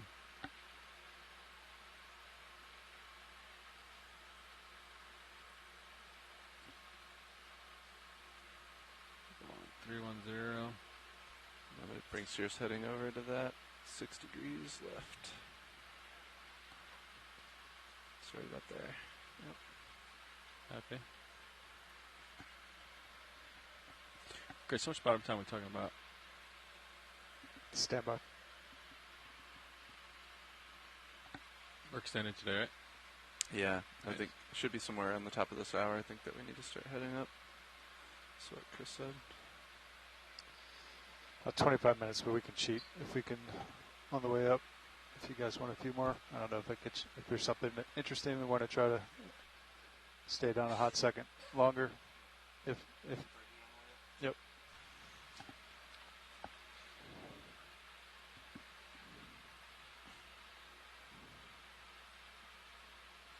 The blower motor video come in on this thing?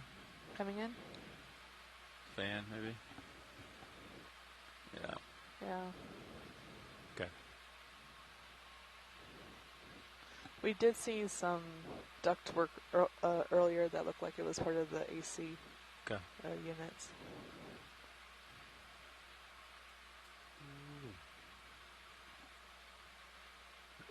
Like an air motor for an HVAC system, maybe? So much infrastructure. It's pretty wild.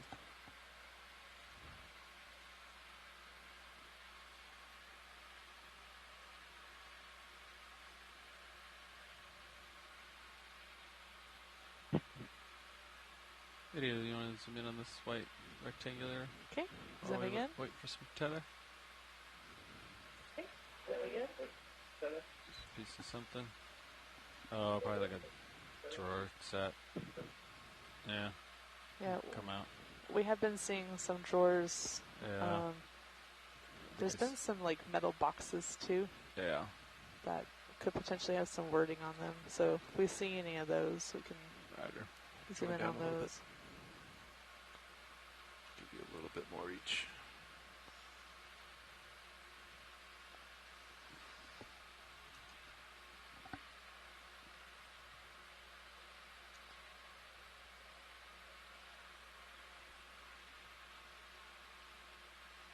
You want to zoom in on the biology?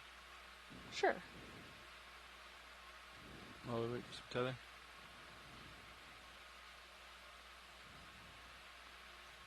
Or is that it? What's it whole thing? This is some sort of free swimming shrimp that looks like he might be carrying something. It's getting closer. Zoom out a little bit. Where is it? Oh, Is he disturbing this sensitive maritime heritage site? You zoom out. Clearly he didn't read the UCH protocol.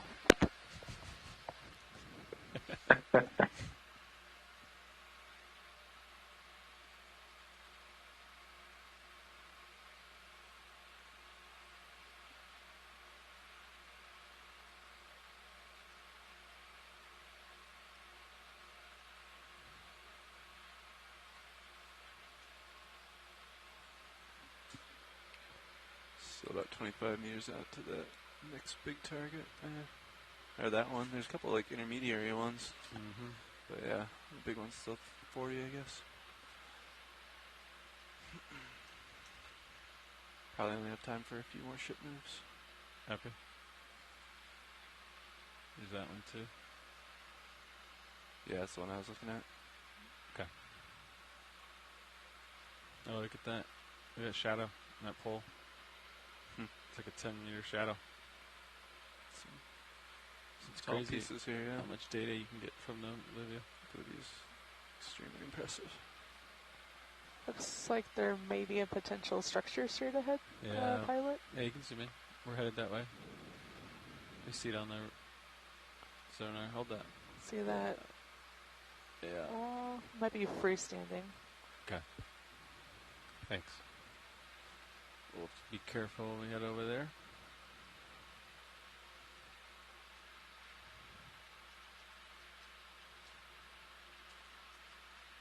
You want to do another move, or do you think that one's not done yet? I think Sirius has not fully felt that move. I think it's just starting to feel it, actually. Okay. But, that being said, if you want to string another one into it, we just need to be mindful. I missed the on-bottom button. That's okay. So I think Chris has to do something. Looks like he's already doing it.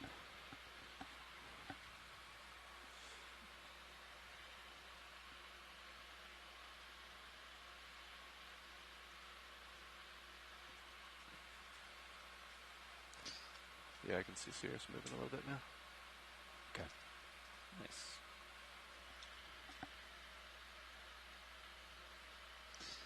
You want another? Is that what you guys are saying? We'll wait just a minute, Chris. That last move was how long, Chris? 20 meters? 30 meters. 30, Raj. Yeah, I'll give this one another minute or two, at least. Video, you want the enemy while we get some tether? Sure. Coming in. It's found a good spot. Yeah. Very prominent. Are you more to zoom? Yeah, you can take more. You got it.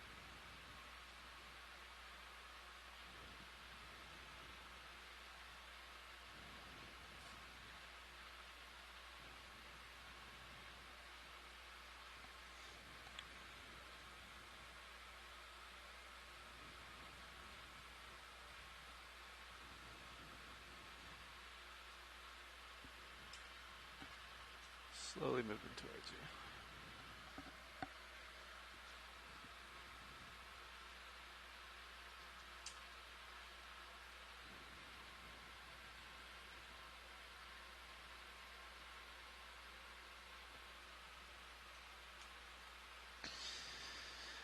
All right. Could you center pipe back for us, Nate? Please. Can zoom out video. Okay, coming out. Thanks, sir.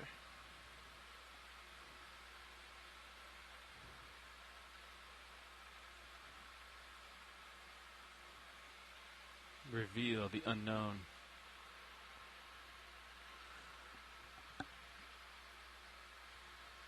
There's something very round on the left side there in the back. You want it? Yeah, let's go. Had my curiosity as well.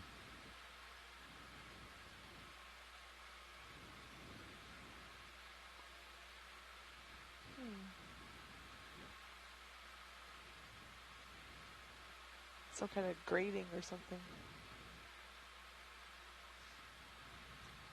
You get a radio component. Folded up antenna dish.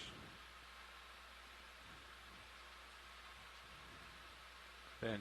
Maybe. Not Formerly sure. it was a dish, like a bowl. And now it's bent up. I don't know.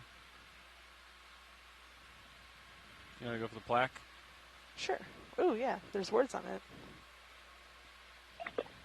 Enhance. Yeah, that is definitely strange. I'm not sure I can place it. It could be some sort of radar antenna, actually, that was from the superstructure of the mast. Really far away. That's as sharp as I can get it. Alright. There's numbers. Is that a serial number on it? I'll get closer video. Do you want me to turn to face you a little, pilot? Yeah. Raj. 48. Let me get closer video. Okay. You can zoom out a little bit. Gotcha. Coming up. Yeah. That's full wave. I bet it says like General Electric, something or other. Cool.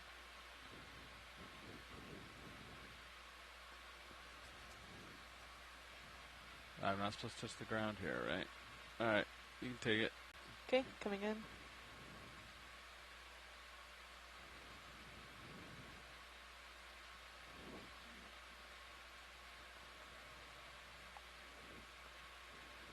Four, 8, 7, 6, 7, 6. Hero of something. What's that? U.S. Navy. Hero of... I'm going to zoom out just a little bit. Yeah. Keep it in frame. Hero of... Operation, probably. It looks kind of like Operation. Oh my god, I can't believe you guys were able to read that with the motion in the video.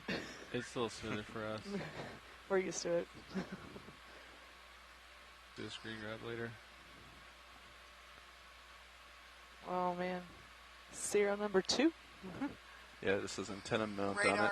antenna mount, Yeah. Mark 21 Mod 0, SER2, U.S. Navy Yard. Alright. Thanks, video. Okay, so it's a radar antenna mount. Yeah. I don't want to touch the ground. All right, coming Excellent out. zoom, thanks. We can get a That good zoom and still of focus it. is amazing. Also the stainless steel I think we're settling out, pilot, if we want to try to get in there still moving. shiny. Time to make moves. Happy? Do you have a preferred direction? Not yet. Let's see what we see on Blue View. I think there's something big. That's over fine, here. though. That was neat. There's the big pole. Yeah, yeah, that's that guy. And then, yeah, you saw some pieces out in the distance there. Oh, yeah. I think that's what you were going for originally? These things? I think so. Which is my heading right there. So maybe 290? Sure. 30 meters, 290. Let's do it, Nav. Thank you. It's a ladder right there. That is definitely a ladder. I've seen a lot of those. I think it's right because they're all on the outside of the ship. Bridge, RB Nav. Yeah, it was very... Just get my tether away from the pole. Yep. And then I'll kind of come back from this way, John. Yep, I'm hauling in just a little bit. No, you're okay. You can stay there. Tether looks good. Yeah. Let's sweep it over here.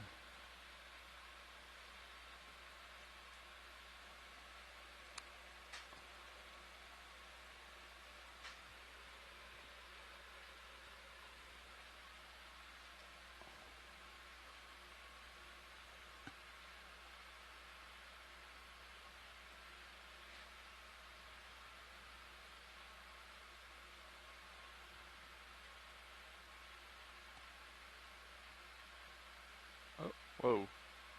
That is standby. Hang on.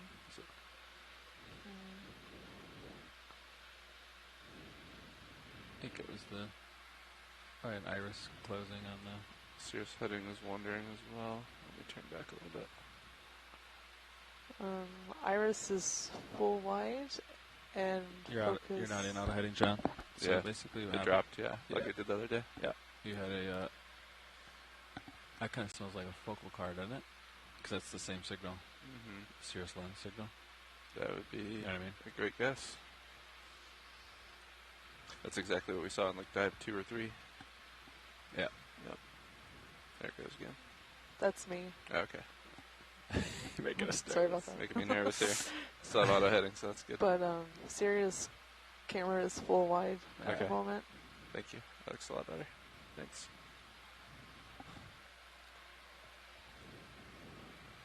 Alright, we're headed for that target there. Looks like 14 meters there. That's probably what happened to Bobby earlier today, too. No. No? Because he didn't Different lose auto signature? head. And it was basically just auto head, like, ran one way and then ran back. That's, like, real quickly. Yeah, that's a different thing, man.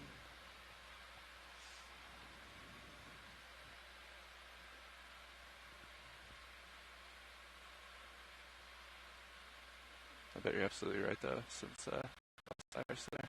Yeah. I bet if you look back, you lost pressure for a moment, too. Mm. Just gonna make sure this is still here. Yeah. Still there.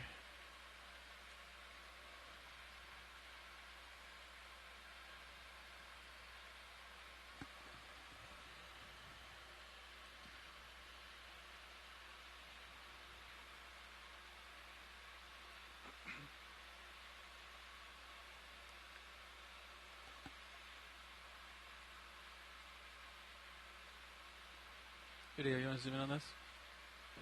Okay. Bumps over here? Let's My gut tells me it's a chain, but I... Yeah. You are correct. That looks like a big chain. I get lasers on it so people see how big it is. They're out there somewhere. Oh, where are the lasers? Let's see. There they are. Are they out? Okay. Can we get an update on time nav? About 10 minutes. Oh, almost done. Thanks. How much setup time does that count for? Normal amount, 5 minutes. Roger. So, if you look around the chain, it looks like there's like a circle in the sediment. Yeah. That's probably from where it hit, you know? It might have like brought up a plume. Just like that. I'm going to zoom back in on it. Zooming in.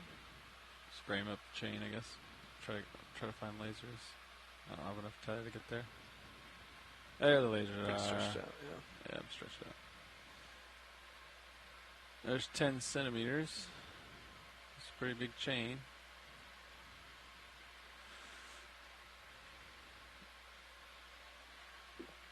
I got boot. So if this is a large pile of chain, zoom in on the there's boot. a good chance that we're near where the bow section yeah, came it's down. a boot right there.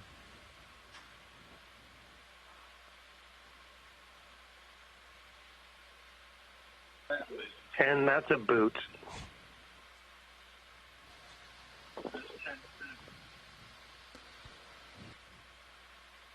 So someone just left their boot on there?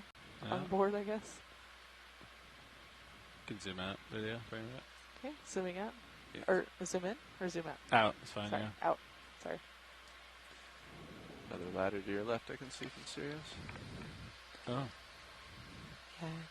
Happy? More ladders?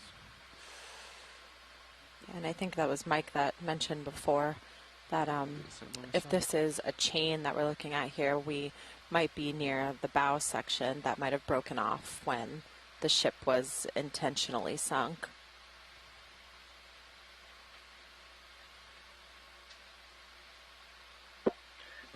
Yeah, I also just want to make the point that, you know, if there's shoes, boots, or other items of personal gear that we see here, no one was killed during the sinking of the ship. This was not sunk in wartime. It was sunk as a target by gunfire after the war. So it's probably just stuff that was in sailors' lockers or that sort of thing. There was there were no deaths on this sinking. Yeah, thanks for that clarification. I think it's always important to contextualize that when folks are watching at home and might not know the full history of the site in order to be respectful. There's a structure at the back. You know, it looks the like site's history. It's long. Yeah, I see it in the blue view. Looks like a long stick sitting on the ground. Yeah. Yeah. Almost out of time, I think, actually. Yeah, probably by the time Sirius settles up after the move, might need to start setting up. Okay. Unfortunately. It's a net in the back there. We saw some nets earlier, too. What is that? Am I looking at? You want to know the 30? Pilot, is there anything in Sure. striking distance? Yeah. Bridge, are we now? I'm going to come out so we can look. Hey, Bridge, we'd like to repeat that last move, See, please. there's Range something 30 meters, bearing grayish, 290 whitish degrees. back there. Speed Another 0 net decimal 2 similar to the knots. one we saw earlier.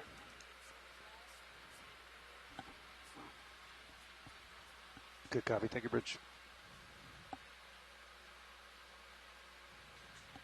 I think it's just bent up steel something or other. Zoom in on the white text or the whiteness. Okay, zooming in. I don't know what that is. Yeah, but Is that something white printed T or something. or it just happened to be chipped in just the right. I don't know. It's got rivets. So it's bolted down, ridged. Huh. Counters on coals. Maybe 1/4 inch thick. Huh. You can frame it up. Get the whole thing. Yeah. Bent up scrap metal. Alright, let's look at the big thing back here that we're going to. Yeah, Okay, what's yeah, that dark thing, and then there's the white thing in the back, too. Kind of reminds me of like a curved piece. It's really in the sediment there on the right-hand side of it. Yeah. And then there's something over here too. Pretty stretched out, but we're moving. Copy, stretched out. Hopefully we'll get eyes on that here in a few. You always find the good stuff right when you come off bottom. Ease about video. We'll look at the close stuff. We'll try to get tethered to go there before we leave. We'll scan for safety.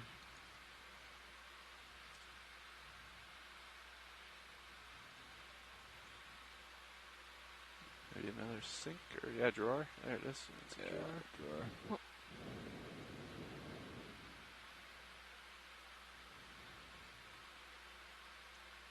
Get eyes on this, and then hopefully we'll be in position for the big piece.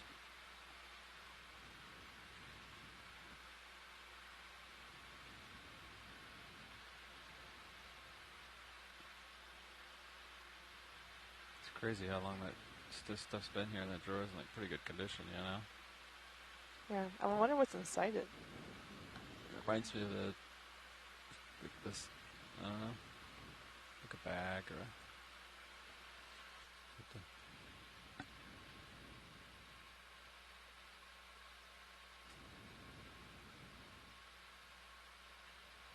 a lot of history here.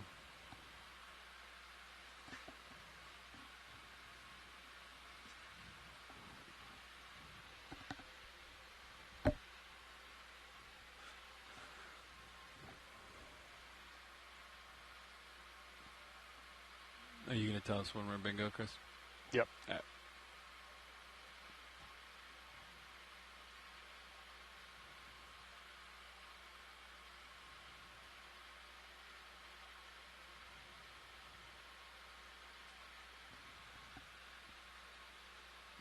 I come down a little bit. Aye.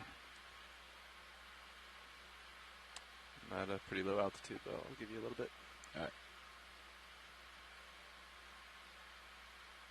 Camera's 30 degrees. Yeah, if you come in on the round, big barrel thing. Yeah, coming in. Has a pipe coming off of it, it looks like. Huh.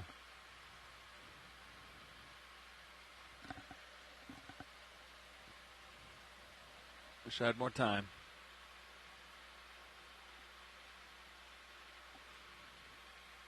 I'm not sure. It looks like there's a second one behind it, and boilers are usually have more rivets than these. Look pretty clean.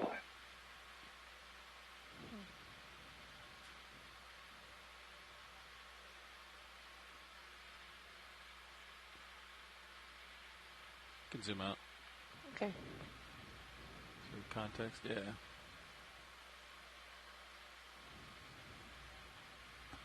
There's the... yeah, maybe it's a water tank or something.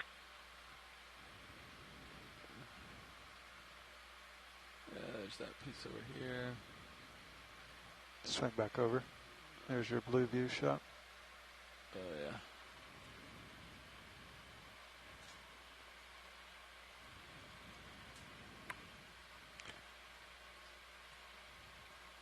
Looks like the infrastructure kind of on the other side might be interesting if we get there. Wow.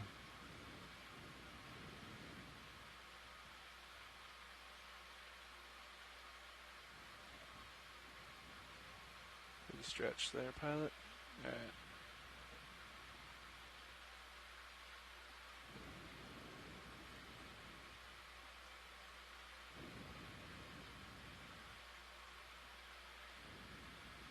We're lined up nice with the ship, though, so that's the good news. When we're ready to set up. Copy. Fair bridge. You just back under me and I'll turn. Good copy. You want another 30? Sure.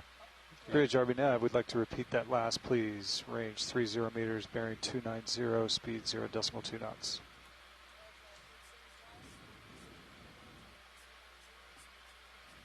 Good copy. Thank you, Bridge.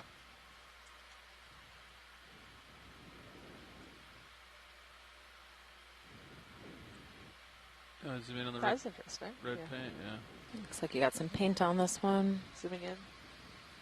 Hold that, yeah.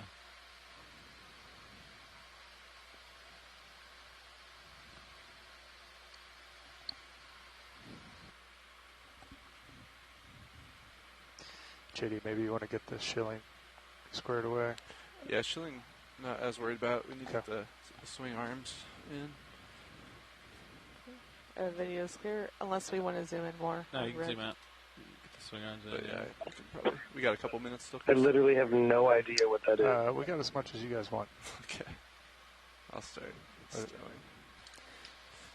Glad you mentioned that because I was just about to ask you what you thought it might be.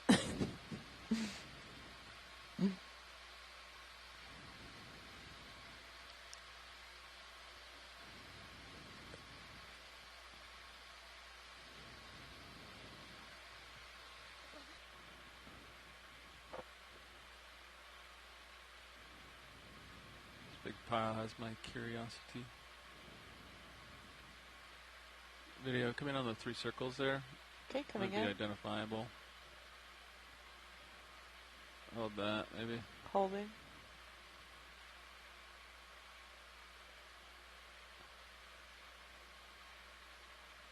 I think this is some sort of tower that was vertical. Yeah, you can come wide. Yeah, what's a door of some sort that's open? Yeah, you can take it. You want to zoom in all the way? Zooming in. Hold that, yeah. It looks like shelves, like a cabinet. Yeah. Huh. Right, coming up.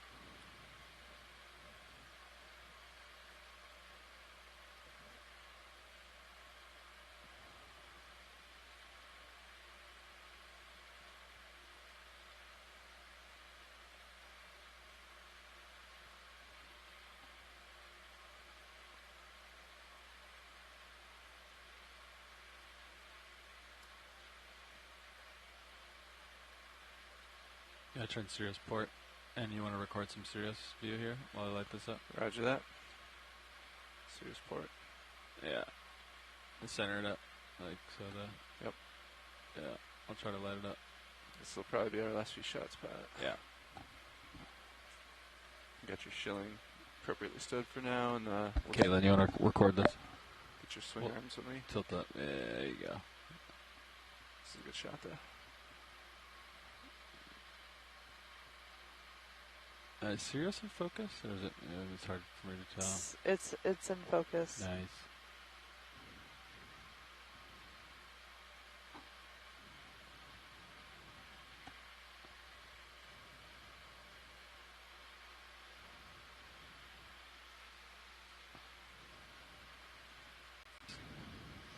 You guys can take a few more minutes if you want it. All right.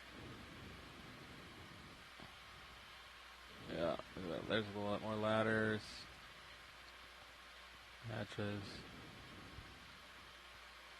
Looks like the base of one of the other masts. Yeah. So one of the two masts. The tripod mast. That's the bottom to the right. Are we full wide video? Probably are. Full wide? Yes, we are. Yeah. Is that another bed with box springs on top of it? Really large structure here. On you, Levi. You can stow the arm. Hanging arms getting closer to the vehicle on that mast, it almost looks like there's some kind of comms equipment, like almost a headset dangling there. Ooh, pilot, there's a headset dangling, coming center. Zoom in. Right there. Yeah.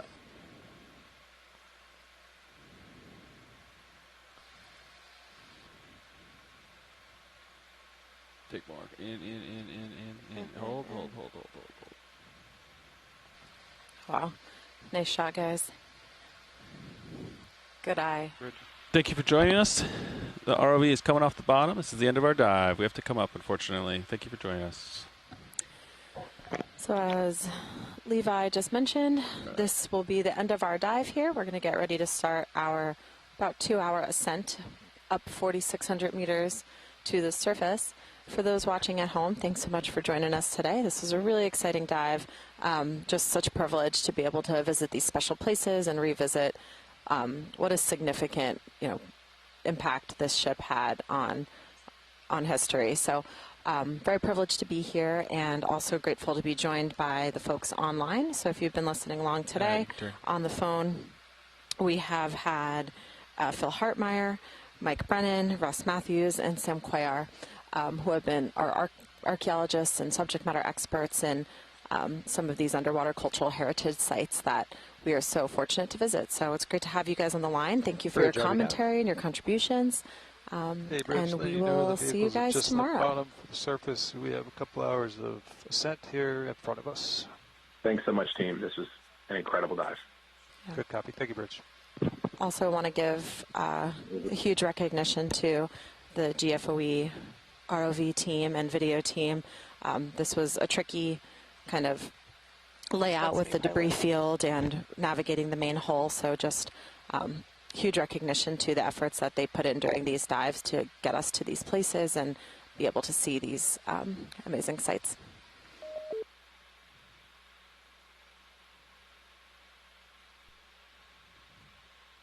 It was a real privilege to be here, and thank you for sharing it with us and with the world.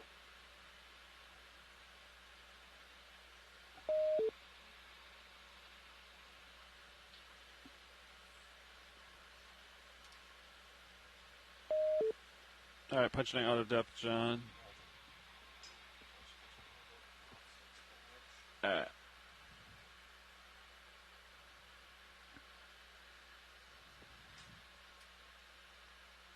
All right, let's punch out headings.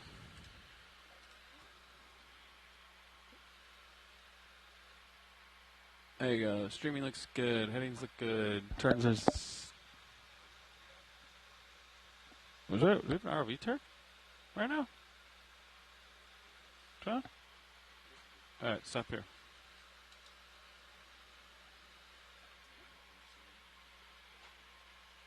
We gotta take an RV turn out.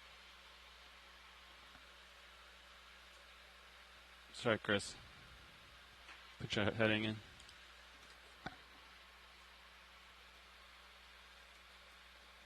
Yeah.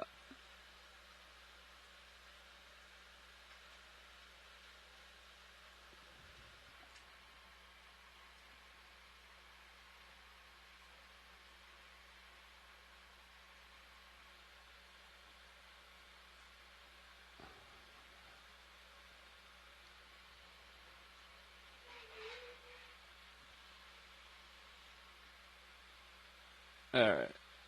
There's your delta. Auto depth. Safe altitude.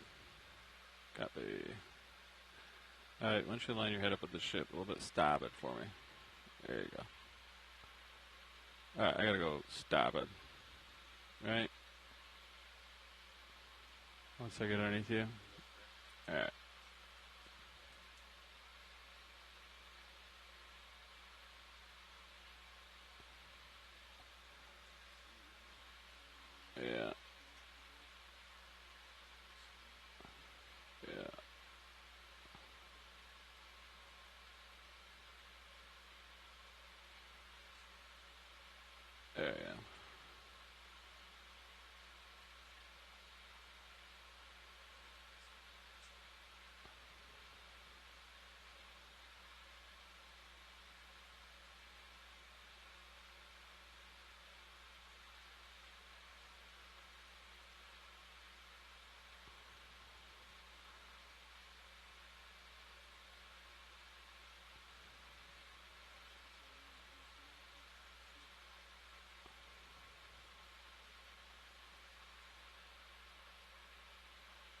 How's that?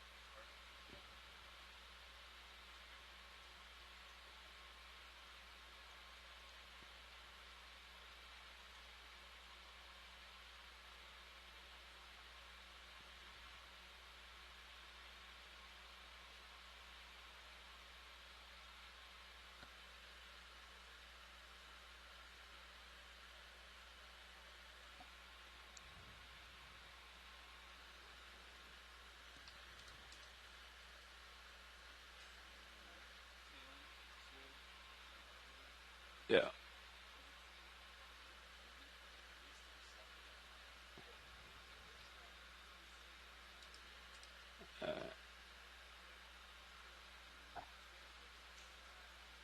That's right, Chris. All right. 0 the turns. We're coming up. Delta's 13. You can get on the winch. I should be able to catch up. I'm buoyant, so.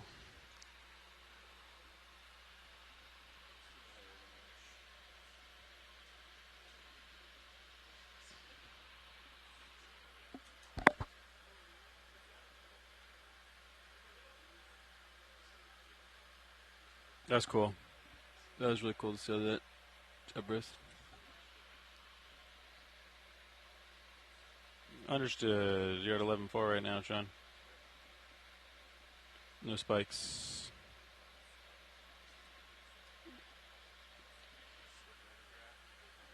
Delta's a little low, reducing my upward thrusts. 22. You can go 30. Okay. You got it.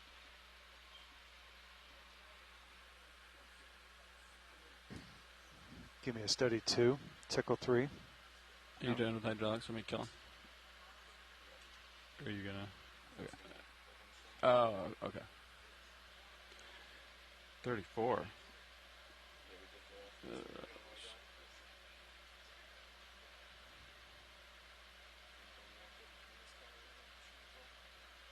All right.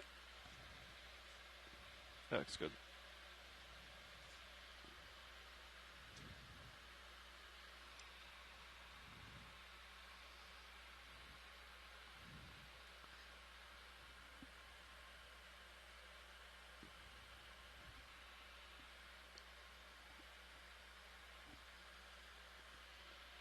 We're off bottom.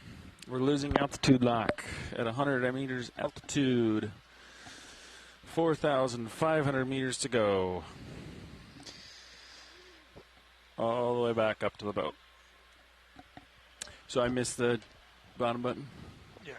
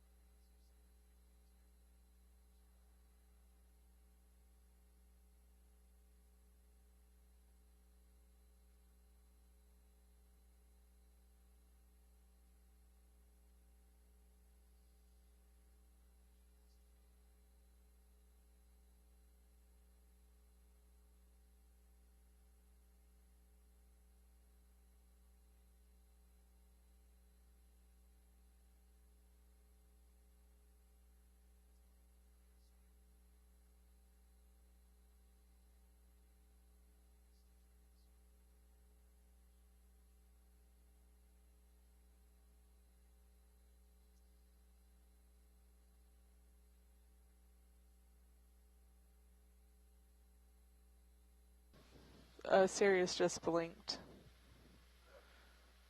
No,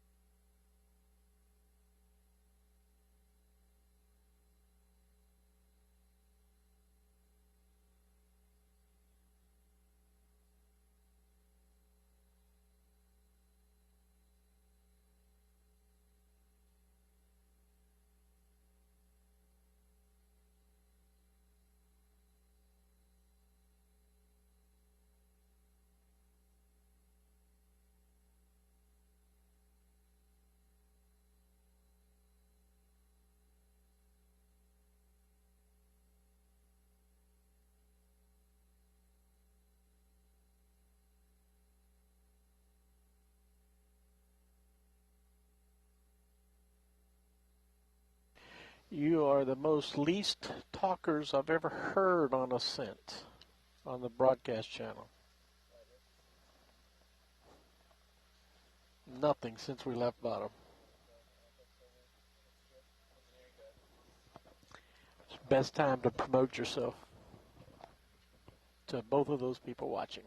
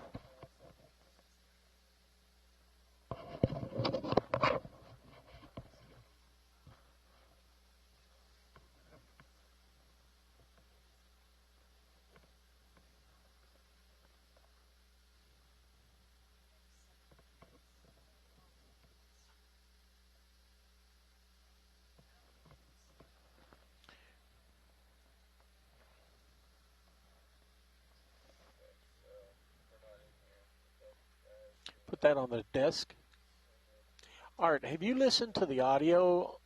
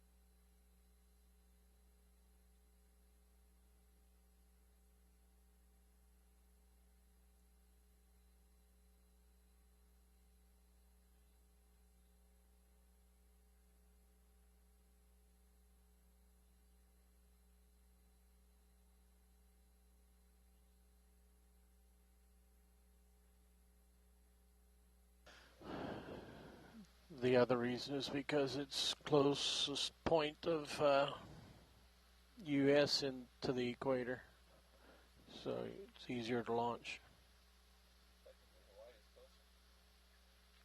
It's far away from everybody, though.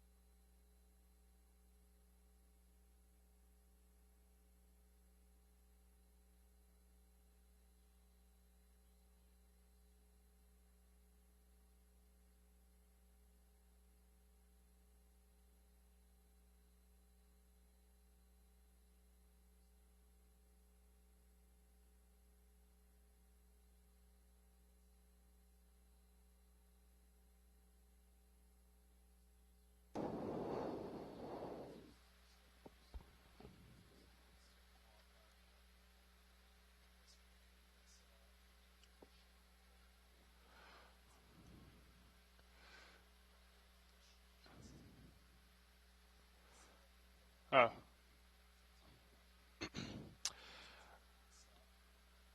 Yeah. It would hit what first? Oh, yeah. Yeah.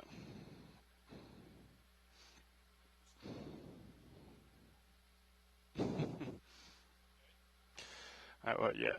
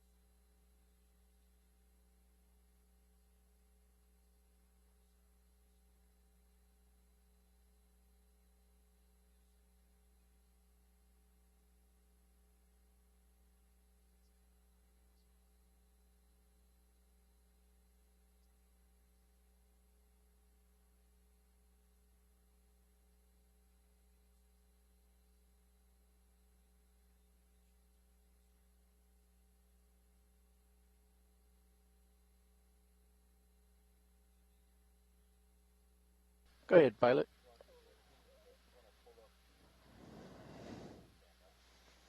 Augs 1. I don't think I got it.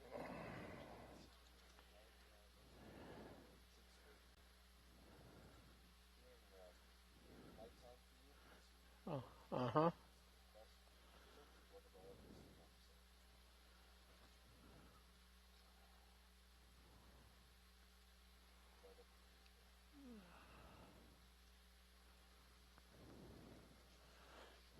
I like that.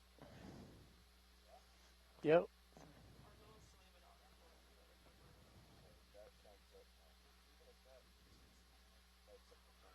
Yeah. So that's on the shilling light, shilling arm light, swing arms.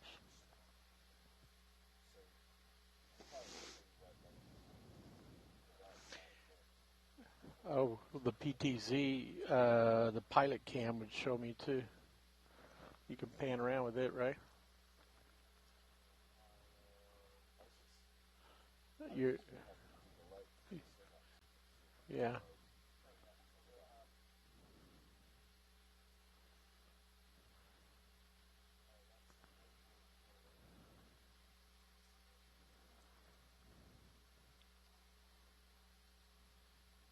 Oh yeah, that looks very nice. That should light up the vehicle well.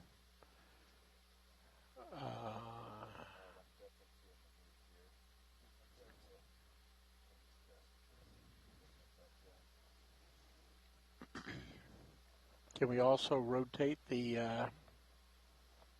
AUX 1 cam, the shilling cam? Should be a little square. Flatten out the bottom of the vehicle.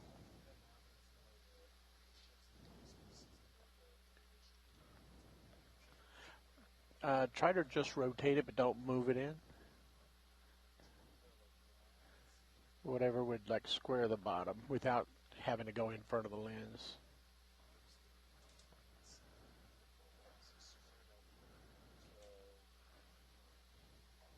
Oh yeah, I do like the light there.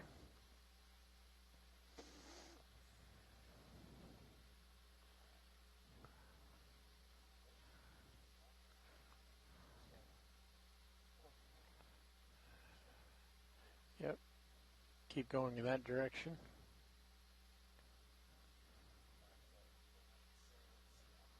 Really?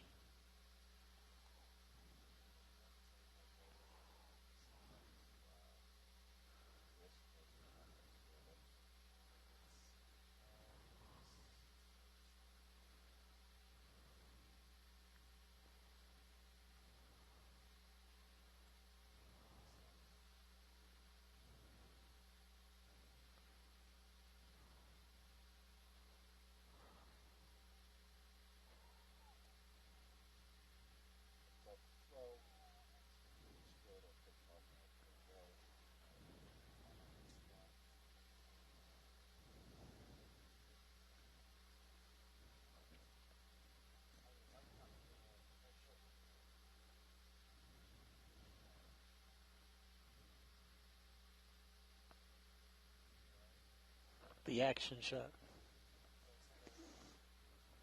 Yeah, I see what you're going for.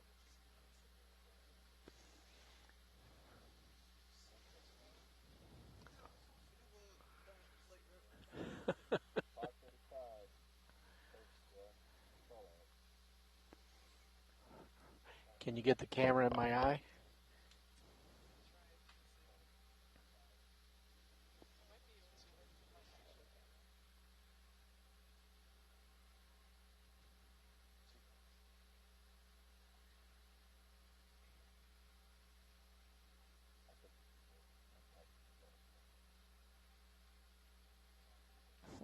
Eyes are drying out.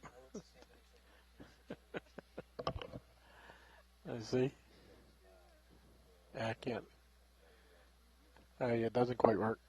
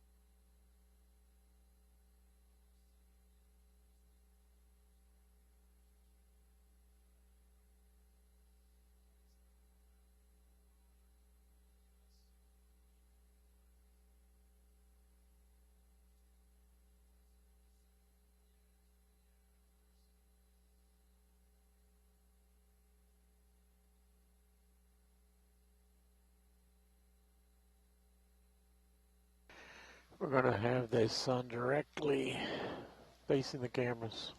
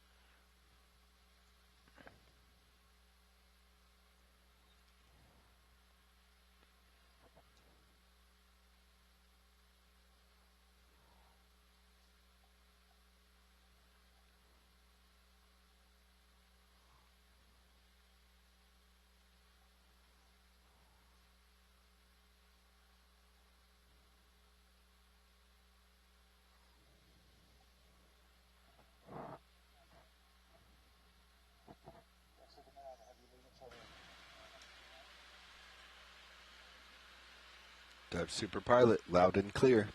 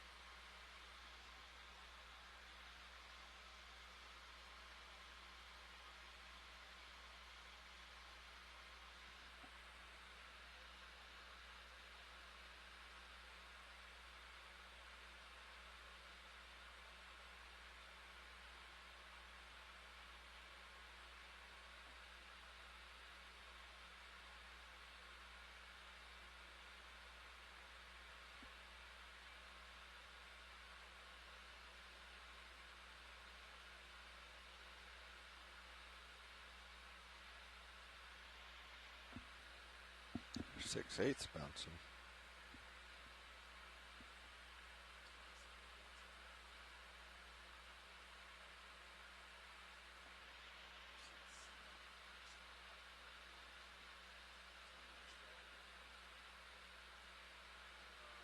Six five.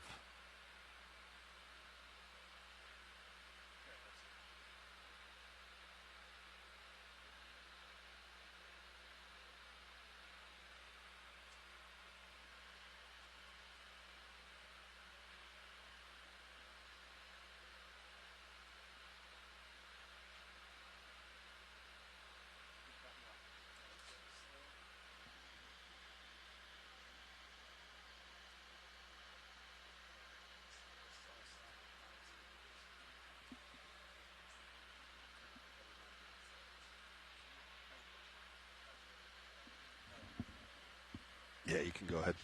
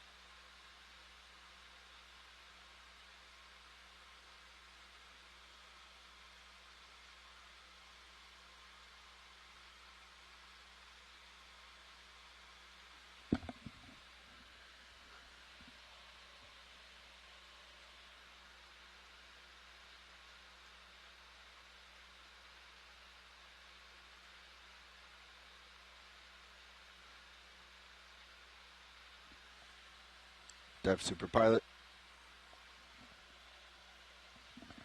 We're ready to recover.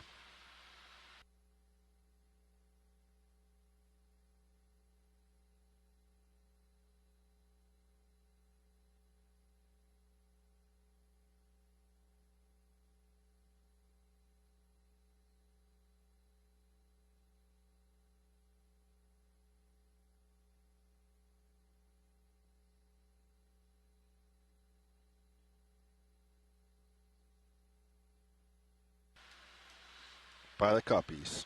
Coming up.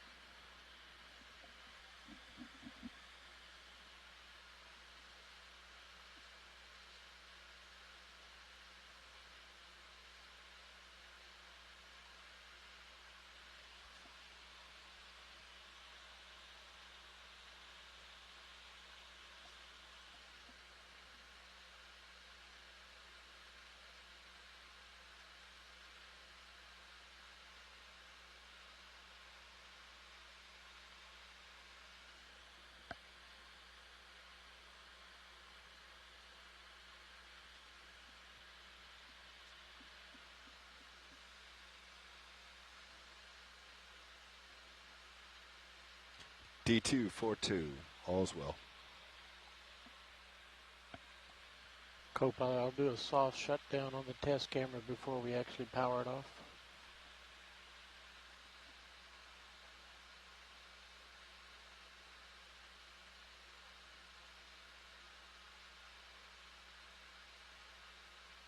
Hopefully it'll remain cool enough till we get on the deck. Right now we're running 65C.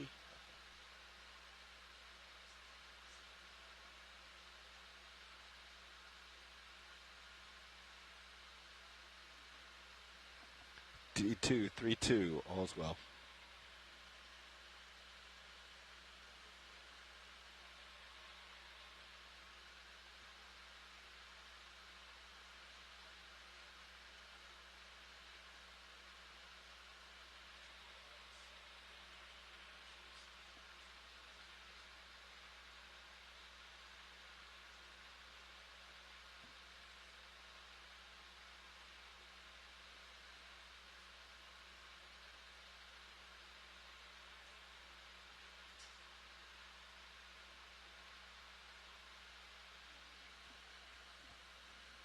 D220, all's well. Streaming directly aft. We have visual of the ship on Sirius, all's well.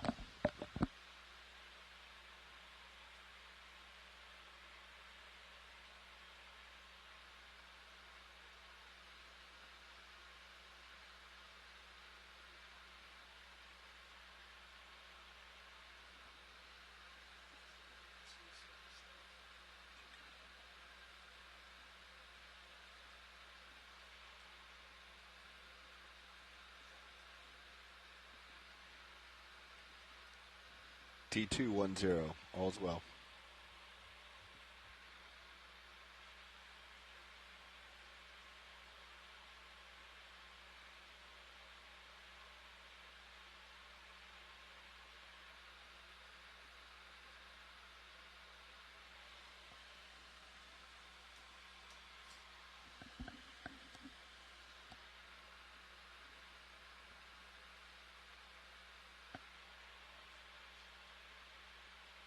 All right, video, let's give a switch.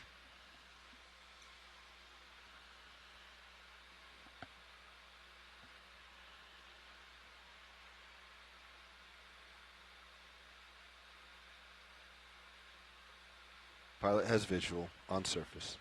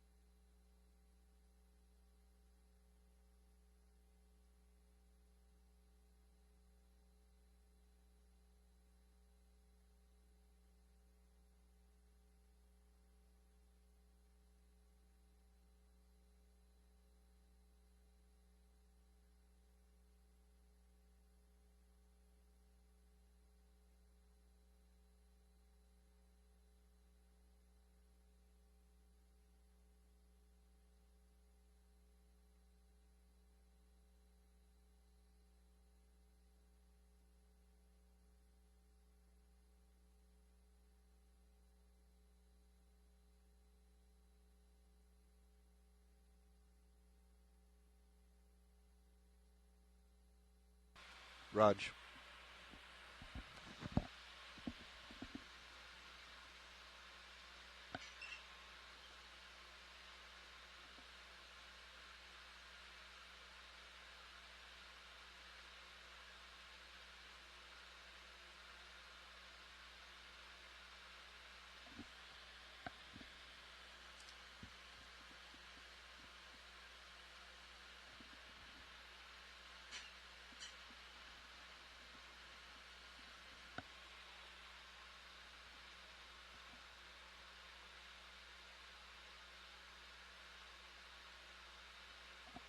Pilot, auto head in, backing.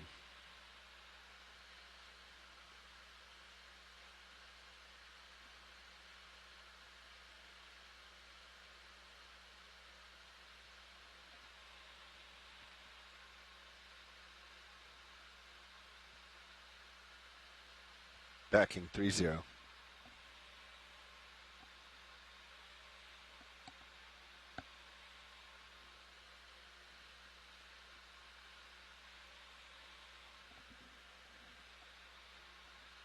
Backing 40.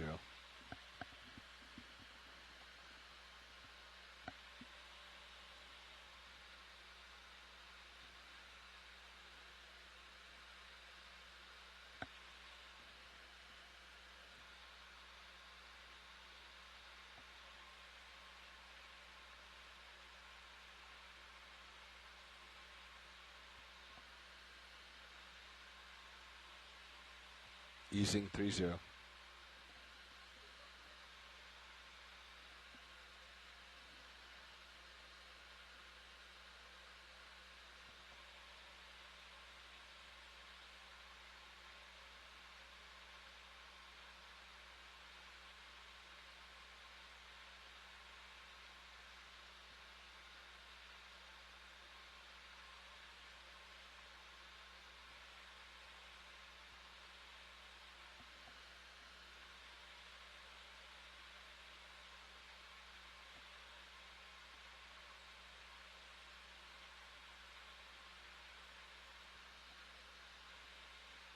Maintaining. 5-0.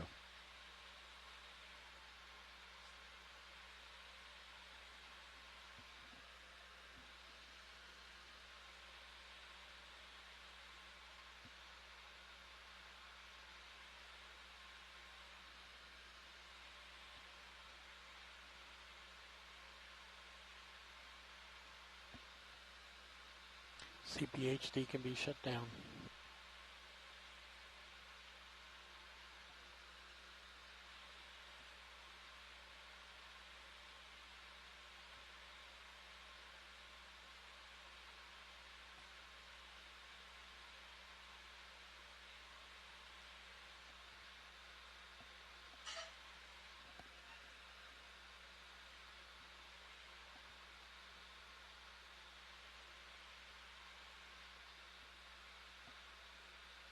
Pilot's off stick.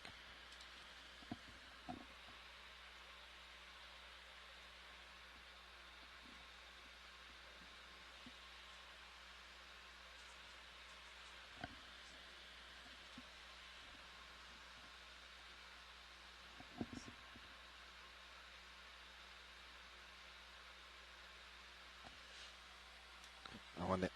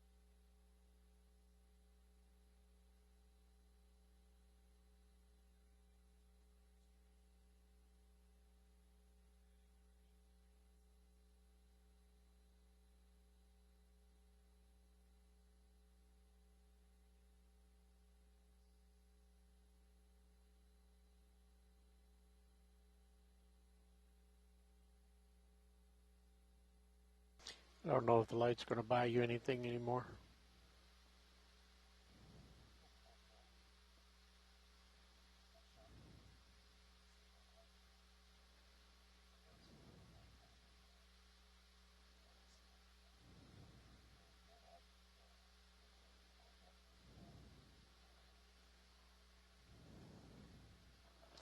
Yeah, they're recording the odds one.